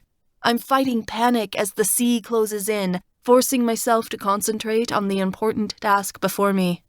If I can't get Smock loose, we're both dead. I neither have the air, the energy, or the capability left to make it to the surface on my own. Just as I'm about to pass out, I cut the last strand and pull Smock out of the netting. The minute Smock's free, his eyes open wide. He grabs me with one arm. He drags me away from the ship until we're far enough away that he can change. Smock explodes into a dragon. With one of his paws holding me tightly to his scaled belly, he uses his wings and tail to propel us up. Smock bursts out of the water and takes flight. I gasp in a precious bout of air. Nausea hits me, along with a churning feeling in my gut and the feeling that my lungs are on fire. The sound of a blaring war horn fills my ears. Slowly, I regain my bearings. I realize that the horns are the Norsemen calling for reinforcements. Being in the air isn't helping me recover. I cling to Smock's scales and try not to be sick as I look down at the sea below. There are ships gathered where the other two sank. More Norsemen are coming to help their companions. They shoot arrows at us, but Smock outmaneuvers them. He flies faster than he ever has, until the ships are little more than dots on the horizon. Smock flies over a small island far from the Norsemen. He takes a large huff and spirals downward. He lands on his back, curling inward and covering me with his wings as we brace for impact. The sandy beach breaks our fall. Smock comes to a stop and uncurls, letting me go and changing back into a man. I look at the giant sand pile beside us. Smock's tumble from the sky was enough to create a small hill. He's breathing heavily to make up for lost energy. I turn over on my side to look at him. I barely have my own breath back. "Why did you..." Smock gasps. "Why did you save me?" "What was I supposed to do, let you die?" I ask. I take another deep breath and put a hand to my head. "By the gods, it hurts." "It would have been the right thing to do," he says. "I was ready. I would have accepted it." "You're a dragon," I say quietly, "not a monster." His sad eyes change. He brings an arm around me and pulls me close for a one-armed hug. Our clothes dry simultaneously with his heat, but he doesn't release his hold soon after. Rather, he keeps me there. I close my eyes and enjoy it. After a time, he lets me go and flops onto his back. "I don't even know where we are," he says. "The queen could be anywhere within these waters." "We'll find her, Smock." I bring my knees to my chest. "She's out here somewhere." He nods. "You're right. Let's rest for a minute. We'll continue our journey tomorrow." Smock closes his eyes to take a nap. I follow suit. I don't tell him I don't want us to find the queen. It would be too selfish. A few hours later, the sky has darkened. I wake up to find Smock around a newly made fire, his back turned to me. It looks like he's making dinner, along with something else. Perhaps whittling or sharpening a blade. I get up to join him. "What's that?" I ask curiously, peering over his shoulder. I don't catch sight of what he's got. "It's nothing." Smock puts away whatever he was doing and turns to me. "I'm going to do my best to make sure you aren't put in further danger. It's not fair that your life is constantly at risk." "It's all right." I sit next to him, cross-legged. "I truly don't mind. It's an adventure." "You Polish girls are out of your mind," Smock says, shaking his head. He stirs a pot over the burning flame. "I've had a lot of fun on this quest," I insist. "My life has been threatened, yes, and I nearly died several times, yes, but I've never felt more alive. My life's been so boring, nothing but chores and duty. Every day out here is exciting and free." "You're an unusual woman. Most wouldn't agree with you. They'd believe me cruel for dragging you along with me on this dangerous quest," he mumbles. "I like you, Smock. You're my friend." I grab his arm. "I don't think you deserve to live a miserable life." "You are the only one, myself included." Smock sighs. "I just want to get this over with, so I can live out the rest of my life in peace. I wish to be alone." "Maybe I don't want you to be alone," I say. "Maybe when I'm free, I'd like to stay and travel the world. With you." Smock tilts his head, and his expression changes. He leans forward. An impossible hope hitches in my chest at the same time his right hand cups my face, and he kisses me. Yes. I allow myself to be immersed in the feeling of his lips against mine. I begin to return the affection. For a few precious moments, all I can feel is our mouths moving in unison, our emotions becoming one fluid connection. I can almost feel the flame burning inside him, like it's my own. Perhaps it is. This kiss lasts so much shorter than the first one. After a few delicious seconds in paradise, Smock rips himself away. His eyes are wide and huge. I try to save my composure and not act too hurt. As if it matters, the pain is written all over my face. But Smock's is worse. Every line written in his eyes is etched with agony. He's more scared than I've ever seen him. I apologize, Smock says. He looks away. He seems flustered. I don't mean any offense. I merely got carried away. I'm sorry I kissed you. Don't be, I whisper. I don't mind. I do. He stands up, suddenly agitated. I catch the growl of a dragon in his voice. It's not right. What's not right about it? I stand up too and put my hands on my hips. It's just a kiss. It's not like you asked me to marry you. Smock's eyes become red. He starts storming off, but I'm not about to let him get away. Why do you have to be so secretive? I shout. It's unfair to me. There are things you don't understand. Complications, he says harshly. My past would interfere with anything that could grow between us. It wouldn't be such a problem if you'd explain it to me, I call. I pick up my skirts and hike after him. Clumsily, I trip over them and almost fall face first in the sand. I promise not to judge. No. Why? I ask. Why can't you tell me about your past? I hold back for a moment before I lick my lips and decide to chance it. Why can't you tell me what happened to you? Smock's face hardens. I'm sorry, Fliss. It isn't your pain to bear. He turns away. I need time to be alone. I won't go far, I promise you. You won't be in any danger. Before I can object, he changes into a dragon. His wings blow sand in my face as his wings buffet him into the sky. He goes to the right to loop around the island. You left dinner cooking! I scream as loudly as I can. He keeps flying away. I let out an irritated huff, hike back to the fire, and plop down beside it. Stupid dragon. What kind of man kisses a woman, then runs away? Certainly not one I want around. I finish dinner and eat grumpily. At least one thing a woman can depend on is food. After I finish dinner, I look up at the stars, waiting for Smock to come back. There's love inside him, I know it. But whatever happened to him in the past has traumatized him enough that he doesn't even want to try again. Does that mean I should give up trying too? The very thought is repulsive to me. I lie on my back and gaze toward the heavens. I'm not ready to give up. Not yet. Something in my heart is telling me to hold on to Smock, and by the gods, I'm going to follow it. Chapter 13. Smock doesn't return until the next morning, which makes me so angry that I'm considering selling his scales to the Norsemen myself when he finally gets back.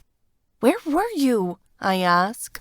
I ball my hands into fists as he lands on shore and changes into a man. I've been waiting for hours. I was nearby, like I told you. He raises an eyebrow. Are you willing to continue our search? I was up all night, and I think I might have located the queen. So that's it. You're not even going to attempt to talk about what happened last night, I ask. Smock grunts.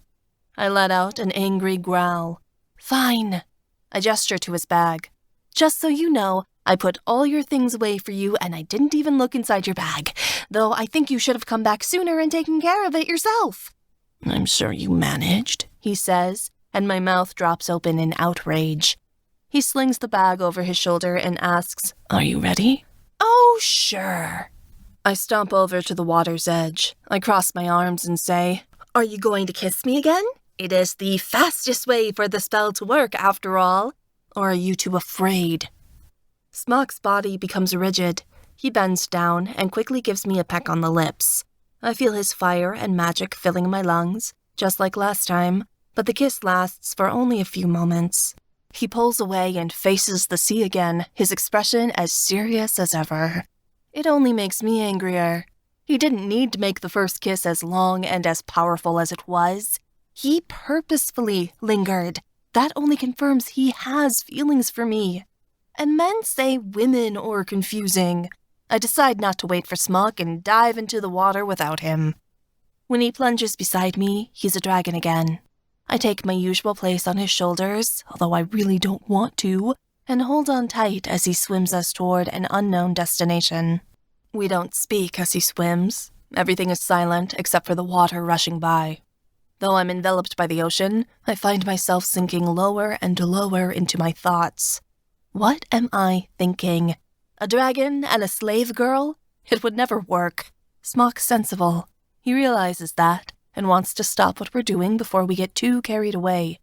My freedom is the most important thing. I must focus on that and ignore my silly feelings. It strikes me that if we find the queen, this could be my last day with Smock. The thought makes me want to cry. I want to ask him to stay, but after last night's disaster, I doubt he will. I'll only be making a fool of myself if I say I care about him now. The rest of the way there, I'm miserably contemplating how to say goodbye. These depressing thoughts are broken when I witness a strange sight upon the ocean floor. Buildings carved out from collections of boulders and towers made of rocks piled on top of each other create a messy and disorganized city several leagues wide. From within them, strange creatures emerge.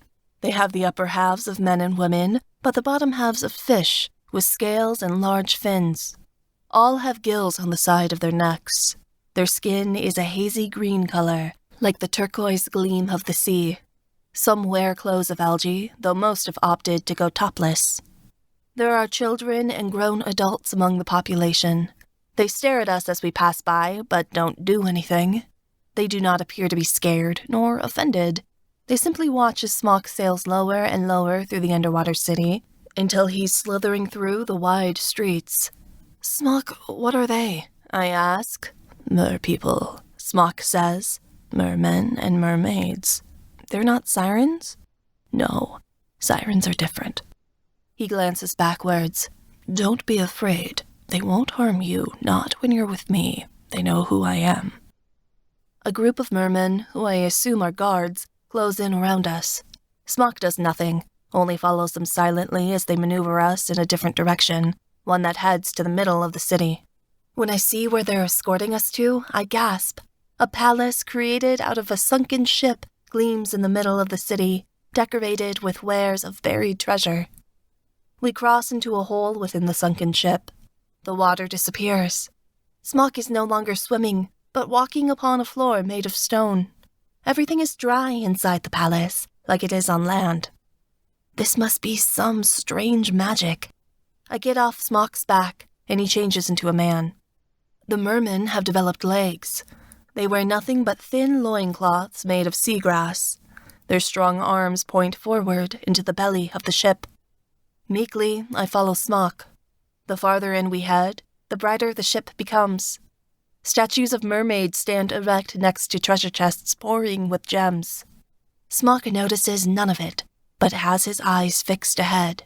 At the end of the hall, a woman sits upon a glass throne.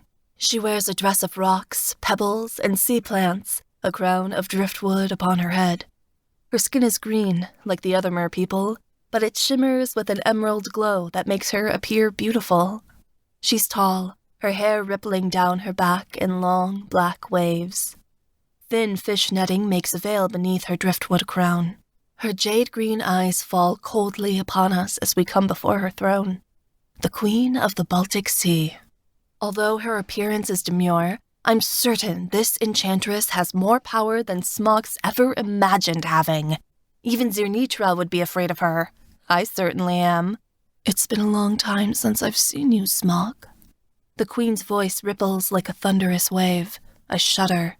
"Tell me, what brings you to me now after all these years you've spent in hiding?"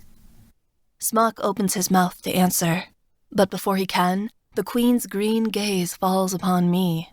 "Oh, yes, so you finally found the courage to do it."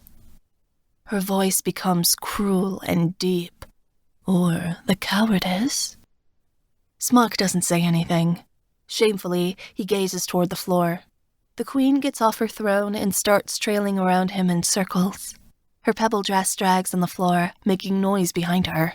"I knew it. Once a coward, always a coward. I had hoped your years in solitude would cure you of your selfishness, but it appears I was foolish to hope. You've proven me right, and shown your true self once more." Smock dares to speak. "I know of my faults, Your Majesty," he says. His voice is shaking. "But a lifetime of loneliness has broken me. I just wish to go home." The Queen throws back her head and laughs. "Home? Home was lost to you long ago. The sea took it for her own. You can never go home." I have no idea what's going on, but the Queen's insults are making me angry. Smock can see my face getting red. He shakes his head, telling me to stand down. Not likely. I am a Polish girl. We are foolish enough to refuse to back down, no matter what the circumstance. Who are you to mock and berate him after he's suffered for years under your curse? I say hatefully. He's brought me here. Cure him and fulfill your promise, or do you not have the power that you claim? Smock falls before the queen to his knees. My lady, please forgive her, he says. She doesn't understand. He's begging, a sickening sight for me. The queen's eyes turn coldly on me and I freeze. It was probably the wrong move to speak out of turn, but I don't regret it. Her penetrating stare goes right through me. I find it odd you're so willing to defend him after he brought you here, the queen says. Can't you comprehend what he's doing to you? Excuse me? I straighten up, raising an eyebrow. I'm not willing to stand here and be manipulated by the words of an enchantress, so explain. The queen straightens her shoulders and rears back. Her expression is surprised. You do not deserve her, Smock. The queen clicks her tongue and shakes her head. A girl like her is a marvel. It's a shame for you to sell her to me. Sell? My throat has tightened considerably. It's hard to breathe. I told Smock the only way to break the curse would be to bring me a virgin, pure and innocent as a sacrifice, she explains. He never had the heart to until now, it seems. The years of living as a monster, hated by all, have been hard on him, as I predicted. What? Tears are sparking in my eyes, hot and stifling. Didn't you know? The queen asks in astonishment. She looks at Smock. No, I suppose not. It would have been too much to ask of him to be honest. My head whips around to gaze at Smock. He's still on his knees. Softly, he whispers, I'm so sorry. I knew it. I knew there was something he was hiding. All this time I thought he liked me as a person, as a friend, maybe even as a lover. Now I see that it was all a lie. He was willing to do whatever it took to get me here so he could break the curse. My freedom, a life outside chains, those were promises he never intended to fulfill. My only worth lies in being a slave. I put a hand over my mouth. I can't help it. I start crying. Tears begin running down my cheeks. They splash on the floor over my bare feet. I try to stifle the sobs, but they're loud and crushing. The guards don't move. The queen is motionless.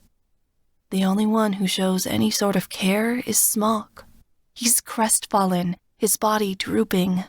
There are tears in his own eyes as he watches me break. Enough of this. I am eager to accept tribute, the queen says. Guards, deposit the girl within my quarters. I'll make use of her there. No, Smock says abruptly. He shakes his head and gets off his knees. My tears have spurred him to action. No, I've changed my mind. I don't want to go through with this.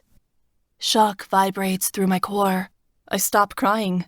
My hand drops away from my open mouth as Smock crosses the room in a few short strides and shoves me behind him protectively. He crouches down, and a thick growl emerges from his throat.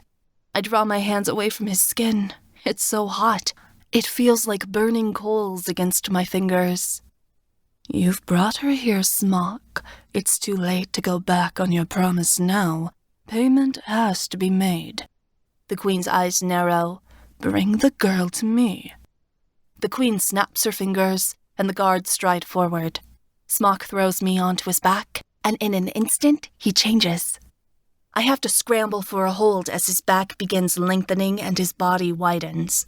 I find myself tucked firmly into my usual spot between the shoulders of my red dragon as he roars his fury to the queen.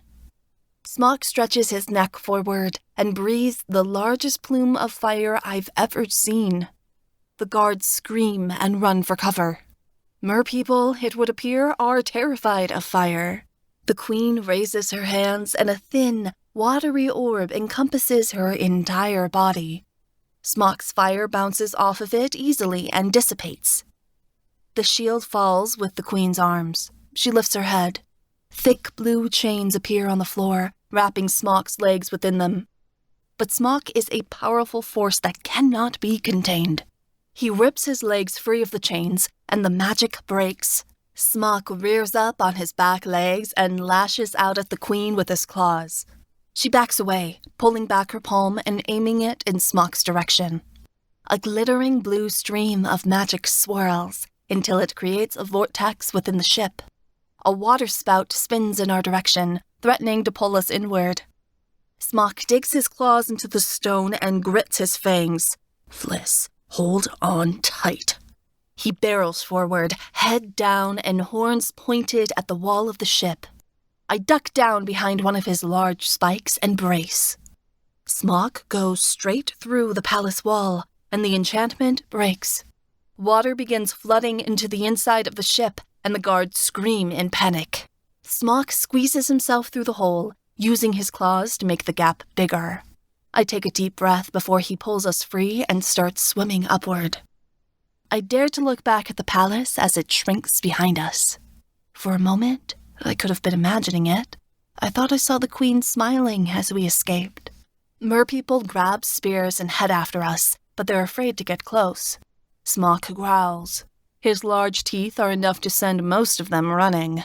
The brave ones come after us, but Smock is faster. The city becomes a distant smudge within the sea as he climbs higher and higher. I can't breathe. The surface is so far away, though Smock is desperately swimming toward it. I need air. He needs air. We aren't going to make it. We're going to die. Finally, the sun becomes clear. Smock and I take a deep breath as we break the surface and head into twilight. Smock chances flying. He takes flight and soars us back to shore to the safety of the mainland. The heat dries us off as we hurtle downward to the plains. He crashes onto the beach and doesn't get up when he lands. He doesn't even bother to move. I slide off his back so he can change. Then I wipe my wet hair out of my eyes and take a deep breath. Well, I suppose I'm glad that's over with. I wasn't too keen on being food for the fishes. Right, Smock? Smock? When I turn around, he's a man again. My heart stops and leaps into my throat at the sight of his face. Smock is crying, and they're not little tears. He's completely lost himself. Fliss, I'm so sorry. Smock's tear-streaked face is more than I can bear. I need to tell you everything. Chapter 14. My heart is pounding so hard against my ribcage it's almost painful. Everything? The queen already told me everything, I say quickly. She was going to break the curse, but you had to give her a virgin to enslave. Yet it's all right. You changed your mind. You saved me. No. He shakes his head. That's not everything. That doesn't even come close to being the entirety of the truth. Silence. Smock takes a shaking breath. She despises me, as you clearly saw. He starts. The queen. Though I don't blame her. She has good reason. I don't care what her reasons were. The thought of hating Smock feels like something only a terrible person could do. She still cursed you. How can you be so forgiving? Smock asks in shock. I betrayed you. You were going to betray me, but you changed your mind. That makes everything forgivable, I say. I can't help but feel a little naive, but at the same time, it's not possible for me to harness the effort to hate Smock for what he did. I was madder at him last night for the kiss than I am for this. Shows you how smart I am, doesn't it? Smock stares. You said you'd tell me everything, I say. Well, I'm ready. He runs a hand through his hair. You know the story of Lek and the Firebird. Yes, the man who led the poles to our home. My heartbeat picks up even more. That was me. It was my name long ago. What? I gasp in surprise. That was you? Yes. He nods. My brothers Berchek and Roos. I was the one who wandered away from my tribe in search of adventure. It was I who saw the Firebird. I was the man who settled Poland. I stare at him. Smock takes another deep breath. After we settled Gniezno, I went off in search of more adventure. When I came to the edge of the Baltic Sea and could travel no more, I met a girl. We fell in love and became engaged. I built a cottage for her by the sea where we could live. Smock swallows. He's talking slowly. His voice dissolves deeper into pain with each word. That's when Zirnitra came. The village my girl lived in worshipped him.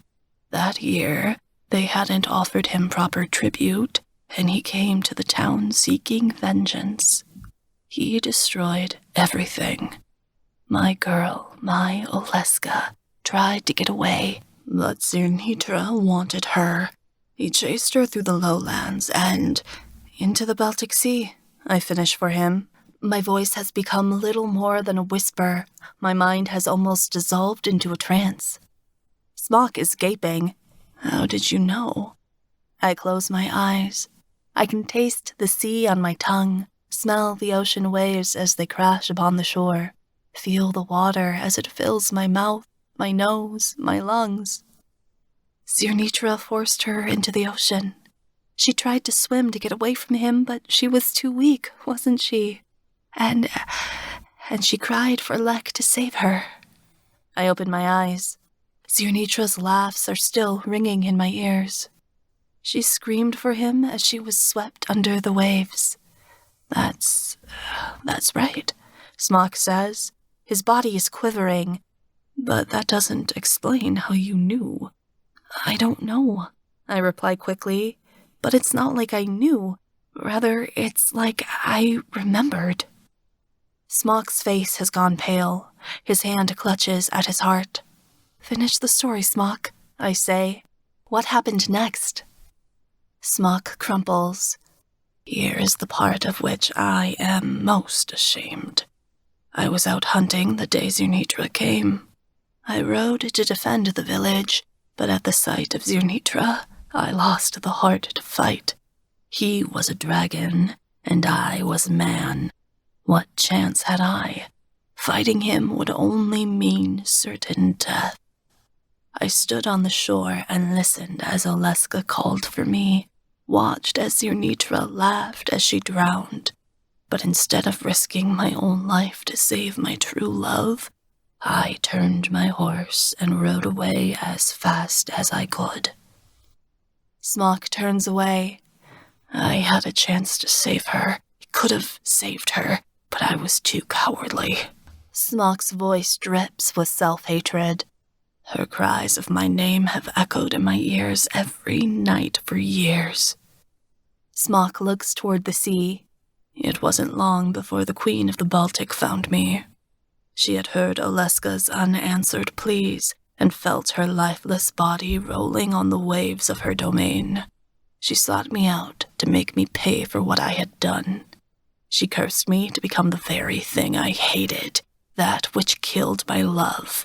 She only promised to remove the curse if I sacrificed another woman to her.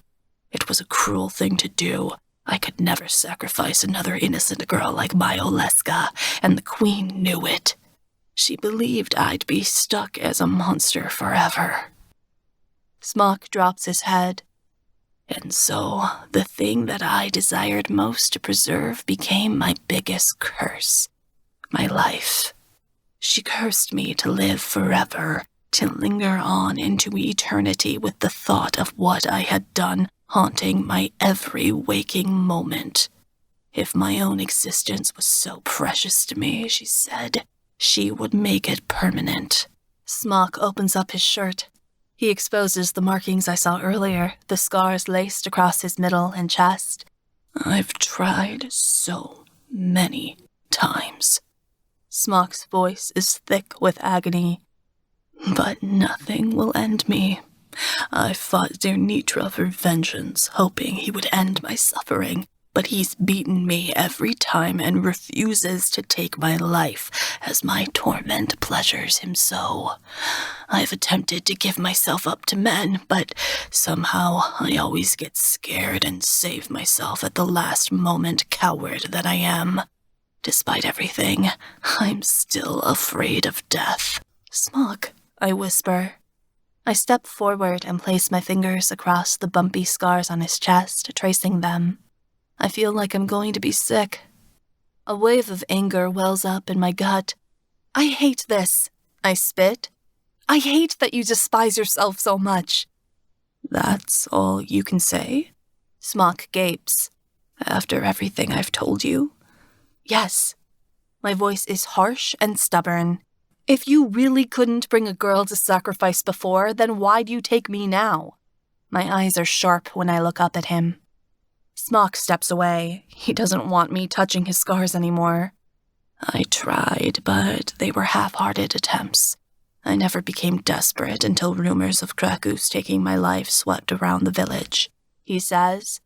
Then I met you. I tried to give you to the queen. I tried not to become close to you, but I failed even at that. He shakes his head. She'll never remove the curse now, not after I backed out of the bargain. I'm stuck as a monster forever. You're not a monster to me, Smock, I say painfully.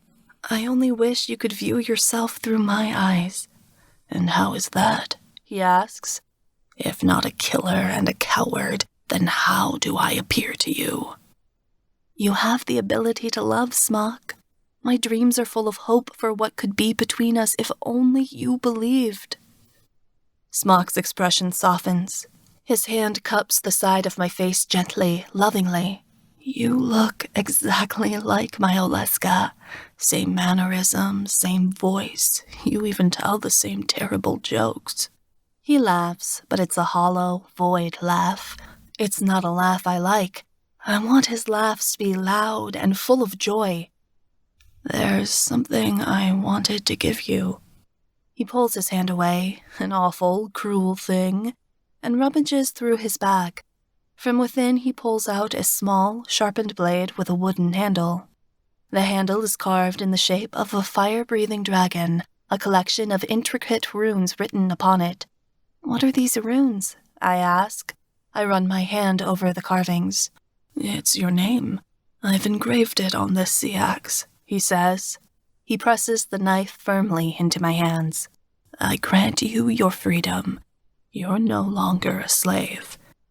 I'm free. The groundbreaking reality hits me. As if invisible chains have been lifted from my shoulders, I stand taller, feeling light and airy. My heart, once constricted by rules and laws that are not my own, is free to beat again. I can go anywhere I want, do anything I please. I am my own woman now, a free woman. Is this true? I ask, breathless. You're doing this for me? It was our promise. You upheld your end of the deal. Smock's eyes, for the first time that night, are free of suffering. They shimmer in the starlight. So this is what you were hiding from me. It took you a long time to sharpen and carve. I look up. You didn't want to give me to the queen at all. No, I didn't. He closes my fingers around the handle. I wanted to make you a sea axe if I happened to change my mind. And I'm glad I did. Smock's eyes change. The happiness within them leaves, becomes dark and tinged with grief. Without warning, Smock grabs my wrist. I'm still holding the blade. He maneuvers it so the point of the knife is placed directly over his heart. End me, Fliss, he pleads. End me here and now. Stab the sea axe into my heart and cease its beating, I beg you. I thought you said you couldn't die, I say. My hands are shaking. The tip of the sea axe quivers against his breast and draws a bit of blood. It trickles down his middle and into his navel. Not by my own hand, but if you do it, I'll finally be at peace. A man or woman is capable of taking my life. No matter how much I fear death, I would rather die than hurt you again. He spreads his arms wide, waiting. I promise it won't hurt me. It'll be very quick. I swallow. Is this what he wants, truly? Does Smock want me to kill him? I look into his dark eyes and see that they're sincere. Maybe this is the right thing to do. Perhaps it would be wise to end his pain, bring a stop to all the suffering and self-loathing he experiences. He has freed me. Is it now my obligation to free him? Then reason hits me and I realize the truth. Taking Smock's life won't free him. It will only seal forever the cage he has placed around himself, and by the gods, I want to be the woman who breaks that cage. No. I step away. I bring the sea axe down and clutch it tightly in my palm. I won't. Fliss, please, he begs. I turn my back to him. I wouldn't ask if there was another way. I shake my head. I can't do it. Please, Smock pleads. His voice cracks and it hurts.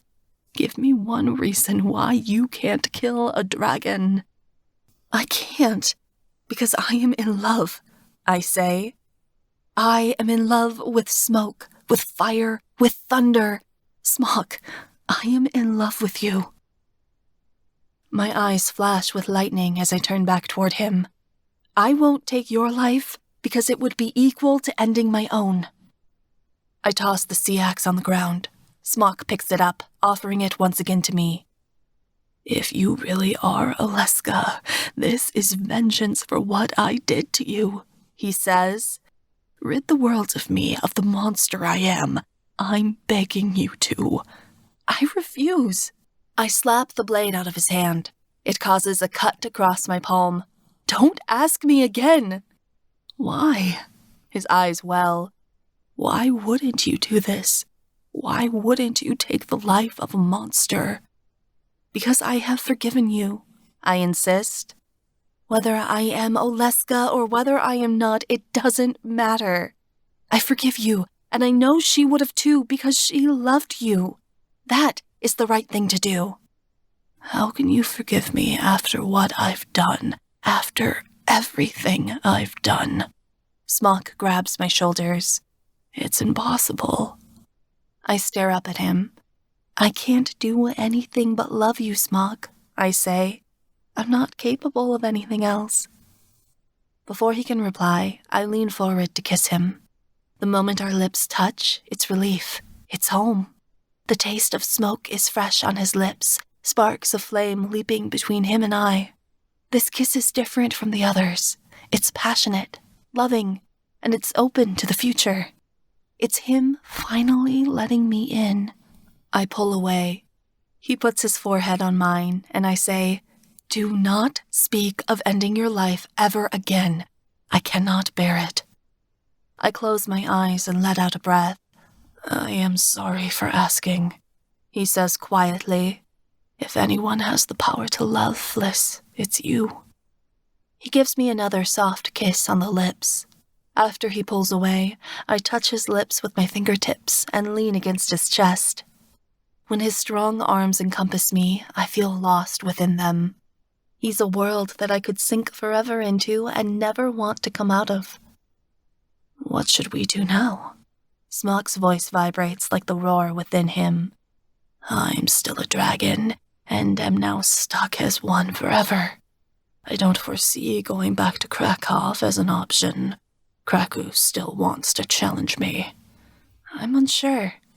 I pull out of his arms and put a hand to my head, brushing back the tangles. I need time alone to think, I clarify as I see his horror-struck face. Will you let me go for a walk? I promise I won't stray far. I can only agree, since I forced you into the same situation last night, which I'm also sorry for, by the way, he says. My feelings got the better of me. I nod. I pick up the sea axe on the ground and hide it within my dress. I look to my left. There's a small forest nearby, quiet and still. It could be the perfect place to wander. I won't be long, only a few moments. If you get into trouble, you need only to scream and I'll be there, Smock says. He starts pulling things out of his bag to set up camp. While he's working, I head toward the woods in silence. I need to clear my head. Ever since Smock mentioned Oleska, voices have been running rampant in my head. I hear the sea and voices of people I don't remember, and Zirnitra laughing and laughing. It's driving me insane. The woods are calm and steady. The voices start to clear out until Zirnatra's laugh is a chuckle, then nothing at all. My footsteps crunch through the terrain as I think. I love Smock. I'm certain he loves me. I believe we could have a happy life together. But I miss Wanda, and I want to go home. Yet Smock cannot return to Vavel Hill. If Krakow, the only place I've ever known, is no longer safe, then where will Smock and I go? Will I ever see Wanda again? I stop to take a breath. I suppose it doesn't matter. The gods will determine the path that I walk. The only obligation I have is to follow it. There's a crack in the woods that's not made by me. I turn around. My stomach drops when I see a group of unknown men behind me. The sight of their coat of arms, emblazoned on their banners and on the chests of knights, tell me who they are. Germans. I open my mouth to scream for Smock, but it's too late. 2 knights grab me, pinning me to their sides. A German gags my mouth and ties a blindfold over my eyes. I attempt to fight back, but a small girl is nothing against the strength of 2 very large knights. I drag my feet behind me to leave a trail and to make it more difficult for them to take me. The knights speak to each other in rough voices. Through their complicated tongue, I catch something familiar. A name. Reinhold. My body sags in defeat. I've been kidnapped by Prince Reinhold, the leader of the German people. I'm being dragged to my doom. Chapter 15. After an hour of being towed forcefully away by knights, the blindfold is ripped off of me and the gag is removed from my mouth. I'm pushed onto the ground, where dirt scuffs my cheek. Gingerly, I sit up on my knees. I'm surrounded by Germans. There's a man larger than the rest who stands before me. He's as old as Krakus is, and even more intimidating. That's got to be Reinhold. An old man in a robe steps forward. He extends his hands to me. I speak your language, he says. His accent is clipped and thick. He can barely maneuver his lips around Polish words. We mean you no harm, that is, if you cooperate.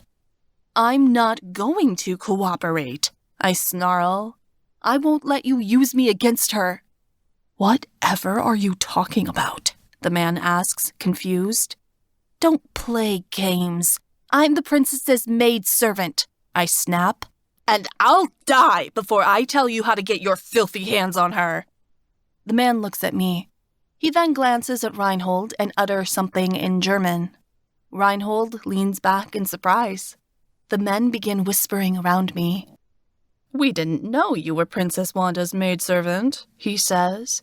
We merely believed you a Polish farm girl who could help us infiltrate Krakow. When I was captured, my mind immediately went to protecting Wanda. I assumed they targeted me directly as her maidservant, without realizing there's no possible way they could have known who I was. Now I've told them everything. Me and my big mouth. Am I as clumsy with my words as I am with my feet? I still won't help you, I say. It doesn't matter what you say. You will aid us one way or another. The man flicks his fingers at me, and the knights pick me up underneath my arms. Your usefulness will come when we march on the village. I kick and scream, but the knights pay no mind. The knights throw me in an iron cage attached to the back of a wagon within the confines of the camp. They lock me inside and walk away. No one even bothers to watch me. Obviously, they believe a small girl can do nothing to get out of a locked cage. I put my hands around the bars and gaze out. There are lines and lines of tents surrounding me, housing thousands of soldiers. Krakow can't stand up to such a force. The city doesn't even have half these numbers. Even worse, I've just given them a way in. Absolutely wonderful, Fliss, I mumble to myself. Look what a mess you've gotten yourself into this time. Eventually, the candlelight in the tents dims down until the camp has gone dark. All the soldiers have gone to bed, except for a few who stand guard and speak in quiet, ragged voices. I don't know how I'm going to get out of here, but sitting around isn't an option. I jiggle the door and try to wrench it open, hoping the lock will break, but it only results in a few angry yells from the soldiers in the tents nearby. Defeated, I kick the door and sit on the bare floor of the cage. I lean against the bars. The Germans didn't find my sea axe. The blade is still hidden within my dress, but a knife can't cut through metal. It's useless right now. Does Smock think that I've abandoned him? That would be the worst possible thing that could happen. My chances of being rescued would become minimal, and even if I did escape, I don't know if I'd be able to find Smock again. It's hopeless. I put my head between my knees and try not to cry. I've failed everyone. A strange, glowing light attracts my attention. I look up. I am astounded to see a mystical creature standing outside the door of my cage. She has a thin, lithe body that glitters and glows underneath the pale moonlight. Her skin is a rich red, decorated with twisting veins of orange that curl up her legs, around her torso and over her breasts. They twist around to settle on her neck. She wears nothing, preferring to remain bare. Atop her head are two curling horns. Her eyes have no pupils or whites. They are a rich black and sit atop her small nose and peaked mouth. She's the strangest, yet the most beautiful thing I've ever seen. I know, without having to be told, that she's a siren. For some reason, the siren's light doesn't disturb the soldiers in the tents. Maybe only I can see her. Why are you here? I press my face against the bars of the cage. We can sense when one of our own is in danger, the siren says. When she speaks, her voice is like a song, beautiful, haunting, and light. Your fear called to me, and I had to answer. There are few of us left in the world now. I'm not a siren, I say. I'm just a regular girl. Siren blood runs strong through your veins. I can feel it. The siren tilts her head and breathes strongly. Our race is purely female. Your mother was one of us. My mother didn't look like you, I gasp, astounded. We can disguise our appearance to fit in among the humans, the siren coos. Your voice is magical, sister. I can hear the enchantment within you when you speak. I draw back in surprise. The townspeople were right, so it is true. I do have siren blood. A thought hits me, one of my parents. Then was my parents' marriage a lie? I wonder aloud. Did my father truly love my mother, or did she merely enchant him with a song? Did he know she was a siren? I do not know. The siren shakes her head slowly. I only knew of your mother. She was famous among the sirens. Her voice had a magic that could carry for great distances over the mountains, farther than the rest of us. I think, from what I remember of my parents, their relationship seemed real. Father never appeared spellbound or enchanted from my memory, but perhaps he was. Yet Mother was so kind, so real. I know she adored me and cared for Father. I doubt she cast a spell on Father to make him love her, even if she kept this great secret from me. If my mother was a siren, then why did a dragon kill her? My throat gets thick with emotion. I clear it to try and recover myself. Dragons slaughter as they will, child. They do not care if you are magical or not. The siren blinks. They are the gods of this world. They rule over all with little concern for those who are not their kind. Even among themselves they fight and kill. Dragons do as they please. Your mother was simply in the path of a dragon's rampage and wasn't fast enough to escape it. You must accept this. I bite my tongue to avoid asking any more questions. I don't have time to wonder about my parents right now. Both of them are already gone. Wanda's still alive and in danger. What can I do to escape? I ask. I'm not strong enough to break the door. You have the power to escape the cage, sister, the siren whispers. I am here to teach you how. The siren looks at the lock. Focus your voice on the mechanism. It will open for you if you sing the right song. Nearly anything is within your power, if the song is the right one to sing at that moment.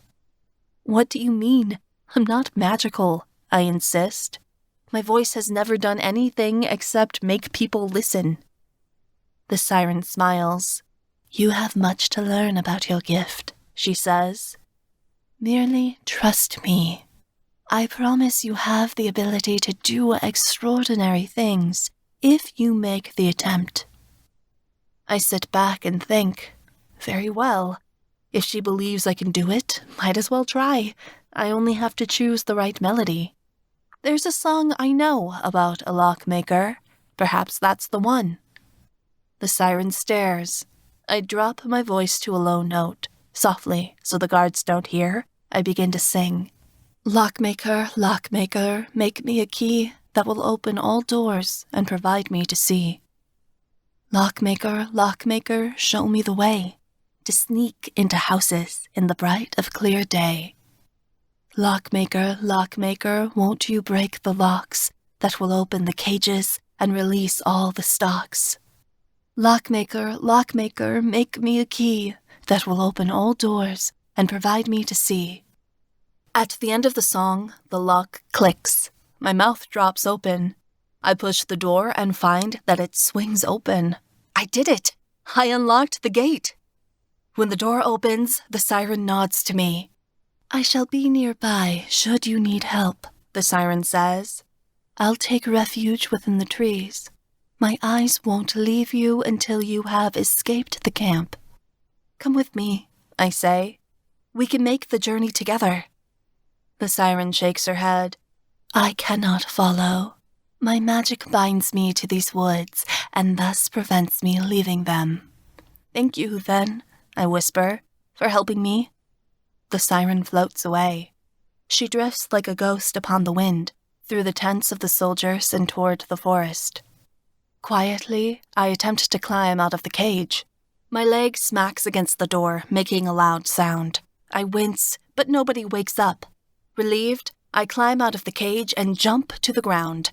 I start running throughout the camp silently. I need a horse. I find a few of them gathered on the outside of the camp. One of the horses is still hitched up to a wagon. Knowing that there's no hope in me riding, I grab the bridle of the horse hitched to the wagon and start leading him away. Abruptly, I pause. I look to my left, then to my right. Where exactly am I going? The area is somewhat familiar. This is the land where I grew up. Krakow lies directly to the south. The Baltic Sea is behind me, to the north. I look both ways. Do I head to Krakow to warn Krakus and Wanda, or do I head back to the Baltic Sea to look for Smock? An uneasiness settles within my gut. I don't know where Smock is. No doubt he's probably flying around looking for me.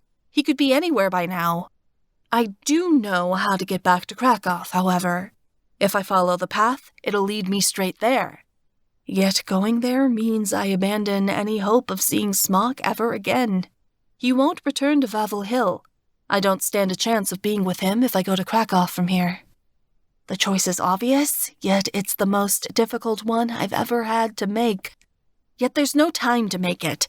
If I don't leave soon, I'll be caught. Quickly, I get in the back of the cart. Without trying to think about what I'm doing, I head to Krakow, heartbreaking as I think of leaving Smock behind forever. Chapter 16.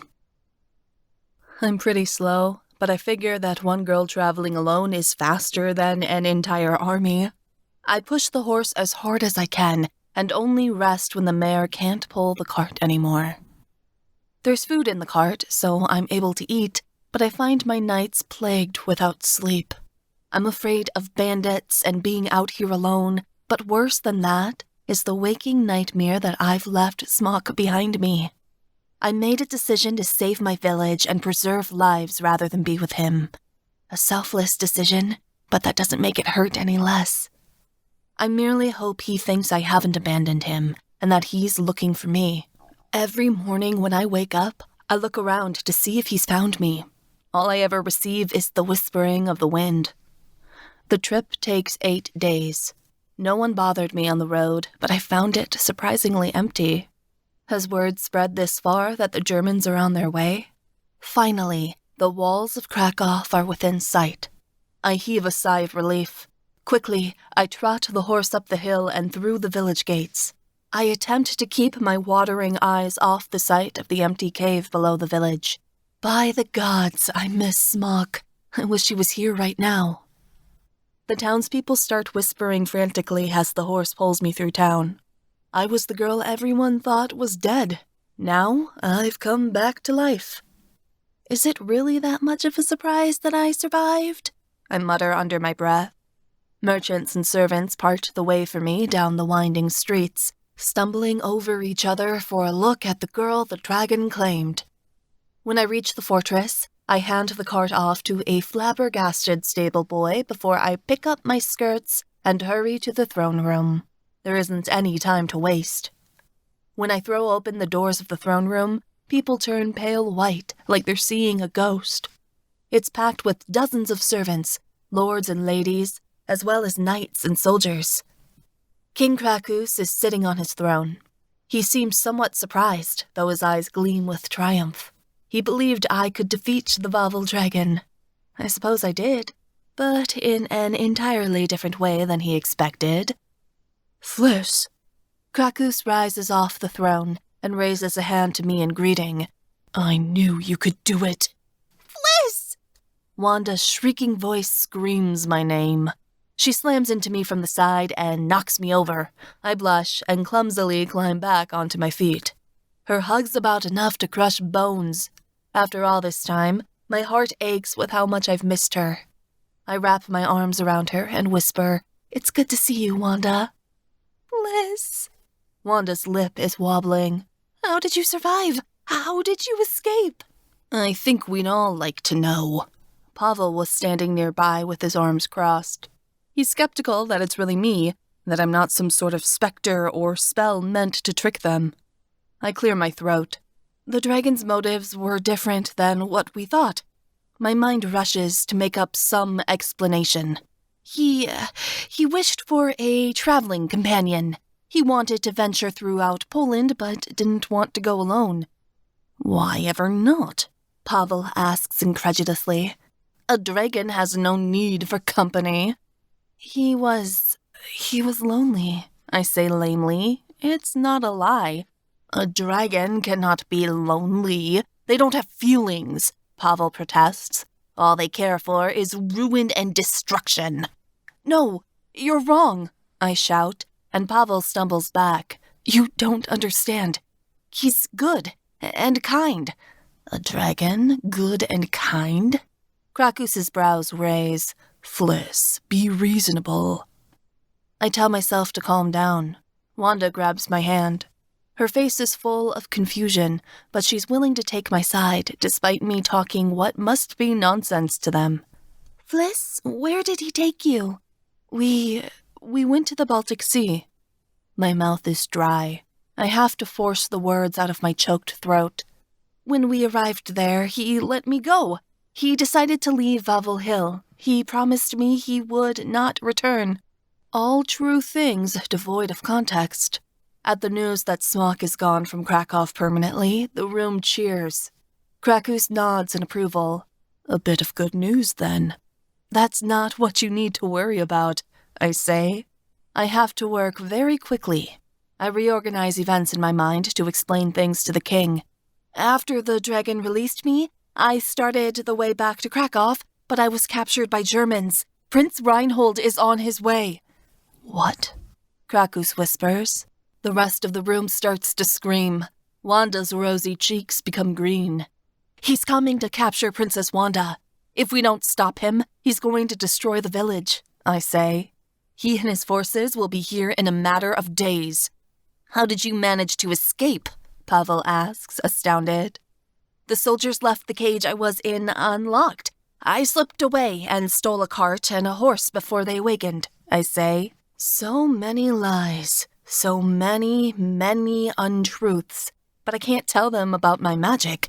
They'll be afraid of me and might even kill me too. Did you see how many soldiers he has? Krakus asks. Thousands, I say. At the word, a few ladies start to scream, more than Krakow has by half. Men and women alike begin jostling each other for the doorway. I have to hold tightly onto Wanda to avoid getting trampled in the mess. Enough, Krakus roars. The room quiets, and Krakus booms, This is no time to panic. No one is to leave this fortress. We will gather our forces and fortify our walls. Kristoff! The knight pushes people out of the way to come forward. Yes, sire? Bring all the villagers inside the fortress. Every man and boy-child over the age of 12 is to fight, he demands. But, Your Majesty, we don't have enough weapons to arm such a force, Kristoff argues. Give them farm tools then. Sticks, stones, whatever is on hand, Krakus bellows. We will beat back these barbarians with the sheer might of our people. Pardon me, my lord, but wouldn't it be wiser to give the prince what he wants? Pavel asks.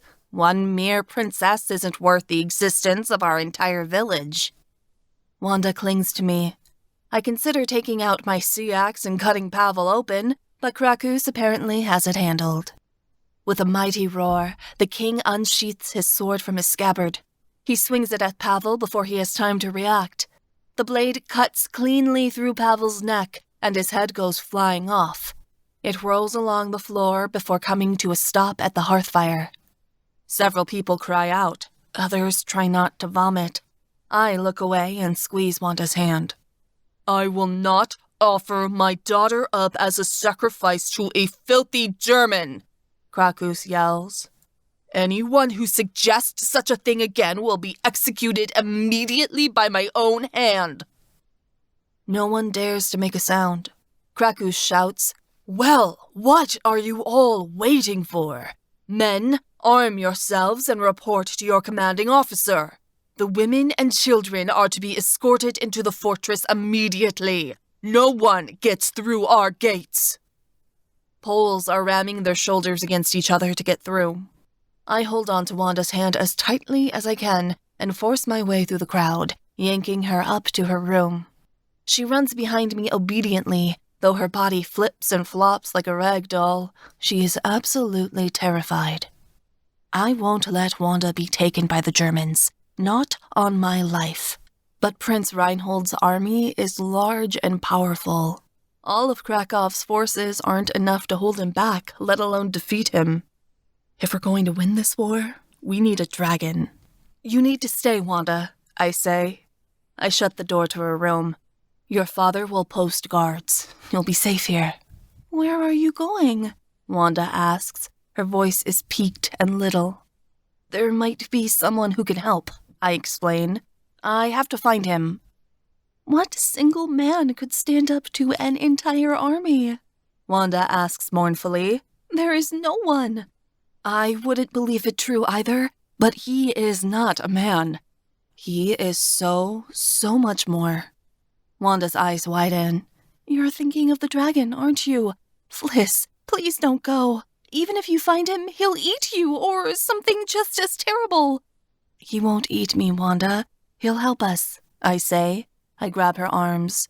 Why would a dragon want to help us? Wanda asks. You're not making any sense. He would fight if I asked him to. I insist. I know it. Wanda pauses. She squints her eyes and tilts her head. Something's changed in you, Fliss. I can see it. I swallow. Yes, everything has changed. How, though? Have you changed your mind about the monster? Her little mouth bobs. Not my mind, just how I feel, I say. I wish I could make her understand, but it's so hard to tell her what I'm experiencing. I fear I'll be judged for it. How can you feel anything for a dragon besides hatred? They're very scaly and large. They're nothing like us. She makes a face. You have some weird tastes, Fliss. He can change into a man, Wanda, with magic, I say flatly, if that's what you're getting at. Oh. A mischievous smirk lights up her face. Is he handsome? He's the most handsome man alive.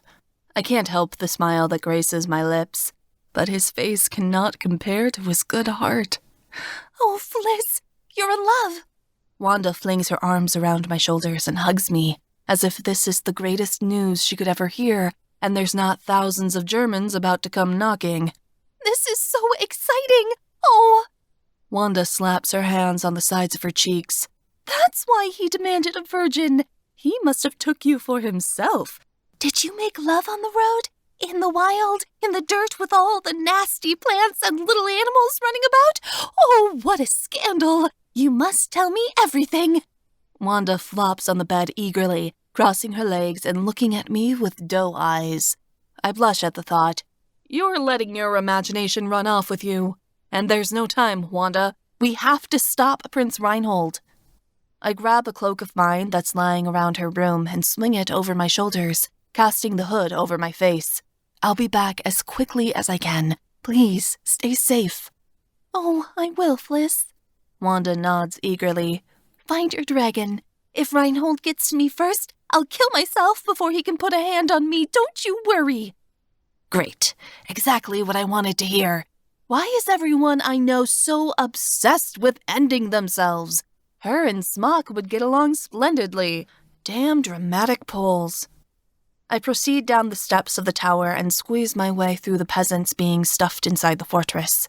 No one is allowed to leave the fortress, but as a former slave, the words sound so sweet to me.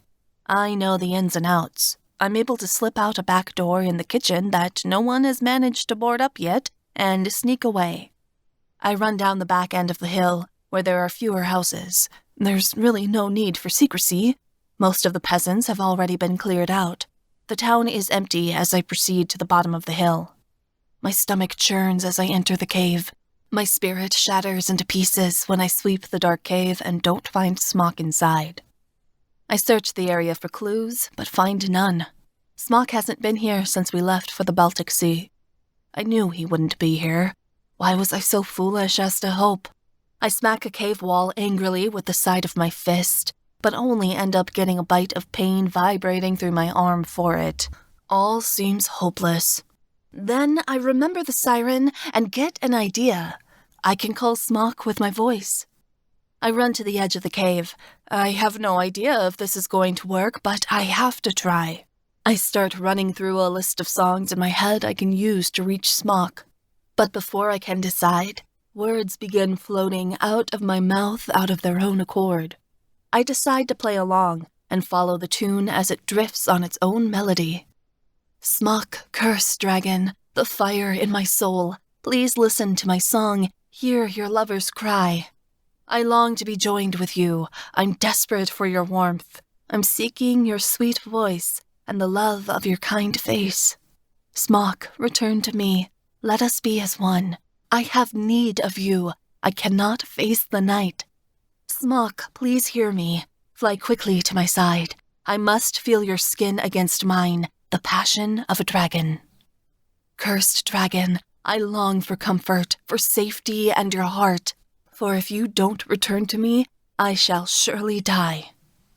I wait for a very, very long time. I wait so long that the sun begins to set. Purple and orange hues radiate through the sky. The more time that passes, the heavier my heart becomes.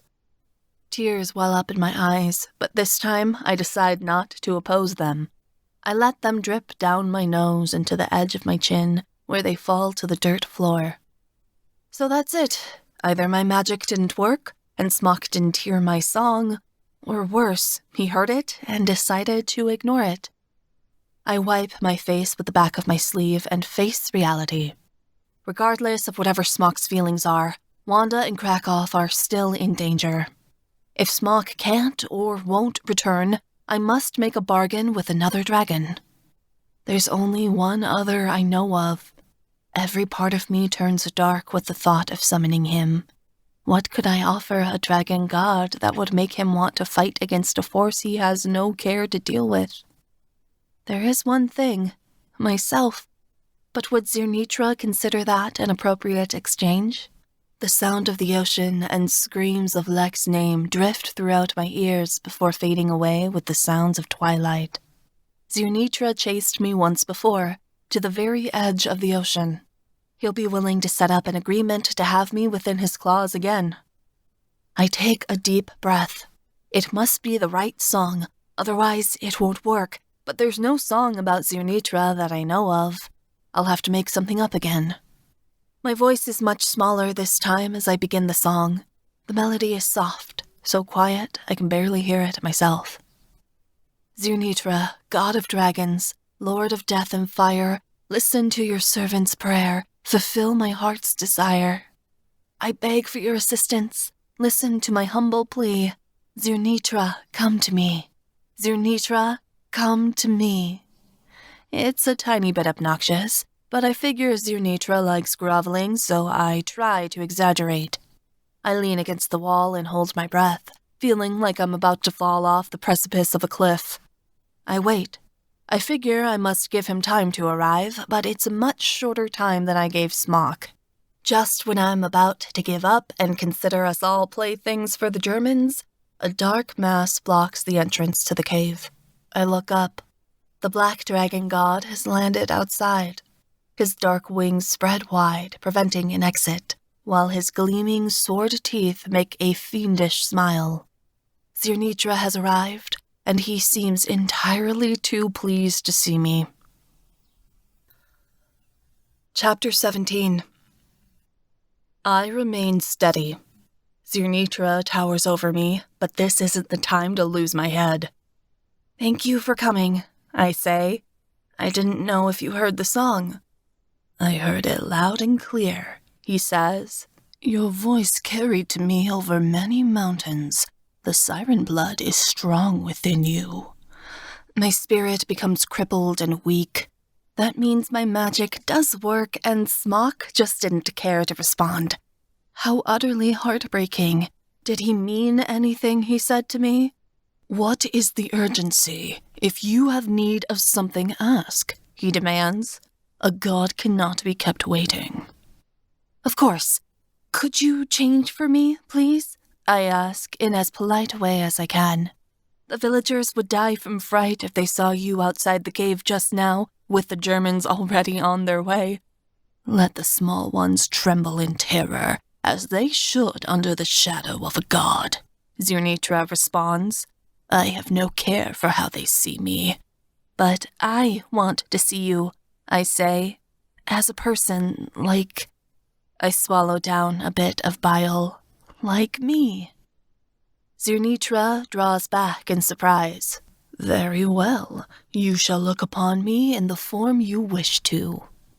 In a whirling column of black smoke, Zirnitra changes from dragon to man. Zirnitra's old, ancient even. Wrinkles mass in a collection of dotted skin that pulls on his cheeks, causing drooping eyes. His ears are large and his hair is thin, growing in patches on his bald head. He wears a thick black robe that falls to the ground and covers his feet. To call him grotesque would be generous. He's hideous. Zirnitra takes a few steps forward. Tell me, child, why have you summoned me here today?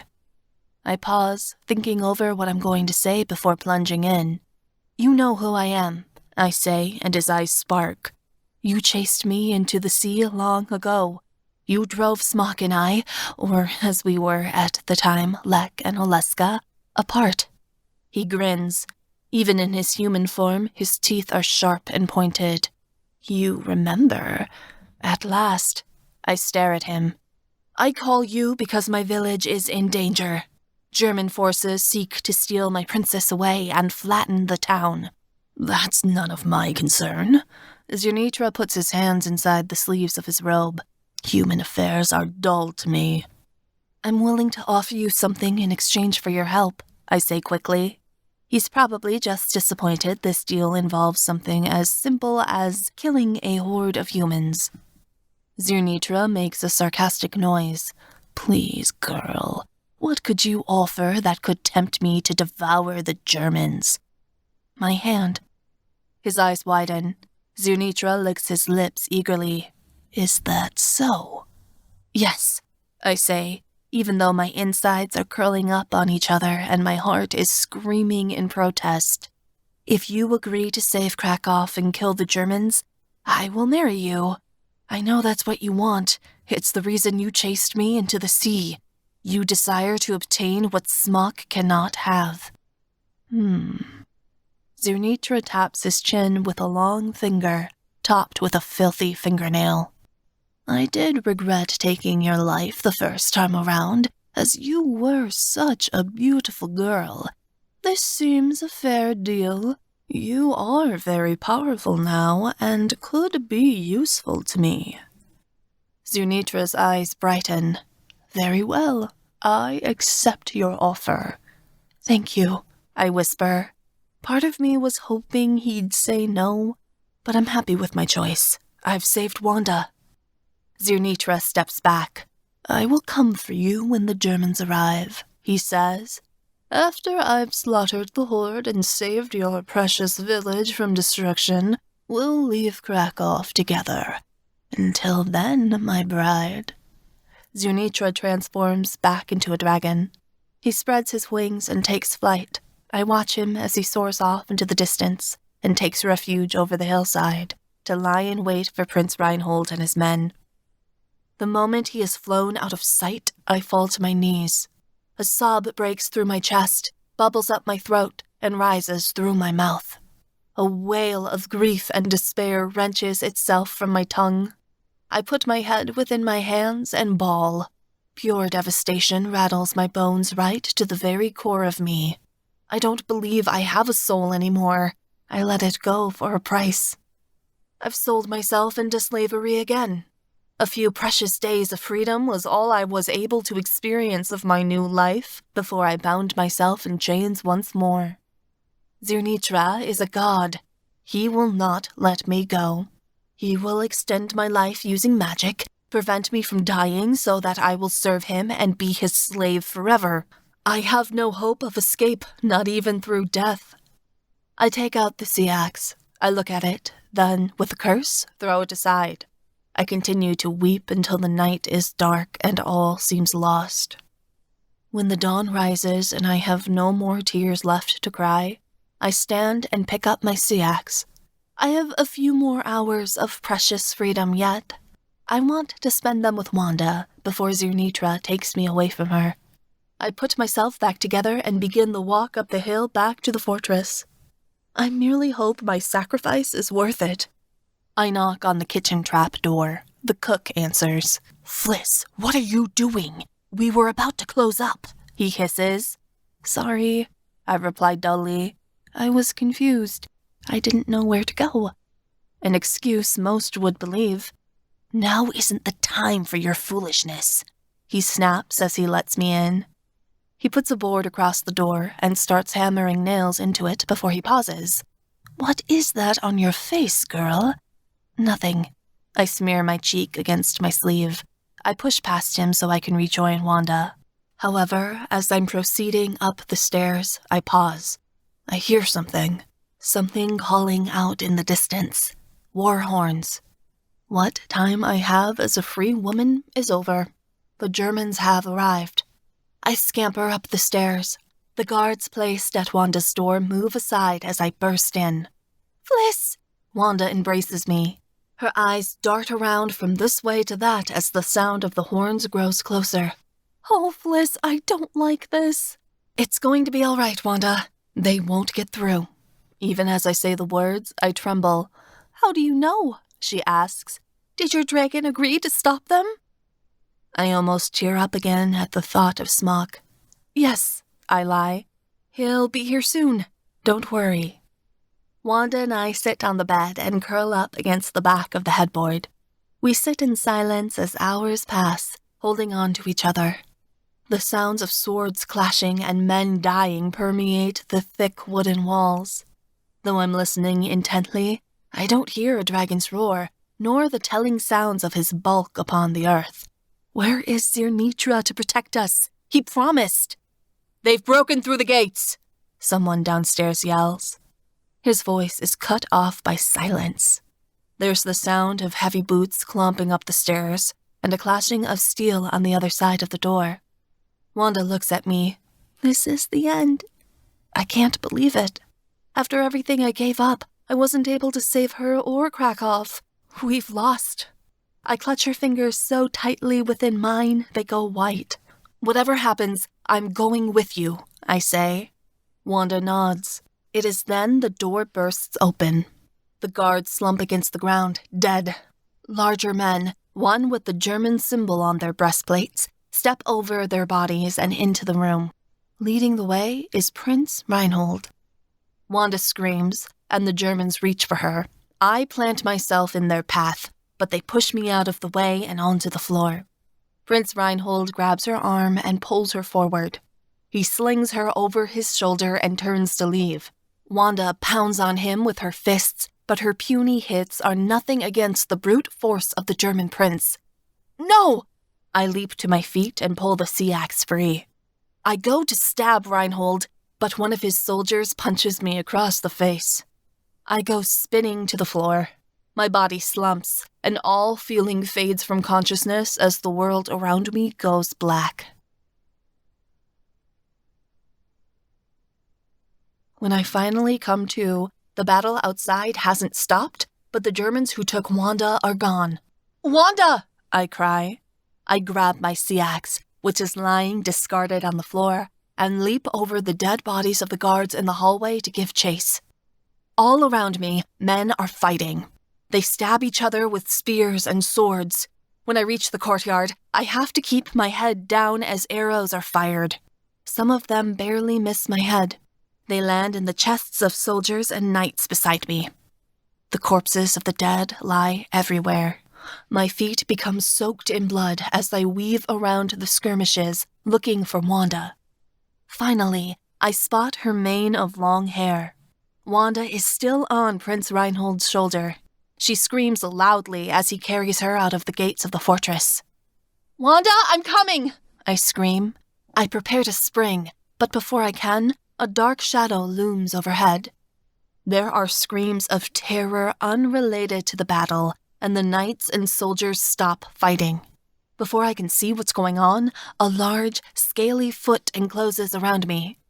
Zirnitra has grabbed me. The dragon laughs. He uses his fiery breath to set several soldiers on fire. However, not all are Germans. Some are our own soldiers. Zirnitra's chuckles grow louder with the cries of the dying men around him. "What are you doing?" I scream. "Put me down!" "You are mine, child," the dragon shouts. "It is my will to do with you as I please." "We had a deal," I screech. "I would give myself to you if you defeated the German army." "I don't make deals with humans," Zirnitra cries. "And it just so happened I changed my mind. I am a god. I will take what I desire by force." I scream as loudly as I can, but it's a foolish action. Zirnitra stomps through the square, killing as many people as he can with me in his grasp. No one can help me now. Wanda has been captured by Reinhold, and I have been captured by Zirnitra. There's no way for either of us to break free. We'll be prisoners of foreign men, cut off from those who we love forever. No, not without a fight. I'm not going this way. I'm still a free woman. With a bit of wriggling, I manage to slip an arm loose, the one that's been holding tightly onto the sea axe.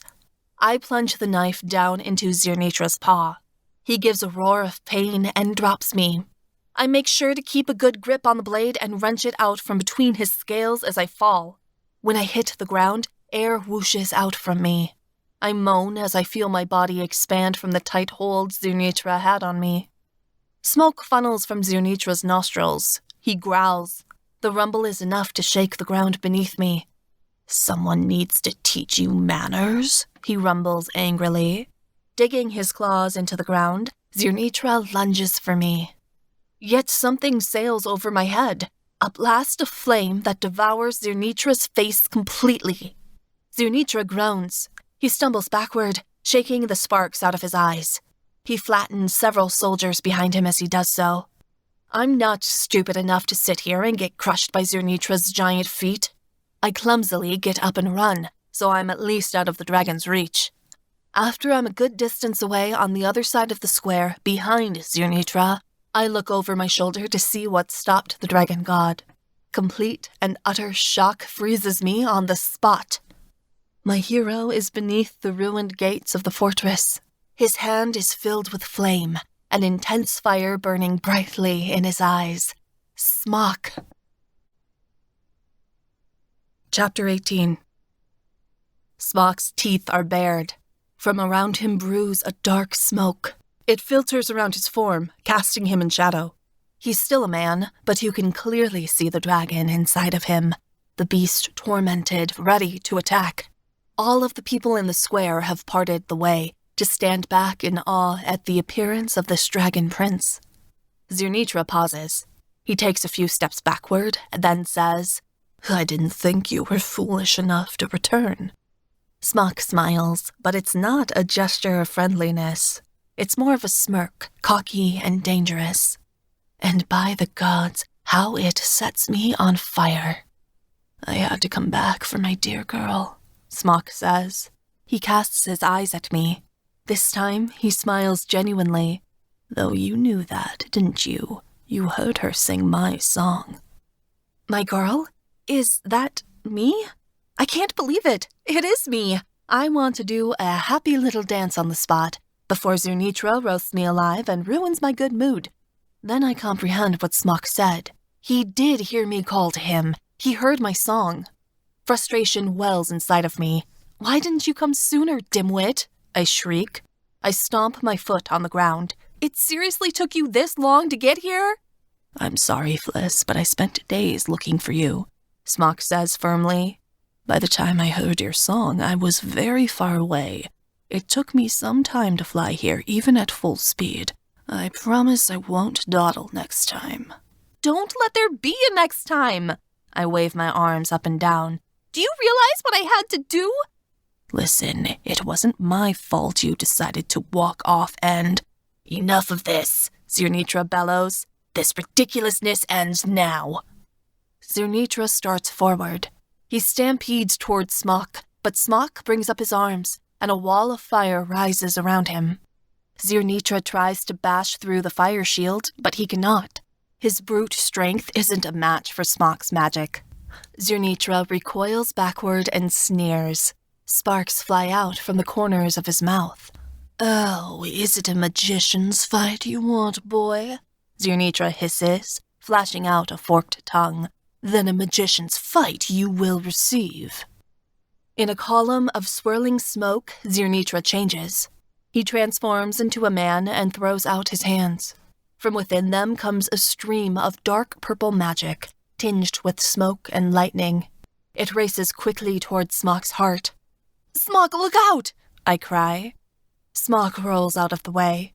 The magic column hits the wall behind him, which crumples. People scream and push each other out of the way as the wall crumbles. I cringe when it hits the ground. Smock springs back onto his feet and holds out a hand. Red fire laces up his arm and spirals towards Zirnitra. Zirnitra holds out his hand, and Smock's fire billows around him, as if the dragon god is encased within a shield that Smock cannot penetrate. Zirnitra swings his arms around. From above comes a massive circle of smoke and ash. Zirnitra brings it downward, surrounding Smock completely. The circle closes in on Smock, closer and closer. It becomes smaller and smaller until he's trapped within it, his arms tied to his side like he's bound by ropes made of embers. The smoke surrounds his face, concealing it from view. "No!" I shout. I have to give him a fighting chance.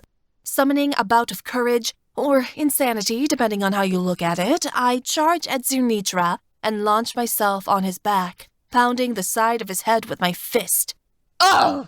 Zirnitra yells. The spell breaks, and Smock takes a needed gasp of breath. "Get off me, you infernal woman!" Zirnitra throws me off violently. I tumble to the ground. My head smacks harshly against the stone. Dizzily, I force myself to sit up and refocus. My head hurts, but I must know what's going on with the fight. My attack gave Smock just enough time to get free. Smock blasts spells at Zirnitra, but the dragon god can keep up. His purple lightning can easily resist Smock's jets of fire. Yet Smock hasn't given up. There's a fire in his eyes, a determination that I've never seen in him before. For the first time, he seems sure of what he's doing, confident, and dead set on winning.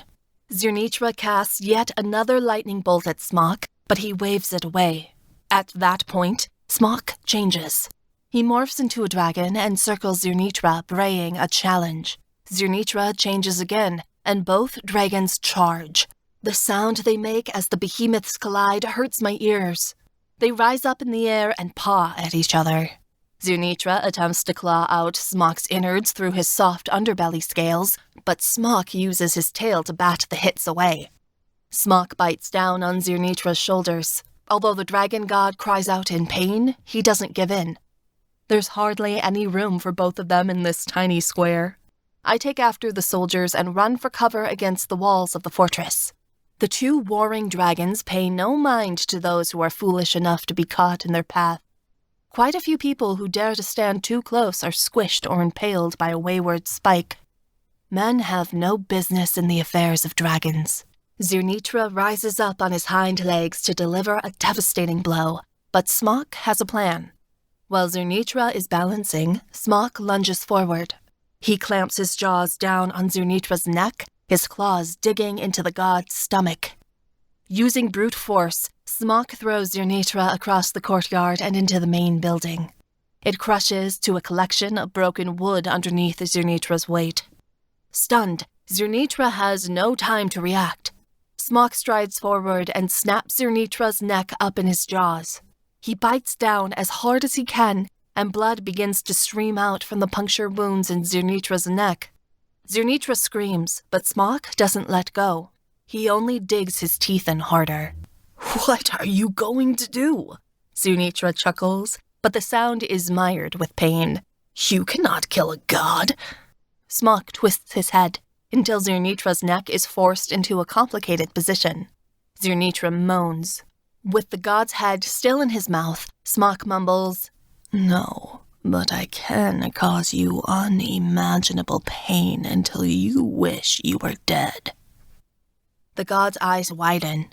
Zirnitra uses his tail to bash Smock's head, and in shock, my dragon stumbles backward.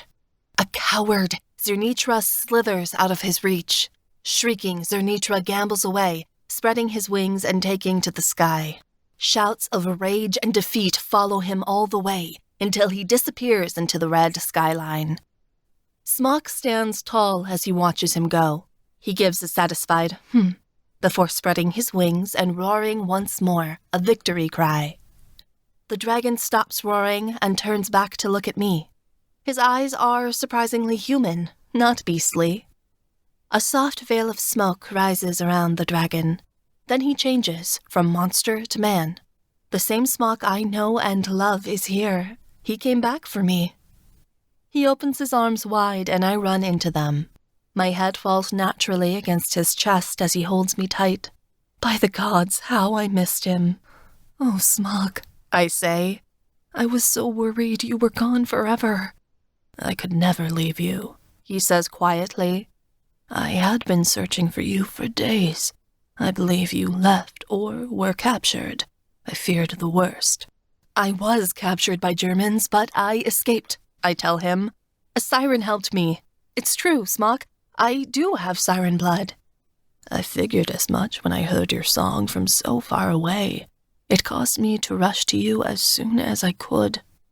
He bends down to whisper in my ear. "Although I have to say, that song betrayed your true intentions. The danger wasn't the only reason I hurried back." I blush. Quickly, I change the subject. "You did it, Smock! You finally defeated Zirnitra!" I stutter. "How did you do it?" "I was fighting for all the wrong reasons before," Smock says. "This time, I fought for you." Smock leans down to kiss me. I kiss him back, enjoying the tender, passionate sensation that flows between us. So this is what happy endings feel like. Every part of this journey was worth it. We break apart when a scream interrupts our kiss. I whirl around. Typical of me to think we've won when it's not over yet. Though the fighting hasn't resumed, Prince Reinhold has still got his hands on Wanda. She's trying to get away, but he won't let her. "Fliss!" Wanda screams. She digs her heels in the ground as Prince Reinhold yanks on her arms, dragging her toward a horse. "Help me!" "Hold on, Wanda." I grab my sea axe, but Smock snatches my wrist. "No, Fliss, allow me," he says. He takes a deep breath. Smock strides forward and transforms into a dragon. The steps he takes are loud and crushing. When Smock stands before Reinhold, the German prince pauses. He slowly looks up at the dragon. He lets go of Wanda. Then he screams. Smock snarls. Before Prince Reinhold has a chance to get his sword out, Smock bites down hard. Smock flings Reinhold, or rather what is left of his limbs, to the center of the courtyard and takes a deep breath. With a quick jet of flame, Smock sets Reinhold on fire. But it doesn't matter anyway. Reinhold is already dead. "Wanda!" I rush forward. I grab her arms, squeezing them tightly. "Are you all right?" "I am well." She attempts to fix her hair, which is a complete mess, and ignores the carnage that was her captors sizzling in the middle of the square like it's no fuss. "What an absolute brute! He had no idea how to treat a lady." "He was kidnapping you, Wanda," I remind her. "Yes, but he was such a barbarian that he couldn't even do it in the right way. There are kidnappers who treat their women so well they end up falling in love, you know. There are stories about it." "Wanda..." "No wonder no woman wanted to marry him. If I was him, I'd believe I'd have to steal a princess too." She finally finishes, her face pink and flustered. She looks up at Smock towering above her. "Oh, hello there, dragon. You must be the one Fliss is always talking about." "I do not always talk about him. I've mentioned him to you once," I shriek as Smock laughs. With the massacre of their prince, the German army completely falls into disarray. The soldiers fall back and begin to retreat. The Krakow forces follow them, slaying those who are foolish enough to stay. "I think I can take care of this," Smock says cheerfully. "Do you mind?" "Oh no, not at all," I say, gesturing toward the retreating army. "Go right on ahead." Smock takes off. From the ruins of the fortress, Wanda and I watch as Smock and the rest of the Polish forces push the German army back, out of Krakow and into the plains beyond. The villagers cheer. Myself, I'm standing around dumbfounded. I honestly can't believe we survived. Wanda throws her arms up in the air with the rest of her people. "Hooray! We won!" "Yes, Wanda," I laugh. "We won." A little time later, Smock comes flying back. He lands beside us and changes back into a man. "I doubt they'll be returning anytime soon," he informs me. "You needn't worry, Fliss. Your home is safe." "Thank you, Smock." I reach out to give his hand a loving squeeze. "We wouldn't have claimed victory today if it wasn't for you." "You gave me the courage to become the man I always wanted to be," Smock replies honestly. "As far as I'm concerned, I'm still in your debt." Wanda eyes Smock. "You weren't lying, Fliss. He's certainly dashing." Wanda saunters up to Smock, fluttering her eyelashes and extending her hand. "I'm Princess Wanda, daughter of King Krakus. And you are?" "I am called Smock, my lady." Smock kisses her hand. Wanda giggles as she pulls it away. "All right, that's enough," I say, getting between the two of them. "Wanda, you have your night. Let me have my dragon." Wanda squeals. "Fliss, it is true, you are in love.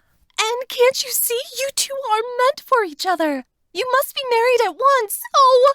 She claps her hands. "What about a dual wedding? We can both be brides together."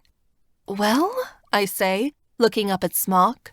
The only answer he gives me is a coy gleam in his dark gaze. "We'll see."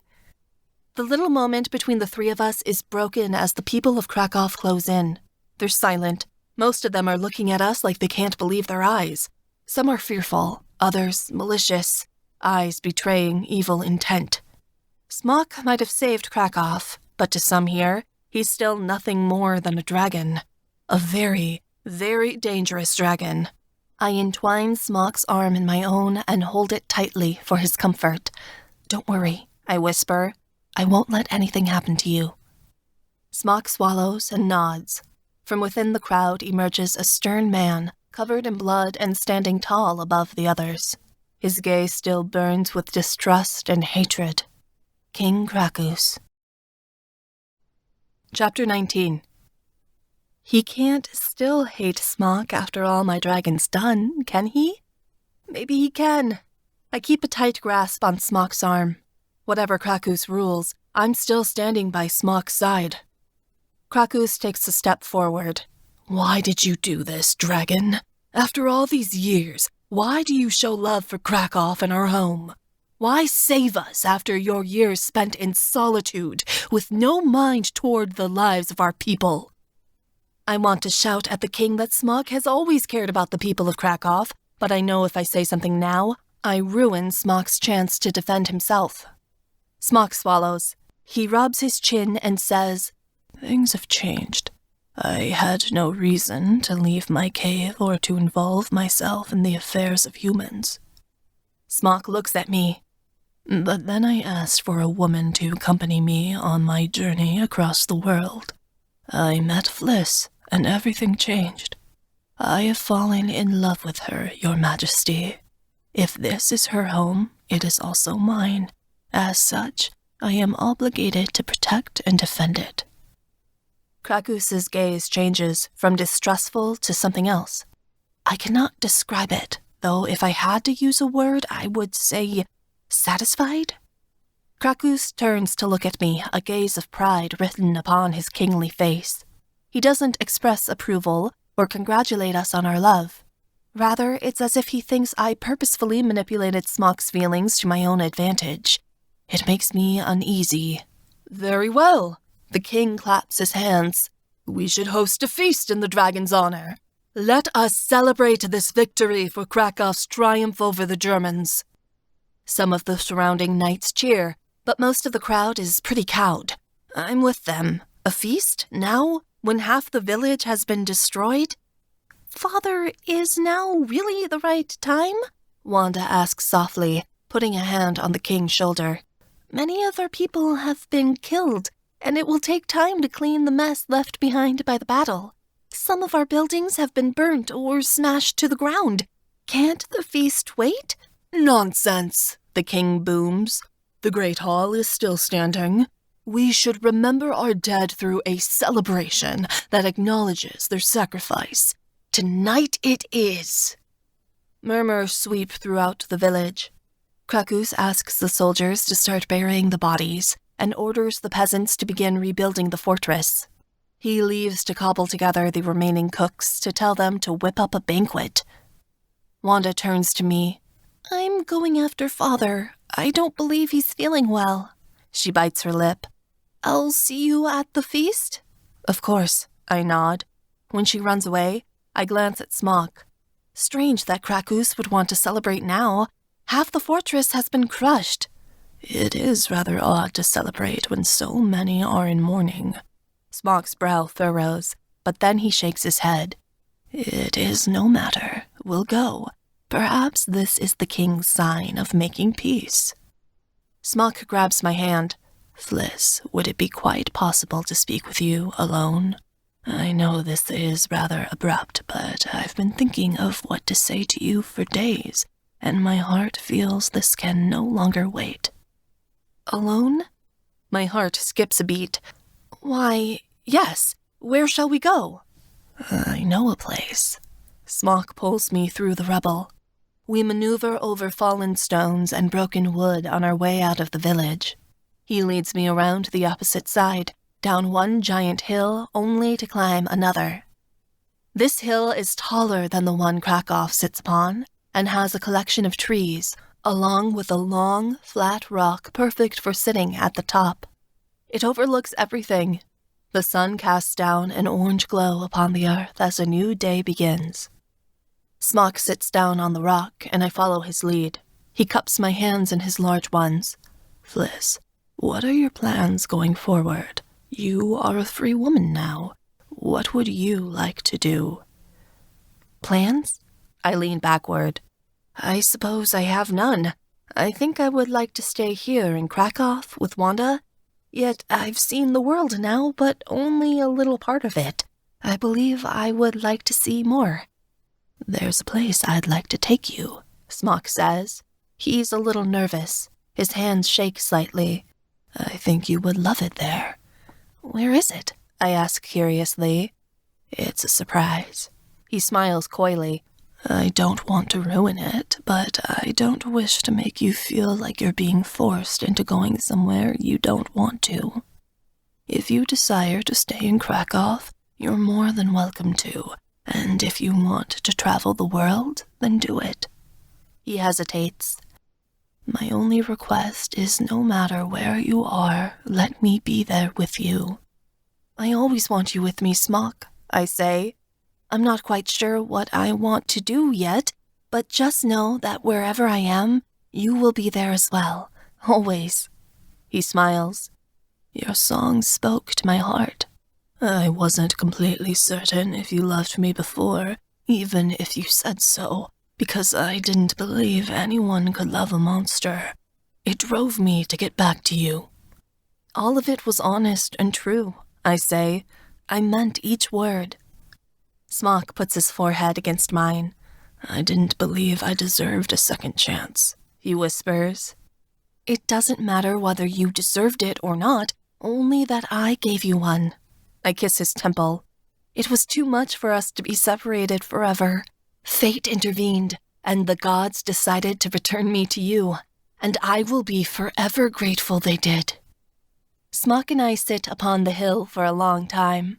We talk about our future, and all the adventures we want to have together. He doesn't mention marriage, yet.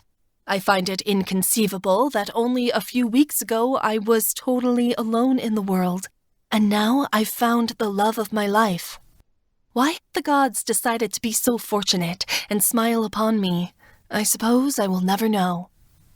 After the sun sets, I can hear the telltale signs of lutes and harps being played within Krakow. The feast has started. Come, I say, rising to my feet. The banquet's begun. We don't want to insult the king by not attending. Smock stands, though he appears anxious. Do you really think they'll accept me, a dragon? All will be well. I lean against him for his comfort. You saved Krakow. They will be grateful. They must be. Without you, all of them would be dead today. I hesitate, and I would be Zirnitra's prisoner. Smock lifts my chin with his gentle hand. I would die before I let you be his slave. His eyes are burning, passionate. They're impossible to look away from as his gaze creates a powerful connection between the two of us.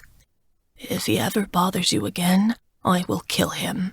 I know the legends say that you cannot kill a god, but I will find a way. You won't have to do that. I kiss him tenderly. You defeated Zirnitra. He knows never to come back. From now on, nothing on earth will separate you and me. Before we arrive, I change into another one of my dresses, as this one is old and covered in mud. I really should have taken a bath earlier, but I can't help it now. I was too immersed in my conversation with Smock. It's not like Smock looks like a lord anyhow. His tunic is still stained with blood from the battle. Oh, well, you can't say he doesn't fit the part of a dragon. Smock's body gets more and more rigid the closer we venture to the feast. I cling tightly to his arm. Smock has faced mermaids, Norsemen, fae, and other perils on our adventure, but he seems more scared now than any of those times before. Can he really be so terrified of people? Or is he more frightened of how he will appear to them? The village is still torn to bits, but at least the bodies have been removed. We maneuver around the trails of blood drying on the floor and head toward the Great Hall, one of the few pieces of the fortress still left standing. When we enter, we're greeted by applause and cheer. The Poles pound their feet into the floor, creating a stampede effect. I smile, but Smock is more frightened than ever. He doesn't trust them. It's going to be all right, I whisper. I notice there's 2 seats left open next to the king. Those must be where we're supposed to sit. Come. I drag Smock to the table. He pulls out a chair for me, and I sit, keeping an eye on the king. Krakus doesn't wince or sneer when Smock sits beside him. Instead, the king claps a hand on the dragon's back. I'm glad to see you here. We've been at odds too long, dragon. It's about time we made peace, the king says. Smock's mouth is thin. I agree. It's a good thing to have us come together.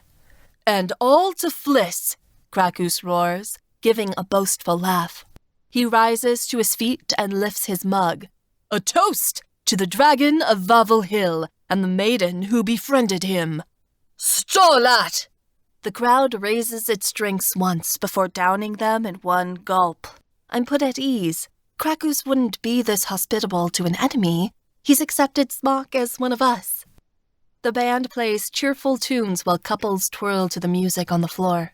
Smock gets up and offers me a hand. Would you like to dance, my lady? Me? Dance? I get up and nearly trip over my own feet. The chair goes sprawling to the side. As Smock picks it up, I blush. Yes. Sure, I would love to. Smock takes my hand. He leads me to the center of the room, where we begin twirling. I have a feeling he merely wants to dance to get away from the king. Doesn't bother me. At least I'm finally dancing with a man, even the one of my dreams. I notice that people give us more room than necessary on the floor. Smock doesn't seem to mind. When dancing with me, Smock's face is alight. We used to dance often, do you remember? Smock asks as he spins me around. I don't remember much of anything. I giggle. I'm getting dizzy. I come to a stop and end up crashing against his chest. He holds me upright as I say, You are a very good dancer. I can barely keep my feet. Doesn't matter. You look beautiful all the same. His lips crash against my hair. A fluttery feeling enters my stomach. I force myself to stay upright to avoid embarrassing myself further. Krakus's eyes follow us around the room as we spin. I try to ignore them and focus on the fact that Smock's finally smiling instead of scowling. He's having a good time. He's happy. It's all I ever wanted. The smell of food causes the dancing to come to a stop. Servants carrying large trays exit the kitchens. Smock guides us back to our seats. My dragon is somewhat terse as he takes his spot next to Krakus, but the king doesn't say much, merely sips his ale and smiles. Wanda and her knight have joined us. It's a bit of relief. At least conversation won't be so awkward and tense. You look like a one-legged chicken out there on the dance floor, Fliss, Wanda cries. She pounds the table with her fist as she laughs. I've never seen such ungainly movement in all my life. I like her clumsiness, Smock says, wrapping an arm around me as a happy warmth spreads throughout my core. In fact, I believe it quite cute. Oh, how very sweet, Wanda coos. They're so perfect together, aren't they, Kristoff? Kristoff doesn't say anything, merely gives a grunt. He is the strong, silent kind of man, which is just as well if he's to be married to the princess. You can't get much of a word in when talking to Wanda. The servants distribute plates of mutton piled high with bread and potato pancakes. After Krakus takes the first bite, the rest of us dig in. I find the mutton juicy and full of flavor. Kristoff's nearly finished half his plate before Wanda stops chattering long enough to start eating. I'd like to thank you again, Dragon, for saving Krakow, Krakus says as he eats. Your sacrifice for our village will forever be remembered in our people's history. As I said before, it was nothing. I would do anything to save that which Fliss holds dear, Smock says, taking a bite of mutton. That familiar, joyful feeling radiates throughout my chest again. Smock swallows, then grins at me. But then, Smock's smile falters. His skin turns pale white, and his face crumples into a visage of pain. He grips the table tightly. The wood cracks underneath the strength of his fingers. Smock? I grab his wrist. What's wrong? Are you all right? Smock opens his mouth to tell me, but only ends up gasping for air. Thick foam begins pouring from the corners of his mouth, dribbling down his chin. Smock collapses out of his chair. He begins convulsing on the floor, legs and arms twitching. I fall to my knees beside him and cradle his head in my lap. The convulsions get worse. Smock heaves to take a breath. His veins pop out underneath his skin, black and dark. His eyes seek out mine. "Help me," they say. "What's going on? Who did this to you?" I wail. Tears start pouring from my eyes. They fall upon his chest. I go to wipe them away, but pull back when I can feel his heartbeat beating rapidly and violently against his ribcage. I look around in an attempt to figure out what's going on before my eyes land on his plate. The food. He's been poisoned. My dragon is dying. "Your Majesty, please do something!" I scream. I look to King Krakus, but my body turns stiff and cold when I realize that he's standing over us, a triumphant smile written upon his cruel face. Chapter 20. Why? I don't sound like myself as I scream the word at Krakus. "Why did you do this to him? Why?" "A dragon cannot be trusted," Krakus says coldly. "I asked you to be cunning, to get the dragon on your side, and you followed my orders beautifully. Never again will we worry about our village being plagued by a dragon." "I didn't ask for this. I love him," I screech. "Dragons are beasts. They cannot love," Krakus bellows. His face is red with rage. Krakus's hatred is more powerful than compassion or understanding. He used Smock to defeat the Germans, and will now dispose of him since he is no longer of worth. I played right into the king's hands. I did this to Smock. I am the reason he's going to die. By the gods, I wish I had never met him. I wish I had never been foolish enough to venture into his cave. I could have spared him from this terrible fate. "Father, how can you do this?" Wanda gets up from the table. She throws her chair to the side, and it slams against the wall. A leg shatters off of it. "How could you be so cruel? You are a demon," I shout at Krakus. "Only a monster could do something like this to a creature so kind." "Be quiet, slave," Krakus roars. "Don't speak to me of things you don't understand." "I am not a slave." I relinquish the sea axe from its sheath. I wave it in the air with tears in my eyes, displaying it to the room, reveling in the precious gift Smock gave me, the gift of my own life. "I am a free woman. I can think as I like, do as I like. You no longer own me, Krakus. I belong to no one but this dragon. I will do what I must to protect Krakow from current and future enemies," Krakus yells. "Both of you will come to your senses after the dragon is dead. If he dies, I will kill you myself and burn this entire village to the ground," I scream. The room gasps. The king's eyes widen. I go to attack, but a hand grabs my wrist. It's Smock. His eyes are pleading and desperate. "Fliss," Smock manages to wrestle out a few choked words. "Let me go." "Never." I cling to him. "I will never let you go." "Not meant to be." A small breath whooshes out between the dragon's lips. The fire within his chest starts to fade. His body runs cold instead of hot. The fingers wrapped around my wrist slacken, and his hand falls to the floor. Smock's eyes close in an infinite finality, and with them my soul dies. "No!" I fling myself upon Smock's chest and begin to weep. "No, Smock, no! You cannot leave me here alone in this world! Please, come back!" Smock does not stir. A sob wrenches itself from my throat. I gave a shuddering gasp. The room is utterly silent, besides the sound of my tears. I lift my head off of Smock's chest, which is now soaked. His face is frozen in time.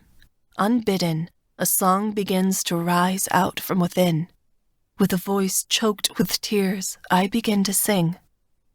"Many years have passed between you and I, dearest love. They lay forgotten on the sands of time, blown away by wisps of wind. Yet I have not forgotten you, and I never will. Your love is like the fiercest ocean, a powerful wave seeking to crash upon my shore. A heart forged in dragon's fire, your wings lead me home. They cover me with a veil of protection. They guide me to life once more. I will never be the same, and though the night is dark and long, your strong arms will never let me go. They create the clouds and the heavens. What love has created, let death not separate. Forever our fates may be entwined. Please do not forget my song, a song of smoke and fire. When I finish the song, I brush Smock's hair back from his face. I kiss his forehead, then get up, sniffling. I wipe my eyes with my sleeve and turn back on Smock's lifeless body. It's not a sight I can bear. There's no point in crying anymore. Smock is dead. I'm dead. I don't know what I'm going to do now. Fliss, Wanda says. Her voice ripples with astonishment. What is it? I ask. I turn back around. My mouth falls open as I observe the miracle before me. Smock is hovering in the air. A swirling column of smoke and fire circles his body, wrapping itself around his legs, his arms, and torso. The darkened veins fade away when magic caresses his skin. Color comes back into his cheeks, and Smock's eyes open as his feet touch the ground. He looks down at himself in astonishment as the spell releases its hold, dissolving away into nothing but wind. There are tears in his eyes when he extends his arms to me. Fliss, he whispers, your song. I run to him. He picks me up and twirls me around before embracing me tightly, kissing me fiercely on the mouth.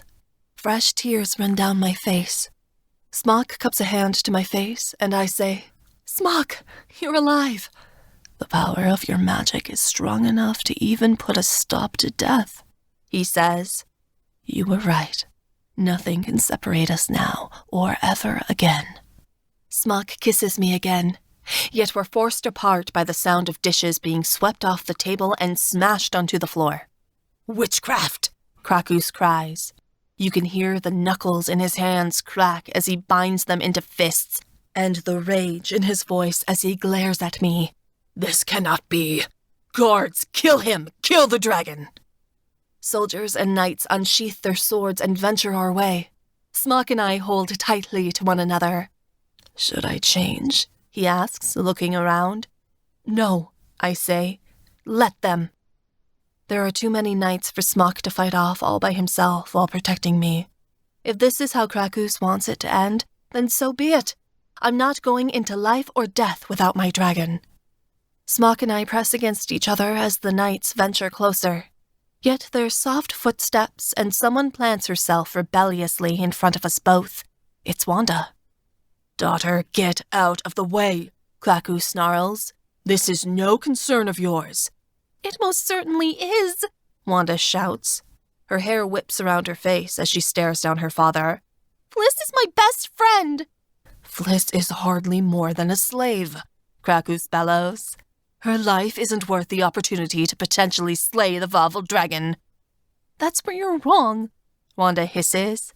Fliss has more courage than any of us. She was brave enough to venture into the dragon's cave. She won his heart. She saved Krakow. She's done everything. Wanda turns.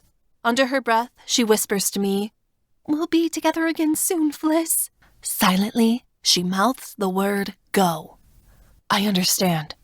I understand all the sacrifices Wanda is making to help us escape. Wanda is giving us this chance. We must take it. Smock, do it now, I whisper. Smock doesn't hesitate. He changes into a dragon, knocking over tables, chairs, and people as his body expands. I don't waste any time. I swing around Smock and hoist myself onto his shoulders, taking my usual spot. Smock growls and hisses to keep the knights away, lashing out with his claws. Smock crouches down. Over the noise of the panic, I cry out, I'll miss you, Wanda! Wanda has tears in her eyes. Anything for you, Fliss! Smock spreads his wings and takes off. I duck down behind his spikes, and people scream as he bursts through the roof. Arrows follow us, but Smock avoids them as we head into the cover of the clouds. "Where are you taking us?" I ask. The wind is rather cold up here. I hold tightly to Smock's body, which has once again become fiery and warm. "To a place far away where Krakus and his men won't find us," he replies. "What about Zernitra?" I ask. "Will he try to stop us?" "He's still off licking his wounds. He won't bother us now." Smock's wing beats are up to pace, but leisurely. He truly doesn't believe anyone will give us chase. There's a pause. Then Smock says, "It was a very noble thing your friend did for us back there." Wanda. My throat seizes up thinking about it. The king will punish her. I don't know how, but he'll make sure it's painful for standing up to us and helping us escape. "Do you think he'll torture her?" I shake my head. I don't believe so. The worst thing he could do is not allow her to marry her knight. I look down upon the city of Krakow. It used to be my world, but seems so small now that I've seen other places. That would destroy her. "Yes, but it is a sacrifice she made for us," Smock says firmly. "We should honor her wishes and get away from here." My eyes water. I know. "You and Wanda will meet again, I am sure of it," Smock says gently. "The king won't be able to keep you two apart forever. There is no force on earth that can separate good friends." I hope so. The village of Krakow slowly fades from sight. I must have hope in what Smock says. Wanda and I will meet again. And one day, I will repay her for what she's done for me. The flight is very long. Smock intends on taking us somewhere I haven't been before. My heart clenches in pain that I'm getting farther away from Wanda, but also sings with joy that Smock and I will be together, wherever we're going. Just as the sun begins to rise, Smock starts trailing downward. As we leave the clouds, I notice the familiar shimmer of the Baltic Sea below. He spirals downward and lands on the shoreline. On the hill overlooking the beach is a small stone cottage with a thatch roof. "Smock?" I ask. I slide off his back and walk up the hill to look at the cottage. It seems abandoned. Smock changes into a man and puts his hands on my shoulders, bending down to whisper in my ear. "I built this house for us to live in many years ago," he says. "It was supposed to be a surprise for our wedding day, but you died before you could see it. I vowed I would never live in it unless I was with you. I haven't returned in a very long time. I hoped you'd find it an appropriate place for us to live together." My heart is thumping loudly in my chest. It's perfect. I turn to him. "Is this the place you wanted to show me?" "Yes," he nods. "I thought we could spend most of our time here, then the rest traveling to wherever we felt like going, if that's what you want." It is what I want. I step forward, and Smock slides his hands down my hips. "But how did you know?" "Because I know you." His face becomes plagued with worry. "Though I do have some concerns. Are you certain that you want to spend your life with a dragon?" "Dragons have been around me all my life. I used to think that I was cursed, that the gods fated dragons to follow me." I loop my arms around his neck. "Now, I suppose dragons never followed me anywhere, but that I always followed dragons. I was meant from birth to be with one, fated to be with you forever." Smock leans in to kiss me. The wind sweeps back my hair as the waves crash onto the shoreline. I return his affection, his fire and mine joining in an endless eternity. Despite the past, I know one thing. Smock and I are destined to be together. No matter what trials or joys may come, our lives are tied. Death, kings, magic, and monsters were not enough to keep us apart. They never will be. Whatever happens, I am more than happy to love my dragon. Fliss will discover even more dragons in Change of Wind and Storms, Song of Dragonfire, Book 2. The End. This has been Song of Smoke and Fire, Written by Megan Linski. Narrated by Liana Walsh. Copyright 2017 by Megan Linski. Audio production copyright 2023 by Megan Linski.